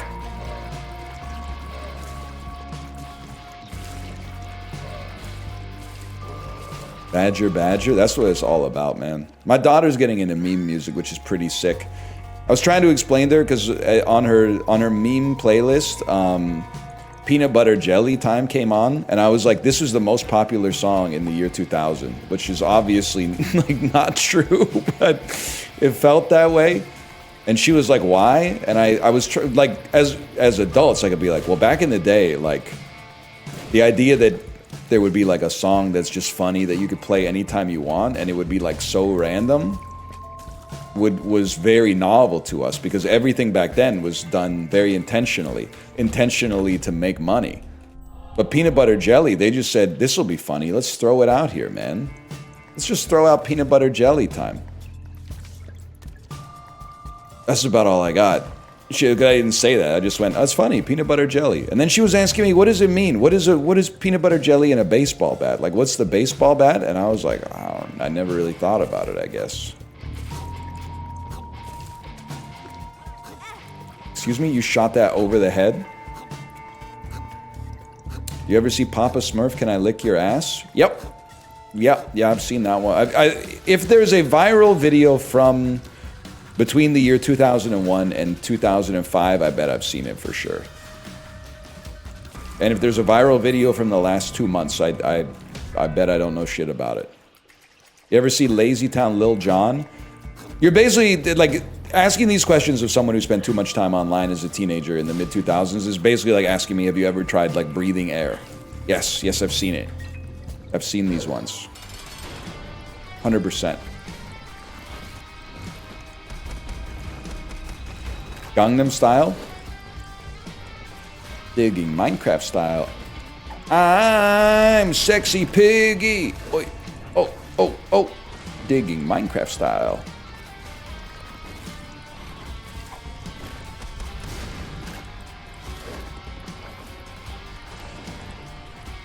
Anyone know what the fuck I'm talking about?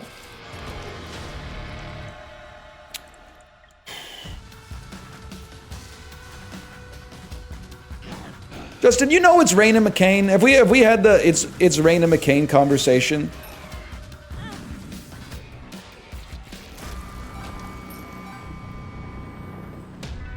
Unfortunately. Oh, that's huge. It's crazy that it's Raina McCain was actually an intentionally bad viral video from H. John Benjamin. Remember like laughing at it's Raina McCain and putting it on at like parties and shit when we got fucking hammered in 2008? Because which was the culture, and it fucking killed back then. And then reading an interview with H. John Benjamin, I don't know if it was in like The Onion or something, where he was like, oh yeah, we made It's Raina McCain. I was like, what the fuck? You might be the GOAT, man.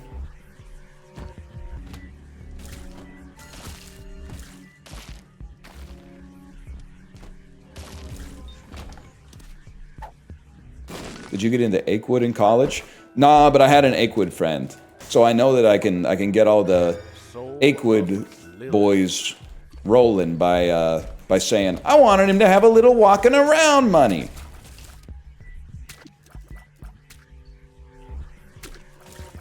But sadly, I do know all the words to Living at the Corner of Dude and Catastrophe by MC Frontalot. Because they put it into Rock Band, and I was like, this is awesome. And I kind of still think it is. I kind of still think it might be sweet.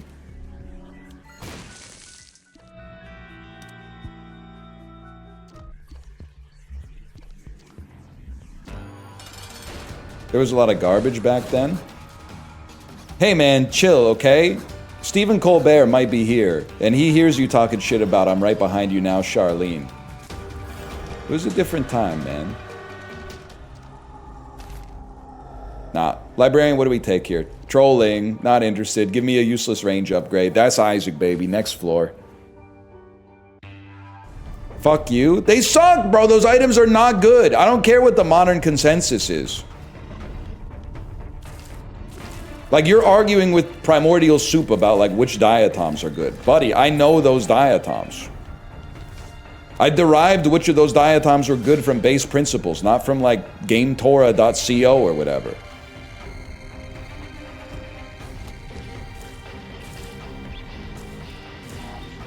You wouldn't get it.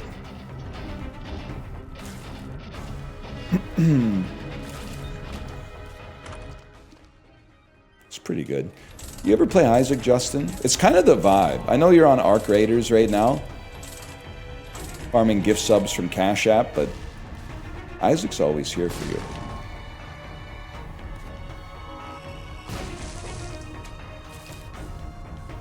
It won't work with my DualSense.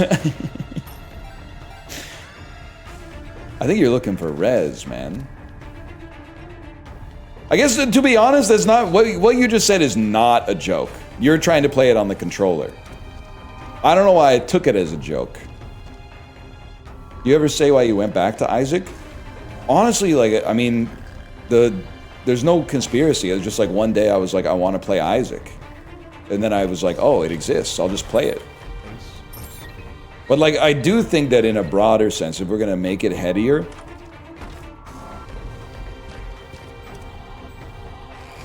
I mean, I've talked about it a lot. I think that there's been a schism in the roguelike community. And the schism in the roguelike community is that everybody thinks that, like, all modern roguelikes are, like, choose three. And they're right, but that's not because they were inspired by Isaac. Isaac is not a choose three game. It's because they're inspired by Hades and, like, Vampire Survivors.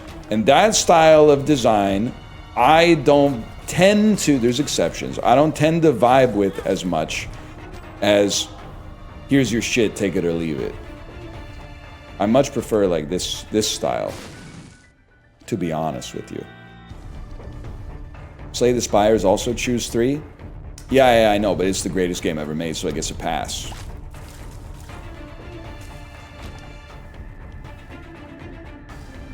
Okay, send it. The thing is, like, I don't know, you keep suggesting, like, new stuff, but I'm also like, why would I do new stuff, man? The old stuff, every run's different. Every run in Isaac is different. I'm sorry I was so cruel to you, Isaac. Now, there's some changes you made in the design process that I'm still not necessarily 100% like all in on, but this is the peak of streaming right here. Of gaming? Who the fuck cares, man? This ain't game.tv, this is twitch.tv, and I'm twitching like a motherfucker right now. I'm gonna check this out. This is what it's, oh my god, this is what it's all about! You're very tempting. You're very tempting. You're very tempting.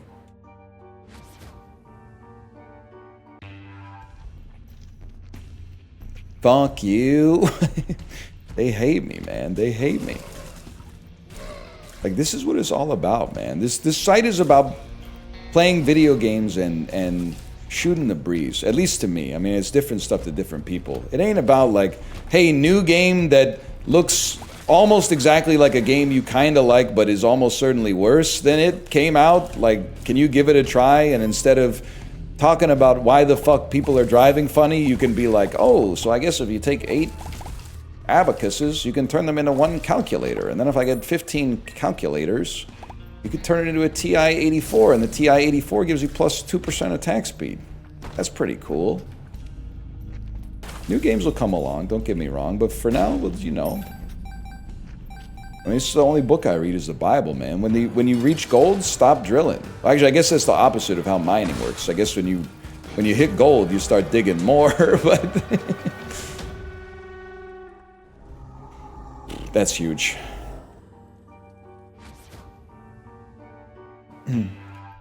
It one-shots mom, that's true. But here's the thing, if you use it on mom's heart, it kills you instantly. Why? Fuck you! You thought? That's sick, man. I really like that. Wrong. Well, there's a boss if you use it on, you die instantly. I don't remember who it was. But you know, there's one. It's Satan. That's if you use the Bible on Satan. That's right. You know what would be a sick remix of that mining image? You're so right. What about, take the classic mining image that convinces you to become a gambling addict, but instead have the guy turn back after he hits the fucking diamonds. Because now there's no point to digging anymore. He's like, fuck, man, now I don't have a good excuse to dig. I found the fucking diamonds. Until you find that Rolex in the sand, you'll be happy, man. You know what I'm talking about? Beachcomber type shit. Call your office on the phone. Say you won't be coming home. You fell into fucking vacation zone or something like that. That lyric never really stuck with me, to be honest, but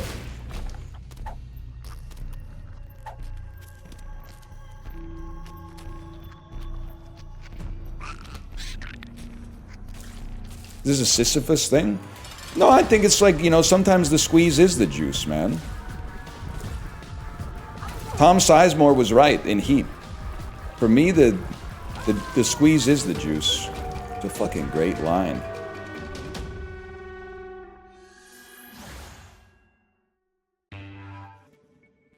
You mean the juice is the squeeze? Well, he says some shit like that. He says some shit.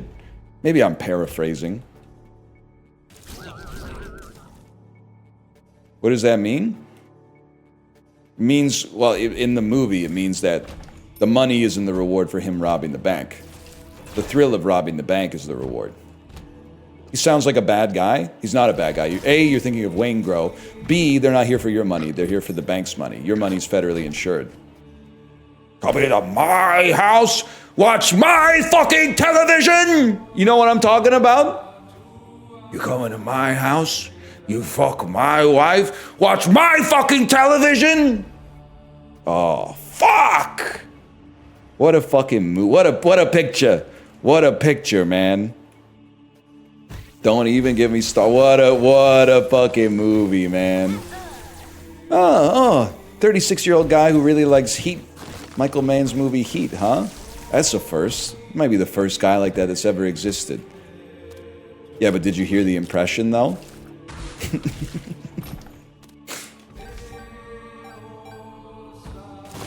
You ever seen Jaws? That's a good one, and weirdly enough, no disrespect, Jay, if you're still here, Jaws doesn't get enough respect.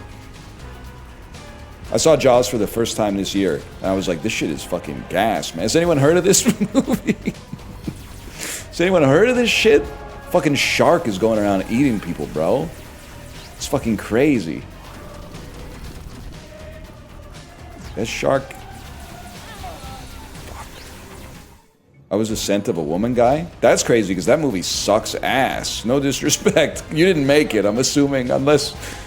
if you did, then I apologize to you. But also, I mean, that was like 40 years ago, and you won a bunch of Oscars. But like, that movie sucks fucking ass, dude.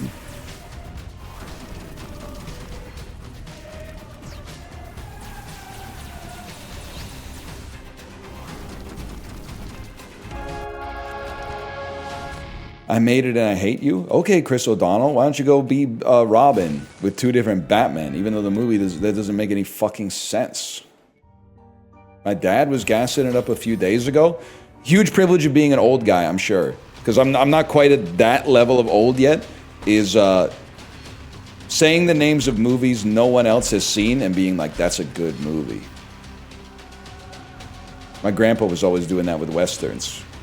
And he'd be like, you should watch this. And I'd be like, that's a Western. Obviously, I'm not going to see that shit. I've re-rolled my whole run, y'all. Maybe. That's still fucking gas. I don't care who you are. That's still fucking good. Why not, man?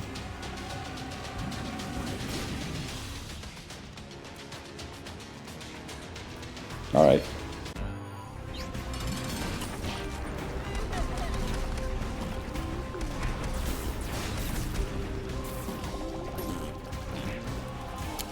Now, if I may say something, because I've said a lot that, like, at some point they decided to, like, design some of the fun out of Isaac. That's not totally fair, because if I'm being fair, a lot of other roguelikes will also give you, like, a synergy that's really cool, and then in small print they'll put, like, up to a maximum of 5 stacks, or some shit like that. Isaac does not do that. They're not cowards. They go, guess what? You fucking broke it. Good game. Other games go, well, the balance of the game will be all fucked up if you were to, you could stack up 30 stacks of this and, nah, no shot, bro. They do not give a fuck. We go again. Heat, that's a great movie. That's a great ass movie.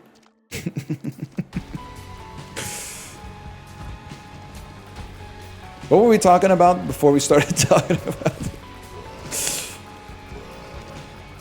Thief is good too. Thief. Just now I'm going to spend the rest of the stream just saying video game names with Al Pacino's voice. Thief, the Dark Project. They're trying to get my son to come down to the precinct, see what his old man does for work. He's too busy playing this game called Thief, the Dark Project. You ever see The Insider? Now that's a fucking movie, man. We should, hey, Jamie, pull up the monologue where the Southern lawyer starts going off on the tobacco companies in The Insider. Pull that up right now. We're going to watch that instead of doing Isaac.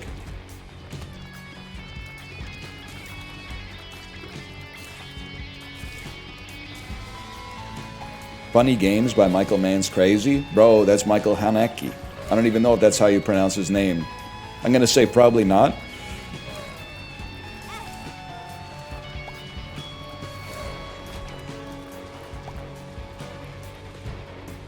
Funny Games is fantastic.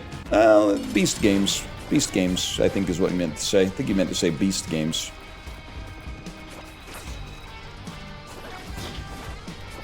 Beast Games! Did you guys get that shit in the US? Did you guys get Beast Wars? Or as they call it in the UK because it's fucking funny, Beasties? They said, hey, we got a robot that turns into a truck. We couldn't possibly make anything cooler than that. Wrong. We got a robot that turns into a fucking silverback gorilla. Wait, but what are we gonna do for the fucking Decepticons? Oh, Megatron turns into a fucking T-Rex, bitch. That shit was fucking gas before school.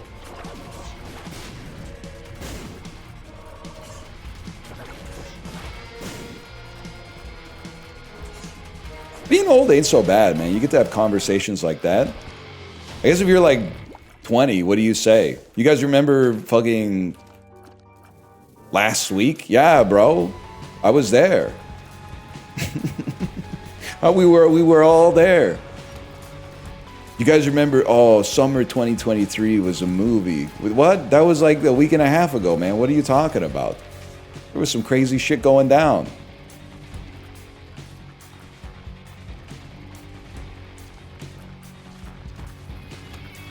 Mocked.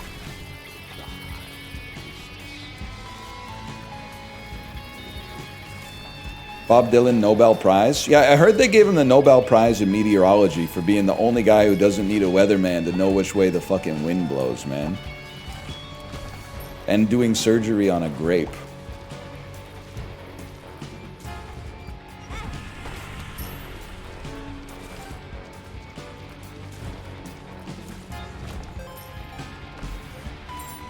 They what? They fucking what?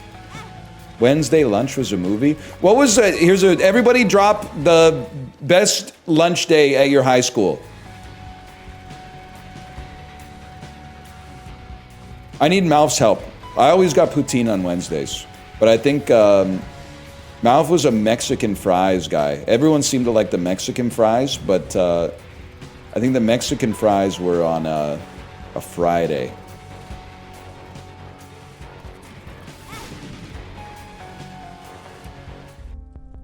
Red stew. That's a classic. Taco salad bowl? I went to a high school with a really bad cafeteria too, just to be clear. So it pisses me off sometimes because I'll be talking to someone and they'll be like, yeah, our high school cafeteria had a Chipotle in it or some shit like that. And I'm like, what the fuck? I didn't know that could even happen. Got my dick sucked with some Mexican fries. I'm rocking that in the car all the time, Justin. Then I have to quickly hit next whenever a family member gets in the car. And any family member from my daughter up to my own parents. And I love it every time, man. This is not a joke. This is not a bit. Got a Mexican Coke hanging off of my dick. It's hard to remain calm and placid when your dick's getting pickled in phosphoric acid. I know you can't say it, by the way, but I'm gonna say it. Now that I'm off the Coke Zero, one RFK Cola a week might actually really hit the spot.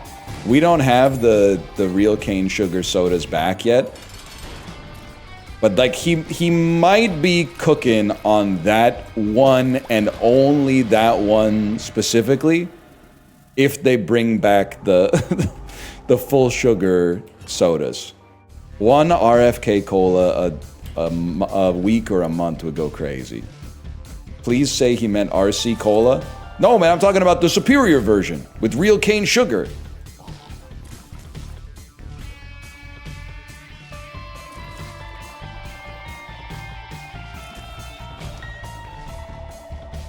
It's not a right-wing swing. You guys have been drinking Mexican Coke over the corn syrup Coke for years. How is it different? It's got real cane sugar. Not me? I don't know, man. I think it might be the vibe. I'm not saying it's gonna cure whatever's made me so neurotypical. I'm just saying probably tastes better than the corn syrup version.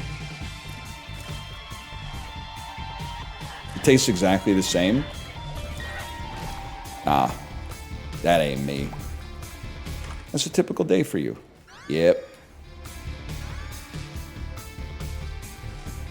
You turn into a jet and die. Hell yeah.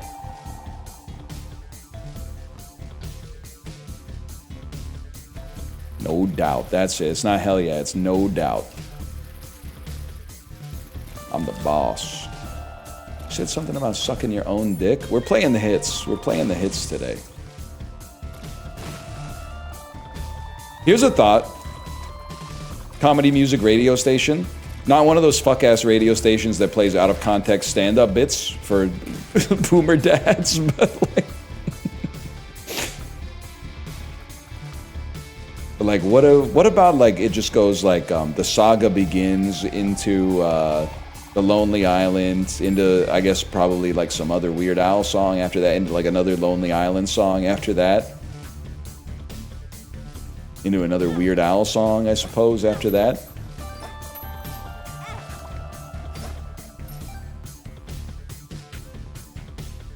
Could be good, man. MC Chris. My backpack's got jets. I'm Boba. I don't know, I'm talking like Skeletor from He-Man, What's Going On?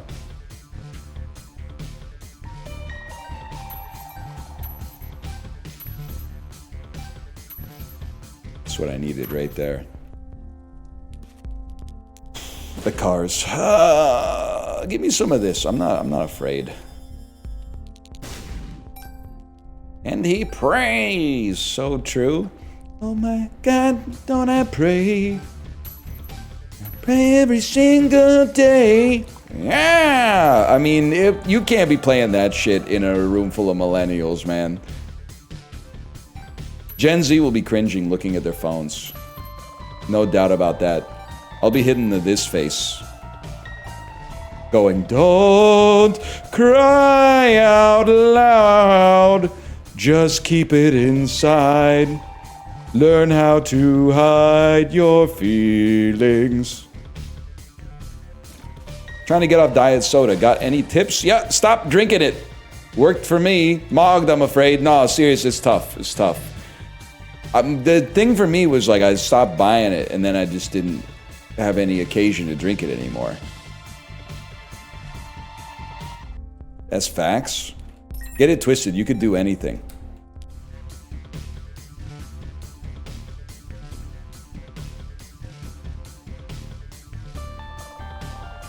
Sparkling water is a nicotine patch for soda. Yeah, well, the sun ain't yellow. It's chicken colored or whatever.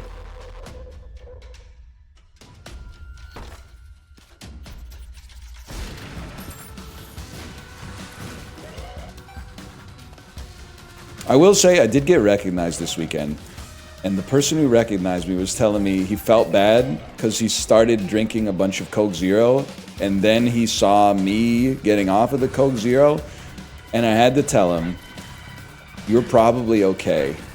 I told him I'm not a scientist. I'm just one guy.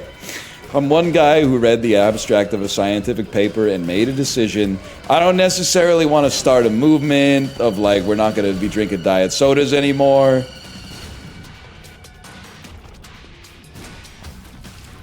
I just stopped drinking it, and a lot of people have taken that as me having a war with diet sodas. I'm not at war with them. If there was a war, I would be winning because I stopped drinking them, but... amnesia.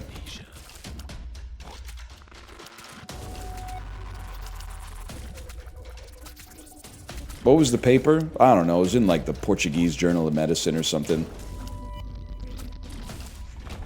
Bought a case of bubbly because of you? That being said, you can't have shit because that's... I'm sorry, I'm afraid to say you can't have bubbly because bubbly is... I believe that's owned by the Coca-Cola Corporation or the Pepsi Corporation, which are headquartered in the United States of America. So that violates the tenets of the trade war. So cut that one out too. That one's got to get cut out.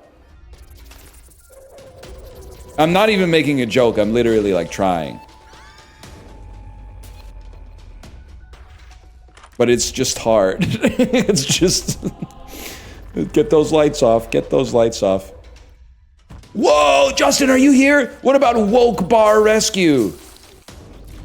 Woke John Taffer comes into your bar and is like, you can't be selling that. That's on the boycott list. They recently broke the strike at their warehouse in Savannah, Georgia. Get that out of here. Shut it down. You could have offended somebody. That could be good. And no, it's not like a different person. It's just Woke John Taffer.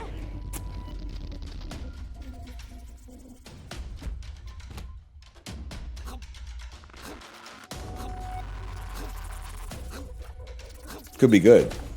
Could be good. Could be a good SNL sketch.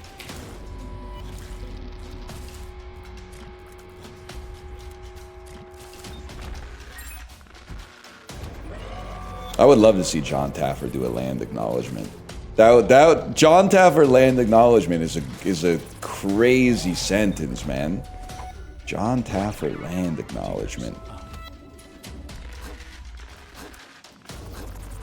Oh, fuck, I almost had it too.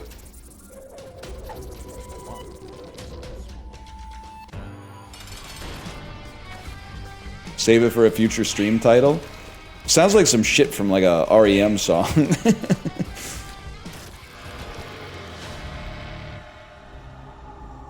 SNL was never good. Wrong. It was good when I was 13 years old. It was good when I was 13, and has been bad every other time in history.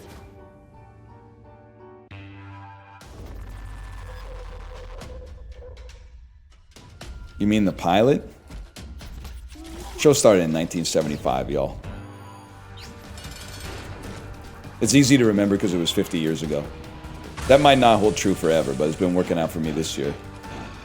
Ah!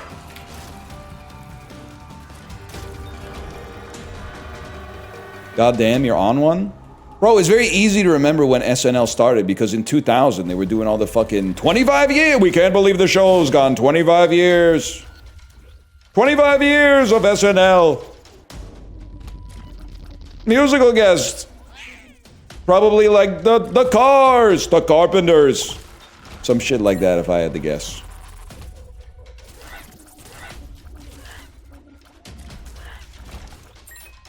Bob, don't say, I can't say Bobby Moynihan not in that voice, man. Even if I ever saw him, I would probably say nothing. Just because, like, I don't have anything to say to Bobby Moynihan. I got nothing against him. I mostly got stuff for him. But, like, I think I would be like, holy shit, are you Bobby Moynihan? Daryl Hammond! They'd probably get sick of that if I'd have to guess. What's the longest that anyone on SNL has ever been a featured player without making it to the main cast? I bet that's gotta grind your fucking gears, man. You're like, what the hell? I've been a featured player on SNL. This is like my 9th year of being a featured player, man.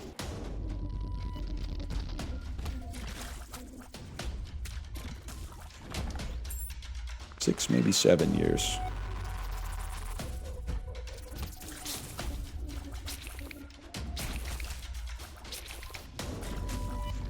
Steely Dan really is as close as you can get to the Saturday Night Live theme song without actually listening to the Saturday Night Live theme song, huh?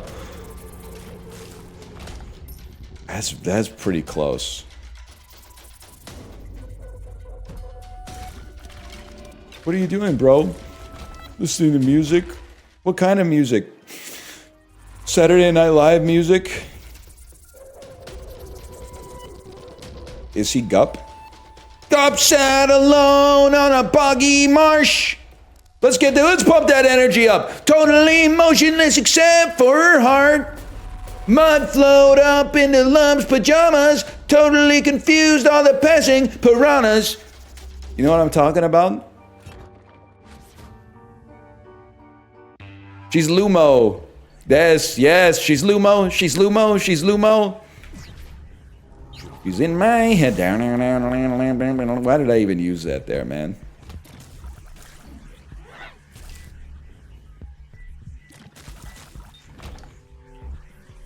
Got some good lyrics in there, man.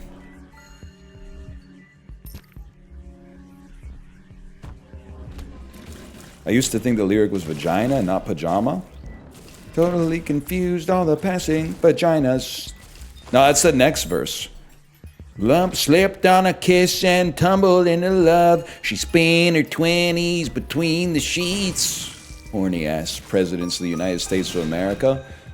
Cursed ass, cursed sentence. I don't want my president to get horny.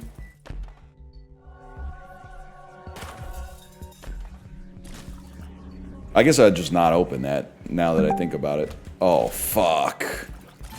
No, it's okay. The stock market's probably fine. we're still probably just crashing out about IKF's base running in the game. Even though we don't know shit about ball, apparently, because they're saying that actually he should have kept a small lead off. They're saying he should have kept a small lead off in case of a Dalton Varsho high exit velocity line drive into double play. The fuck is this? Evil Charm?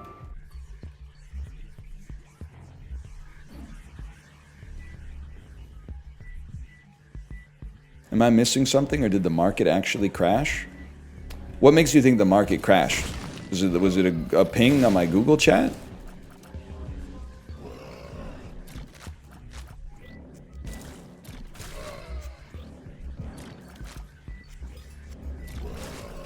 That was you? Yeah, I know. I wouldn't put the sell order in just because of a little blunk. Oh shit, 1 second. 1 second. This might two blunks. Is it a two blunker? That's crazy. Let's see what we got going on here. Nah, I can't read that. But that's they are talking about baseball though.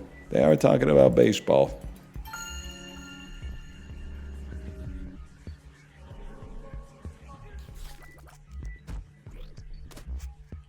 The baseball of crime. Yes, if you're listening to this, rush the bus driver. Rush. Dude, being a kid is so fucking funny. You ever have the kids on your school? Oh, I forgot about this fucking shit, bro. You ever have that shit as a kid where you'd be like, hey, everybody on the school bus, get to one side of the bus. Everybody rush one side of the bus. We're gonna tip it over. The fuck were we thinking, man? A, I don't think we could do it, but we could probably fuck up the steering a little bit for the bus driver for sure. B, that would be really bad, man. Can you imagine driving at like 70 kilometers an hour and the bus just tips over like and it tips over onto the side that you're all already on, man. There's no way that's gonna work out for the best. Like you're gonna be in a lot of trouble.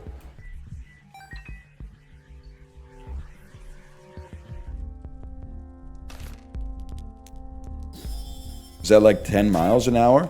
Oh, poor baby. Oh, poor baby. Can't multiply something by 3/5 in their head. Well, it looks like you should have thought about that before you decided to become an isolationist republic, because we aren't fucking babying you anymore by doing the conversion, so you better learn to multiply by fractions, bitch. You'll figure, there's a heuristic that you could do, okay? I'm sick of doing that shit, and I decided to fucking stop. Sex strike until the tariffs are done. That's it. Sex strike until there's no tariffs.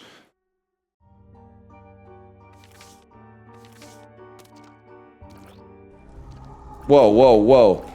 Melania, help us! Help us, Melania! Help us! You could save us, Melania! Please!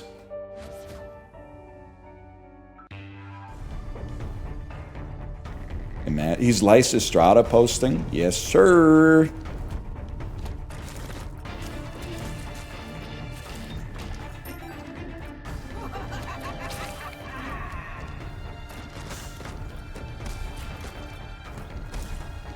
That's all I got. Am I flying? Nah, that ain't me. It's probably Satanic Bible just wins you the run, but that's no fun.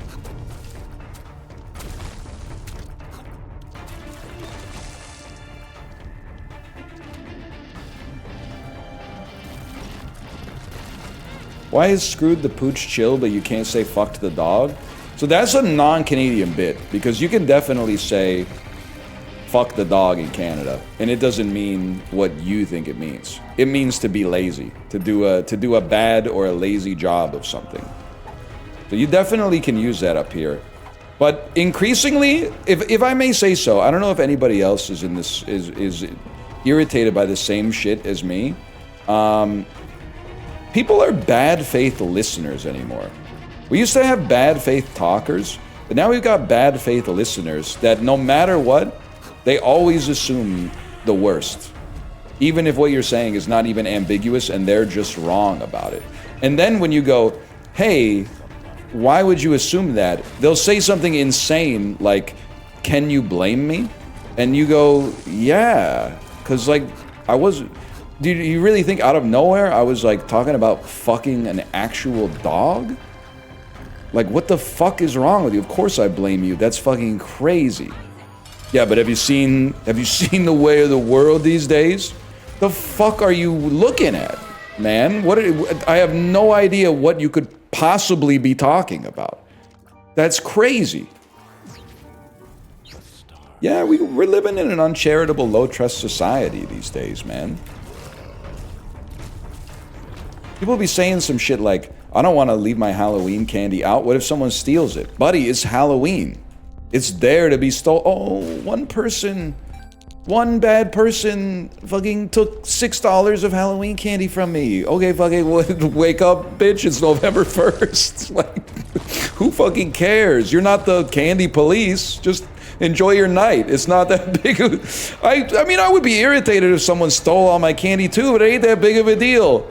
You bought $10 of Halloween candy, someone took $8.50 of it, okay, you're down $8.50, but you were gonna lose it anyway. It ain't that big of a deal. I'm not gonna change my behavior, fuck over all of society just because one person might do something bad.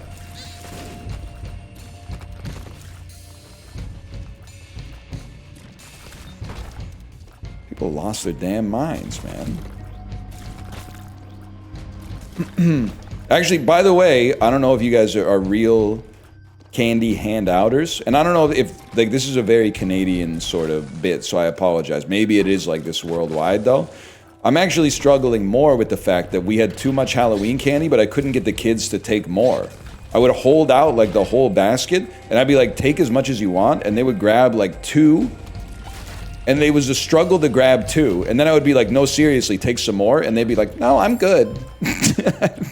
I'd rather walk to another house and take 2 over there. I'm like, you could take 10 if you want. Go ahead. Yeah, kids these they got less greed. Just like it's good, but it's also like I don't want all these. At least take the fucking arrow bars, man. I don't want that shit. You can have 1 to 2 Crispy Crunch or Wonder Bars. You can grab as many arrows as you fucking want. If you want 50 fun size arrows, go crazy, man. Do not fucking care. I love Crispy Crunch. Yeah, I'm all about it, man. This is so sick. Friend of mine posted the Ring camera footage of some teens stealing all her candy on the local Facebook group, and all her neighbors told her to fuck off and get over it. It's so huge. We need so much more of that. Oh no! Oh, there's people that are taking advantage of trust in slight ways that don't actually materially affect you. This is the first I've heard of it. By the way, I'm 1 day old. Who fucking cares? Oh, your Halloween candy got stolen. Okay, who fucking cares, man? Not based, because then other kids can't get the candy? Yeah, okay, then fucking sit in your house and hand it out bar by bar if you want to be the candy police. It's a bit sad for the other kids. You fucking moralizing virtue signalers. Walk to the next house! Every house has candy, bro! You are real for saying they should leave the bowl. When they steal the bowl, that's one step too far. That's like James Naismith. I need those peach baskets back. But the candy is like you, I know, like you can't do, you don't get to be, it's, if I may say so, it's crazy to me to be like, to still try to have ownership of the candy while you're giving it away, because it just ain't that serious. It's the principle, obviously. But it's also not the principle if you posted the video on Facebook, your local Facebook group, to be like, can somebody please find these kids? Because if it was the principle, you'd be like, someone stole all my candy. Wow, you really can't have anything these days, right? Even though I'm sure this is a crime that's been happening for 3,000 years. But instead, you're like, can somebody please find these teenagers and incarcerate them for stealing my fun-sized candy bars? Somebody please validate my worldview that you can't have shit these days because notoriously bereft of moral compass teenagers stole fun-sized candy on the day where you're supposed to give the candy away. Like, what's wrong with you, man? Not you, but what's wrong with them? I bet, like, it kind of gives the vibe that they were inside going like, I fucking hope. I can't wait till someone steals our fucking candy, bro. I can't fucking wait till someone steals this candy. I got the doorbell snitch. I can't wait to post the footage. Also, like, I mean, if you post the candy outside, I don't know if I'm not trying to say you're naive, but there's a risk that someone will steal it because they've been stealing it for like centuries. I mean, it's not like if this was if this was year 0 of Halloween, I think that video could go viral. But this is like, I don't even know, what is this, like the 30th Halloween? Get over it. Oh shit, the sky is blue. Some teenagers I told them to take 1 to 2 pieces of candy and they took a fistful. Oh, fuck, they're 12 years old, bro. What do you want them to say?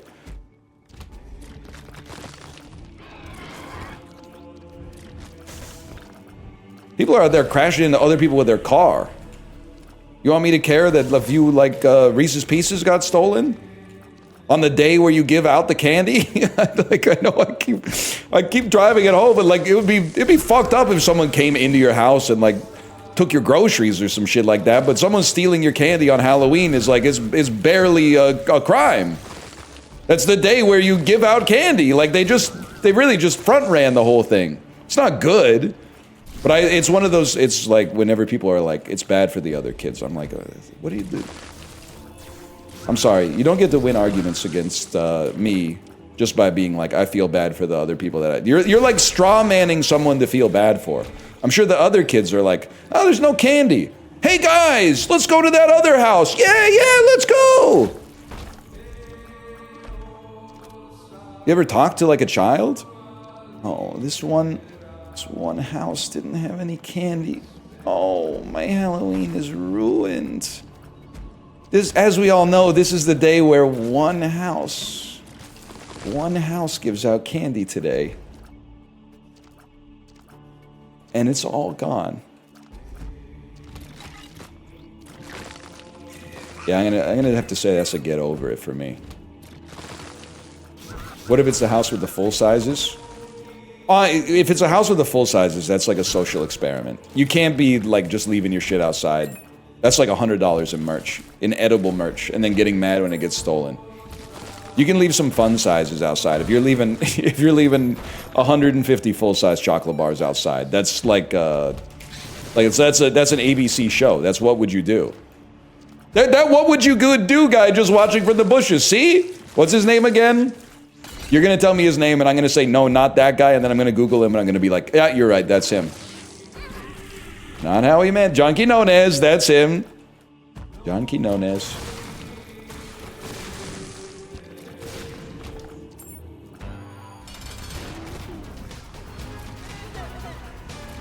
Is it poor form to hide from the teenagers and then scare them when they try to steal the whole bowl? No, but you do, like, listen. You have to get a life, though. Like, you gotta get some shit to do. That's crazy. Hide in the bushes all night, hoping someone steals your worthless candy so that you can teach them a lesson about stealing candy that they already know it's wrong. They already know it's bad. They're doing it because it's wrong, man. That's funny? Honestly, like, the idea of it is kind of funny, but I don't think you got the knees for it, if I'm being serious with you.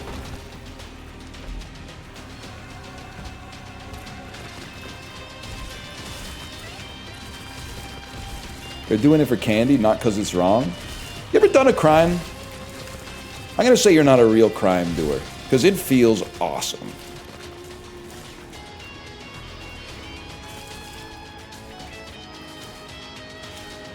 What crimes have you done? Underage drinking in public. I'm gonna be honest.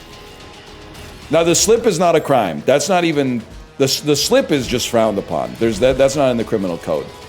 The slip is not a crime. To go into a restaurant, get a glass of water, and then walk out the back door of the restaurant without ordering anything is not a crime. That's just funny. I'm sorry to say, that's just funny.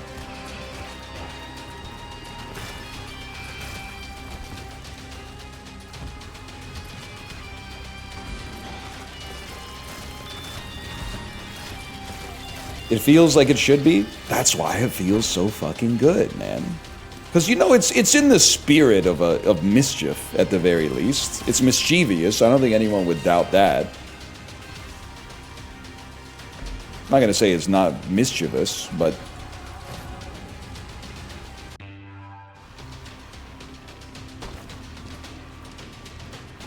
We go again, by the way.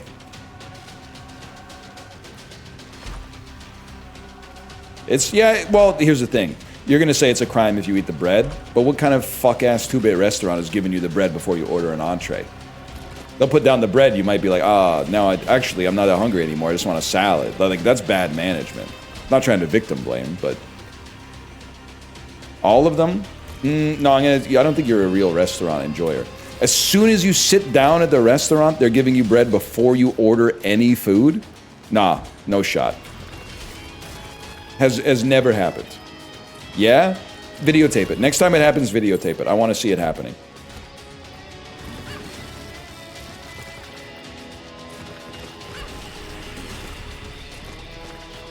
Chips and salsa at a Mexican joint? Chips and salsa I could see, because I mean, bread is right in my cultural wheelhouse. I won't pretend to know exactly what's going on with the chips and salsa. I want you to videotape the bread. I want you to go to the Olive Garden and say, sit down and say, we'll take our free bread now, please. And I just want to videotape, no editing, no AI, no Sora, no Grok. I want to see the reaction. Because I'm choosing to believe you, but I'm also choosing to say that I want to see it happen. And if you know that it happens every time, you shouldn't have a problem videotaping it. You shouldn't be offended by me asking for proof. They brought the bread to me yesterday before we even met the server. Crazy. Show me the video. Show me the video. That's all I can say. Over here, we do things a little bit differently. The way we do it, you sit down. They say, do you need any help with the menu? I say, no, I've been reading for years. You order an entree, and then they go, okay, we'll be right back with your bread. I gotta see this, man. I gotta see this. Because this just seems like this is now calling the whole thing into question.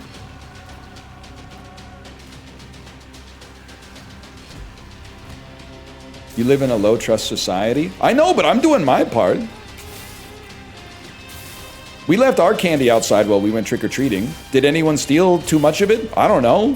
We didn't put a fucking camera on it because I guess I just got other shit to worry about than whether my fucking neighbors in my community got $5 worth of candy when they were supposed to get like 25 cents or something like that. Like it just doesn't matter to me.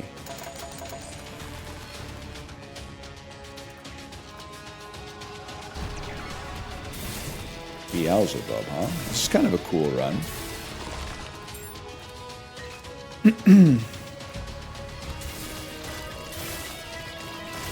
Why bother putting it out if somebody is just going to take it all? Or like so that I don't know what you're trying to say. What's the other one? Is like I'll just leave it inside of my house? I don't really understand the question, I suppose. Because it's Halloween and you give out the candy?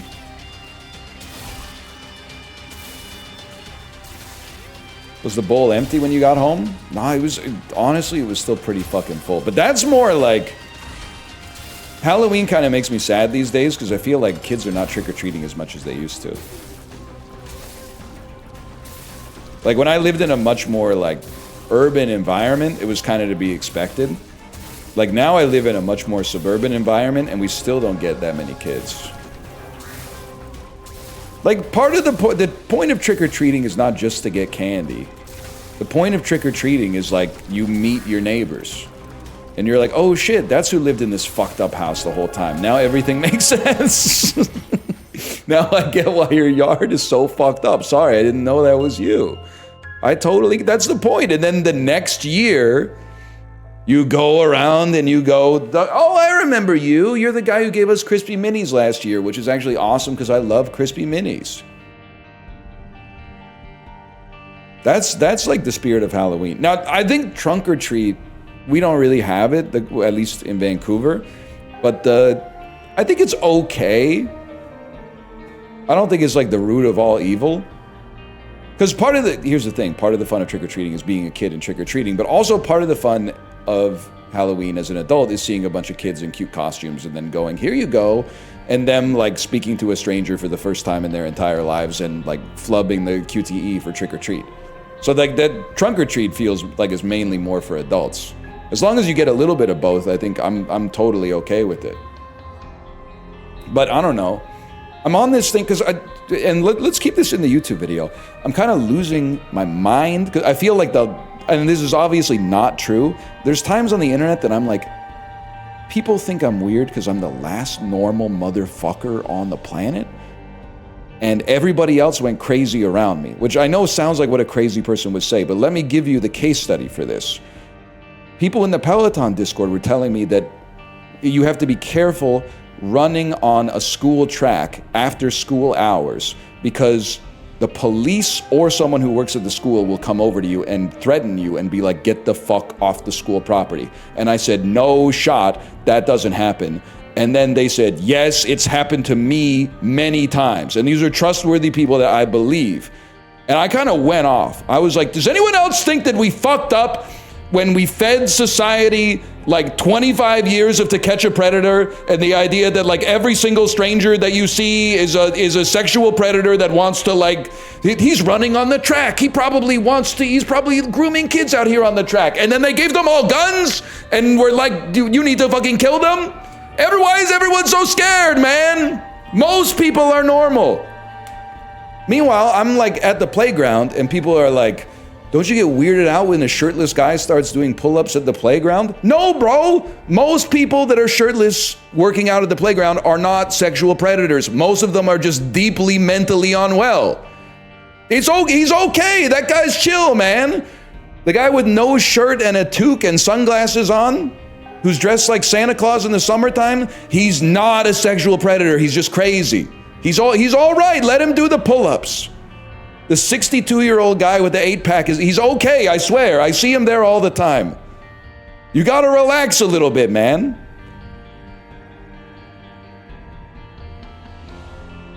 I think it started for me. The theme started when everyone told Dan, don't try to get your iPad back, you're gonna get killed. And then they're like, well, can you blame us? And I'm like, yeah, bro, you need to get the fuck off the internet and talk to some real human beings. I'm not saying nobody out there is gonna kill you, okay? Like you can lose the lottery on getting murdered, for sure, for a stupid ass reason. But it's gonna be the one that you don't see coming. If you're not gonna be like, oh, I really dodged a bullet by not doing a J-turn in that person's driveway. You're just gonna be out and about somewhere and then it's gonna, oh, I didn't see that one coming, shit. Like that's, statistically speaking, that would be the way it goes. You can't be that afraid about it. There's some things you should be more afraid of the diet sodas, I guess is what I'm trying to say. You see those videos of moms freaking out at people glancing at them in the parking lot? So you haven't been listening. I have not seen those videos, but I do believe that. And my grandma's always, like before I was off Facebook, she was always posting stuff on Facebook that was like, if you ever see a piece of tape on your car, run back into the shopping mall. That's human traffickers put a piece of scotch tape on your car door handle to mark your car. And then when you come back, they're gonna hit you over the head with a big club and sell you into sexual slavery. And I'm like, Grandma, no, I don't think that's true. I don't think that's true.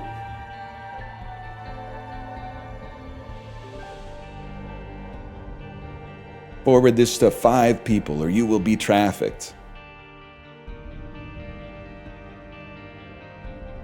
She's right, man. I'm always like, free tape. That's true. I wouldn't be so mad about it if they would stop falling for like Liarbird AI, hey, I'm in prison and I need 15 grand in Amazon gift cards for bail money right away. Shut the fuck up, Grandma! Grandma, they fucking need you to give them 15. Go to the Bitcoin ATM inside of the vape shop. Yeah, that sounds like my grandson.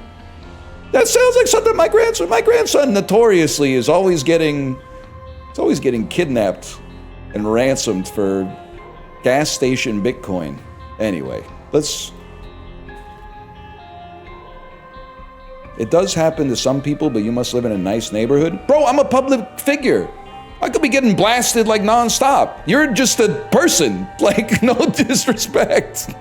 I'm telling you not to be afraid. Sometimes I'll walk into a place and like 2 people will be like, there's that guy right there. I know this guy. There's people out there with an axe to grind because they're crazy. You're probably moving different out there. You're moving invisible. You're chill.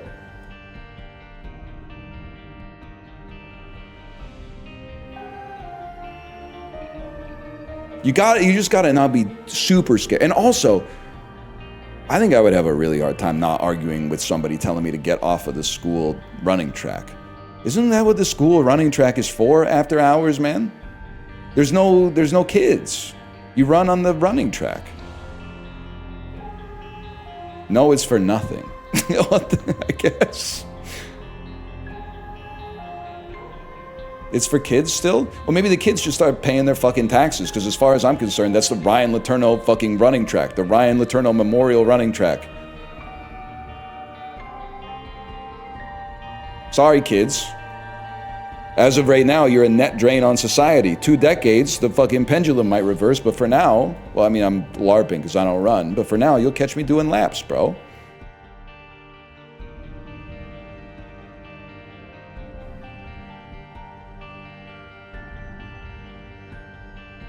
Post mile time? I think I'm trying to think. I think I'm like a 9-minute mile guy, to be honest. I want to start running again, because being away makes it really hard to bike. I bet you got a sub 8 in you. When I was running, you should slash Mario. This is now just mindless self-indulgence. When I was running, I was typically doing like a 55-minute 10K. But that wasn't like a hard run. That was just like a, hey, let's run through Bruce Springsteen's Born to Run like 2 times.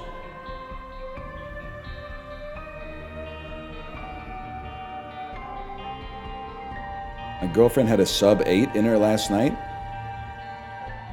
That's crazy, because that's like, are you talking about your penis? I'm not trying to... Because sub 8 that's a big range, man. That could still be kind of a monster. I don't know if you're telling a joke. Oh, centimeters. Sorry, I forgot. The fuck are we gonna do for 10 minutes, man? The school board wanted to sue a friend of mine for running on the track until they found out he was on city council. Well, sue him for what? Like, sue him for trespassing?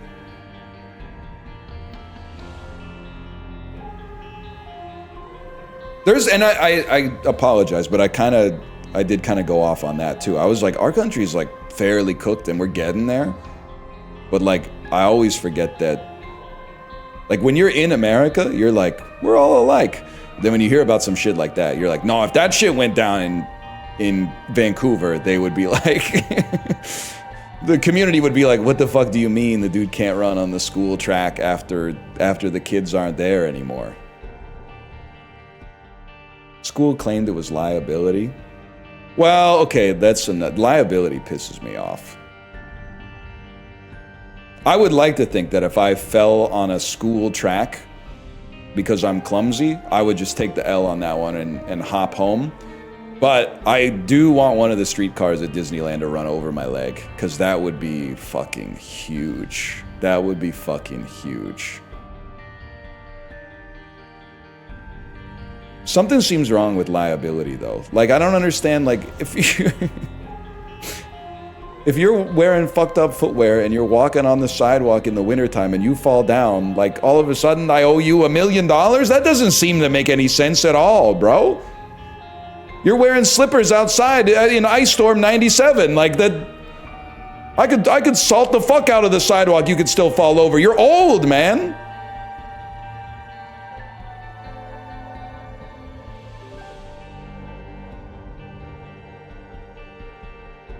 How do you avoid getting sued on a daily basis?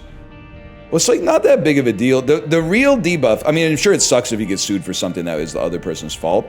Like one of those situations where like a robber falls through your skylight and cuts their arm really bad and then they sue you. But like, the big debuff is that you can't have shit because of liability. Because it's like, well, like the same, I'd love to finance, I'm not gonna build it. I'd love to finance a community playground, but unfortunately, some kid, you know, gets CJ Strouded on the fucking playground. All of a sudden, it's my fault that the other kid's parents are like neglectful. The other kid's parents who roughed the passer because they're both workaholics. It's not their fault, it's my fault because I took ownership of the fucking grass or whatever. So you can't have any. It wasn't a late hit. I didn't see it. I just saw CJ Stroud go from 4.96 points to doubtful to out. And I went, no!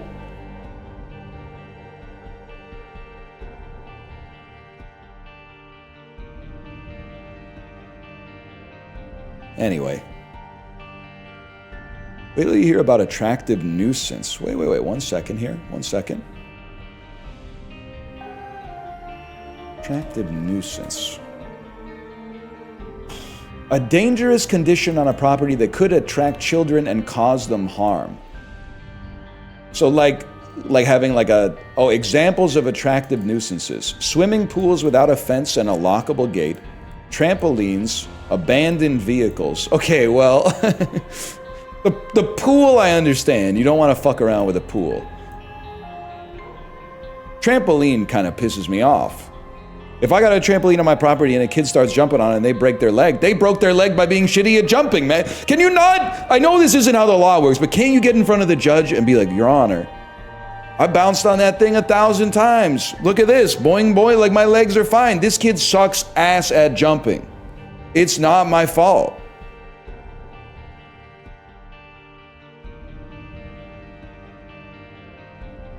Use clear warnings.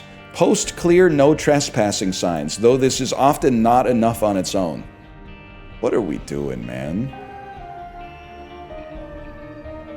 Ensure you have adequate homeowner's insurance? What the fuck is my deductible if a kid breaks into my backyard and drowns in my swimming pool, man? This doesn't make any sense!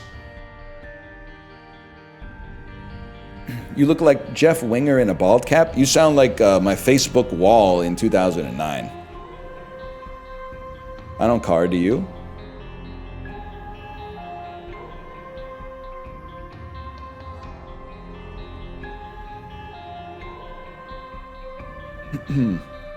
This is crazy, man. Dive deeper in AI mode. You guys should dive deeper in AI mode on this issue of property law and liability. Do it. I'm gonna click the button and a puff of smoke is gonna come out of my computer tower. Woof.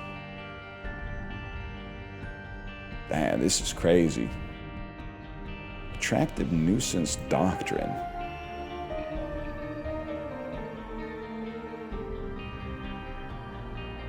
Whatever. I'm on, like, going to a legal page on Wikipedia is the same as going to like a math page. You'll be in high school and be like, I want to learn a little bit more about trigonometry, and then they start hitting you with math theory or some shit like that, and you're like, get me out of here.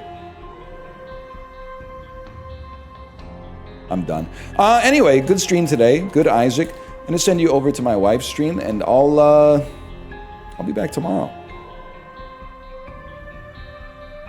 Good night, y'all.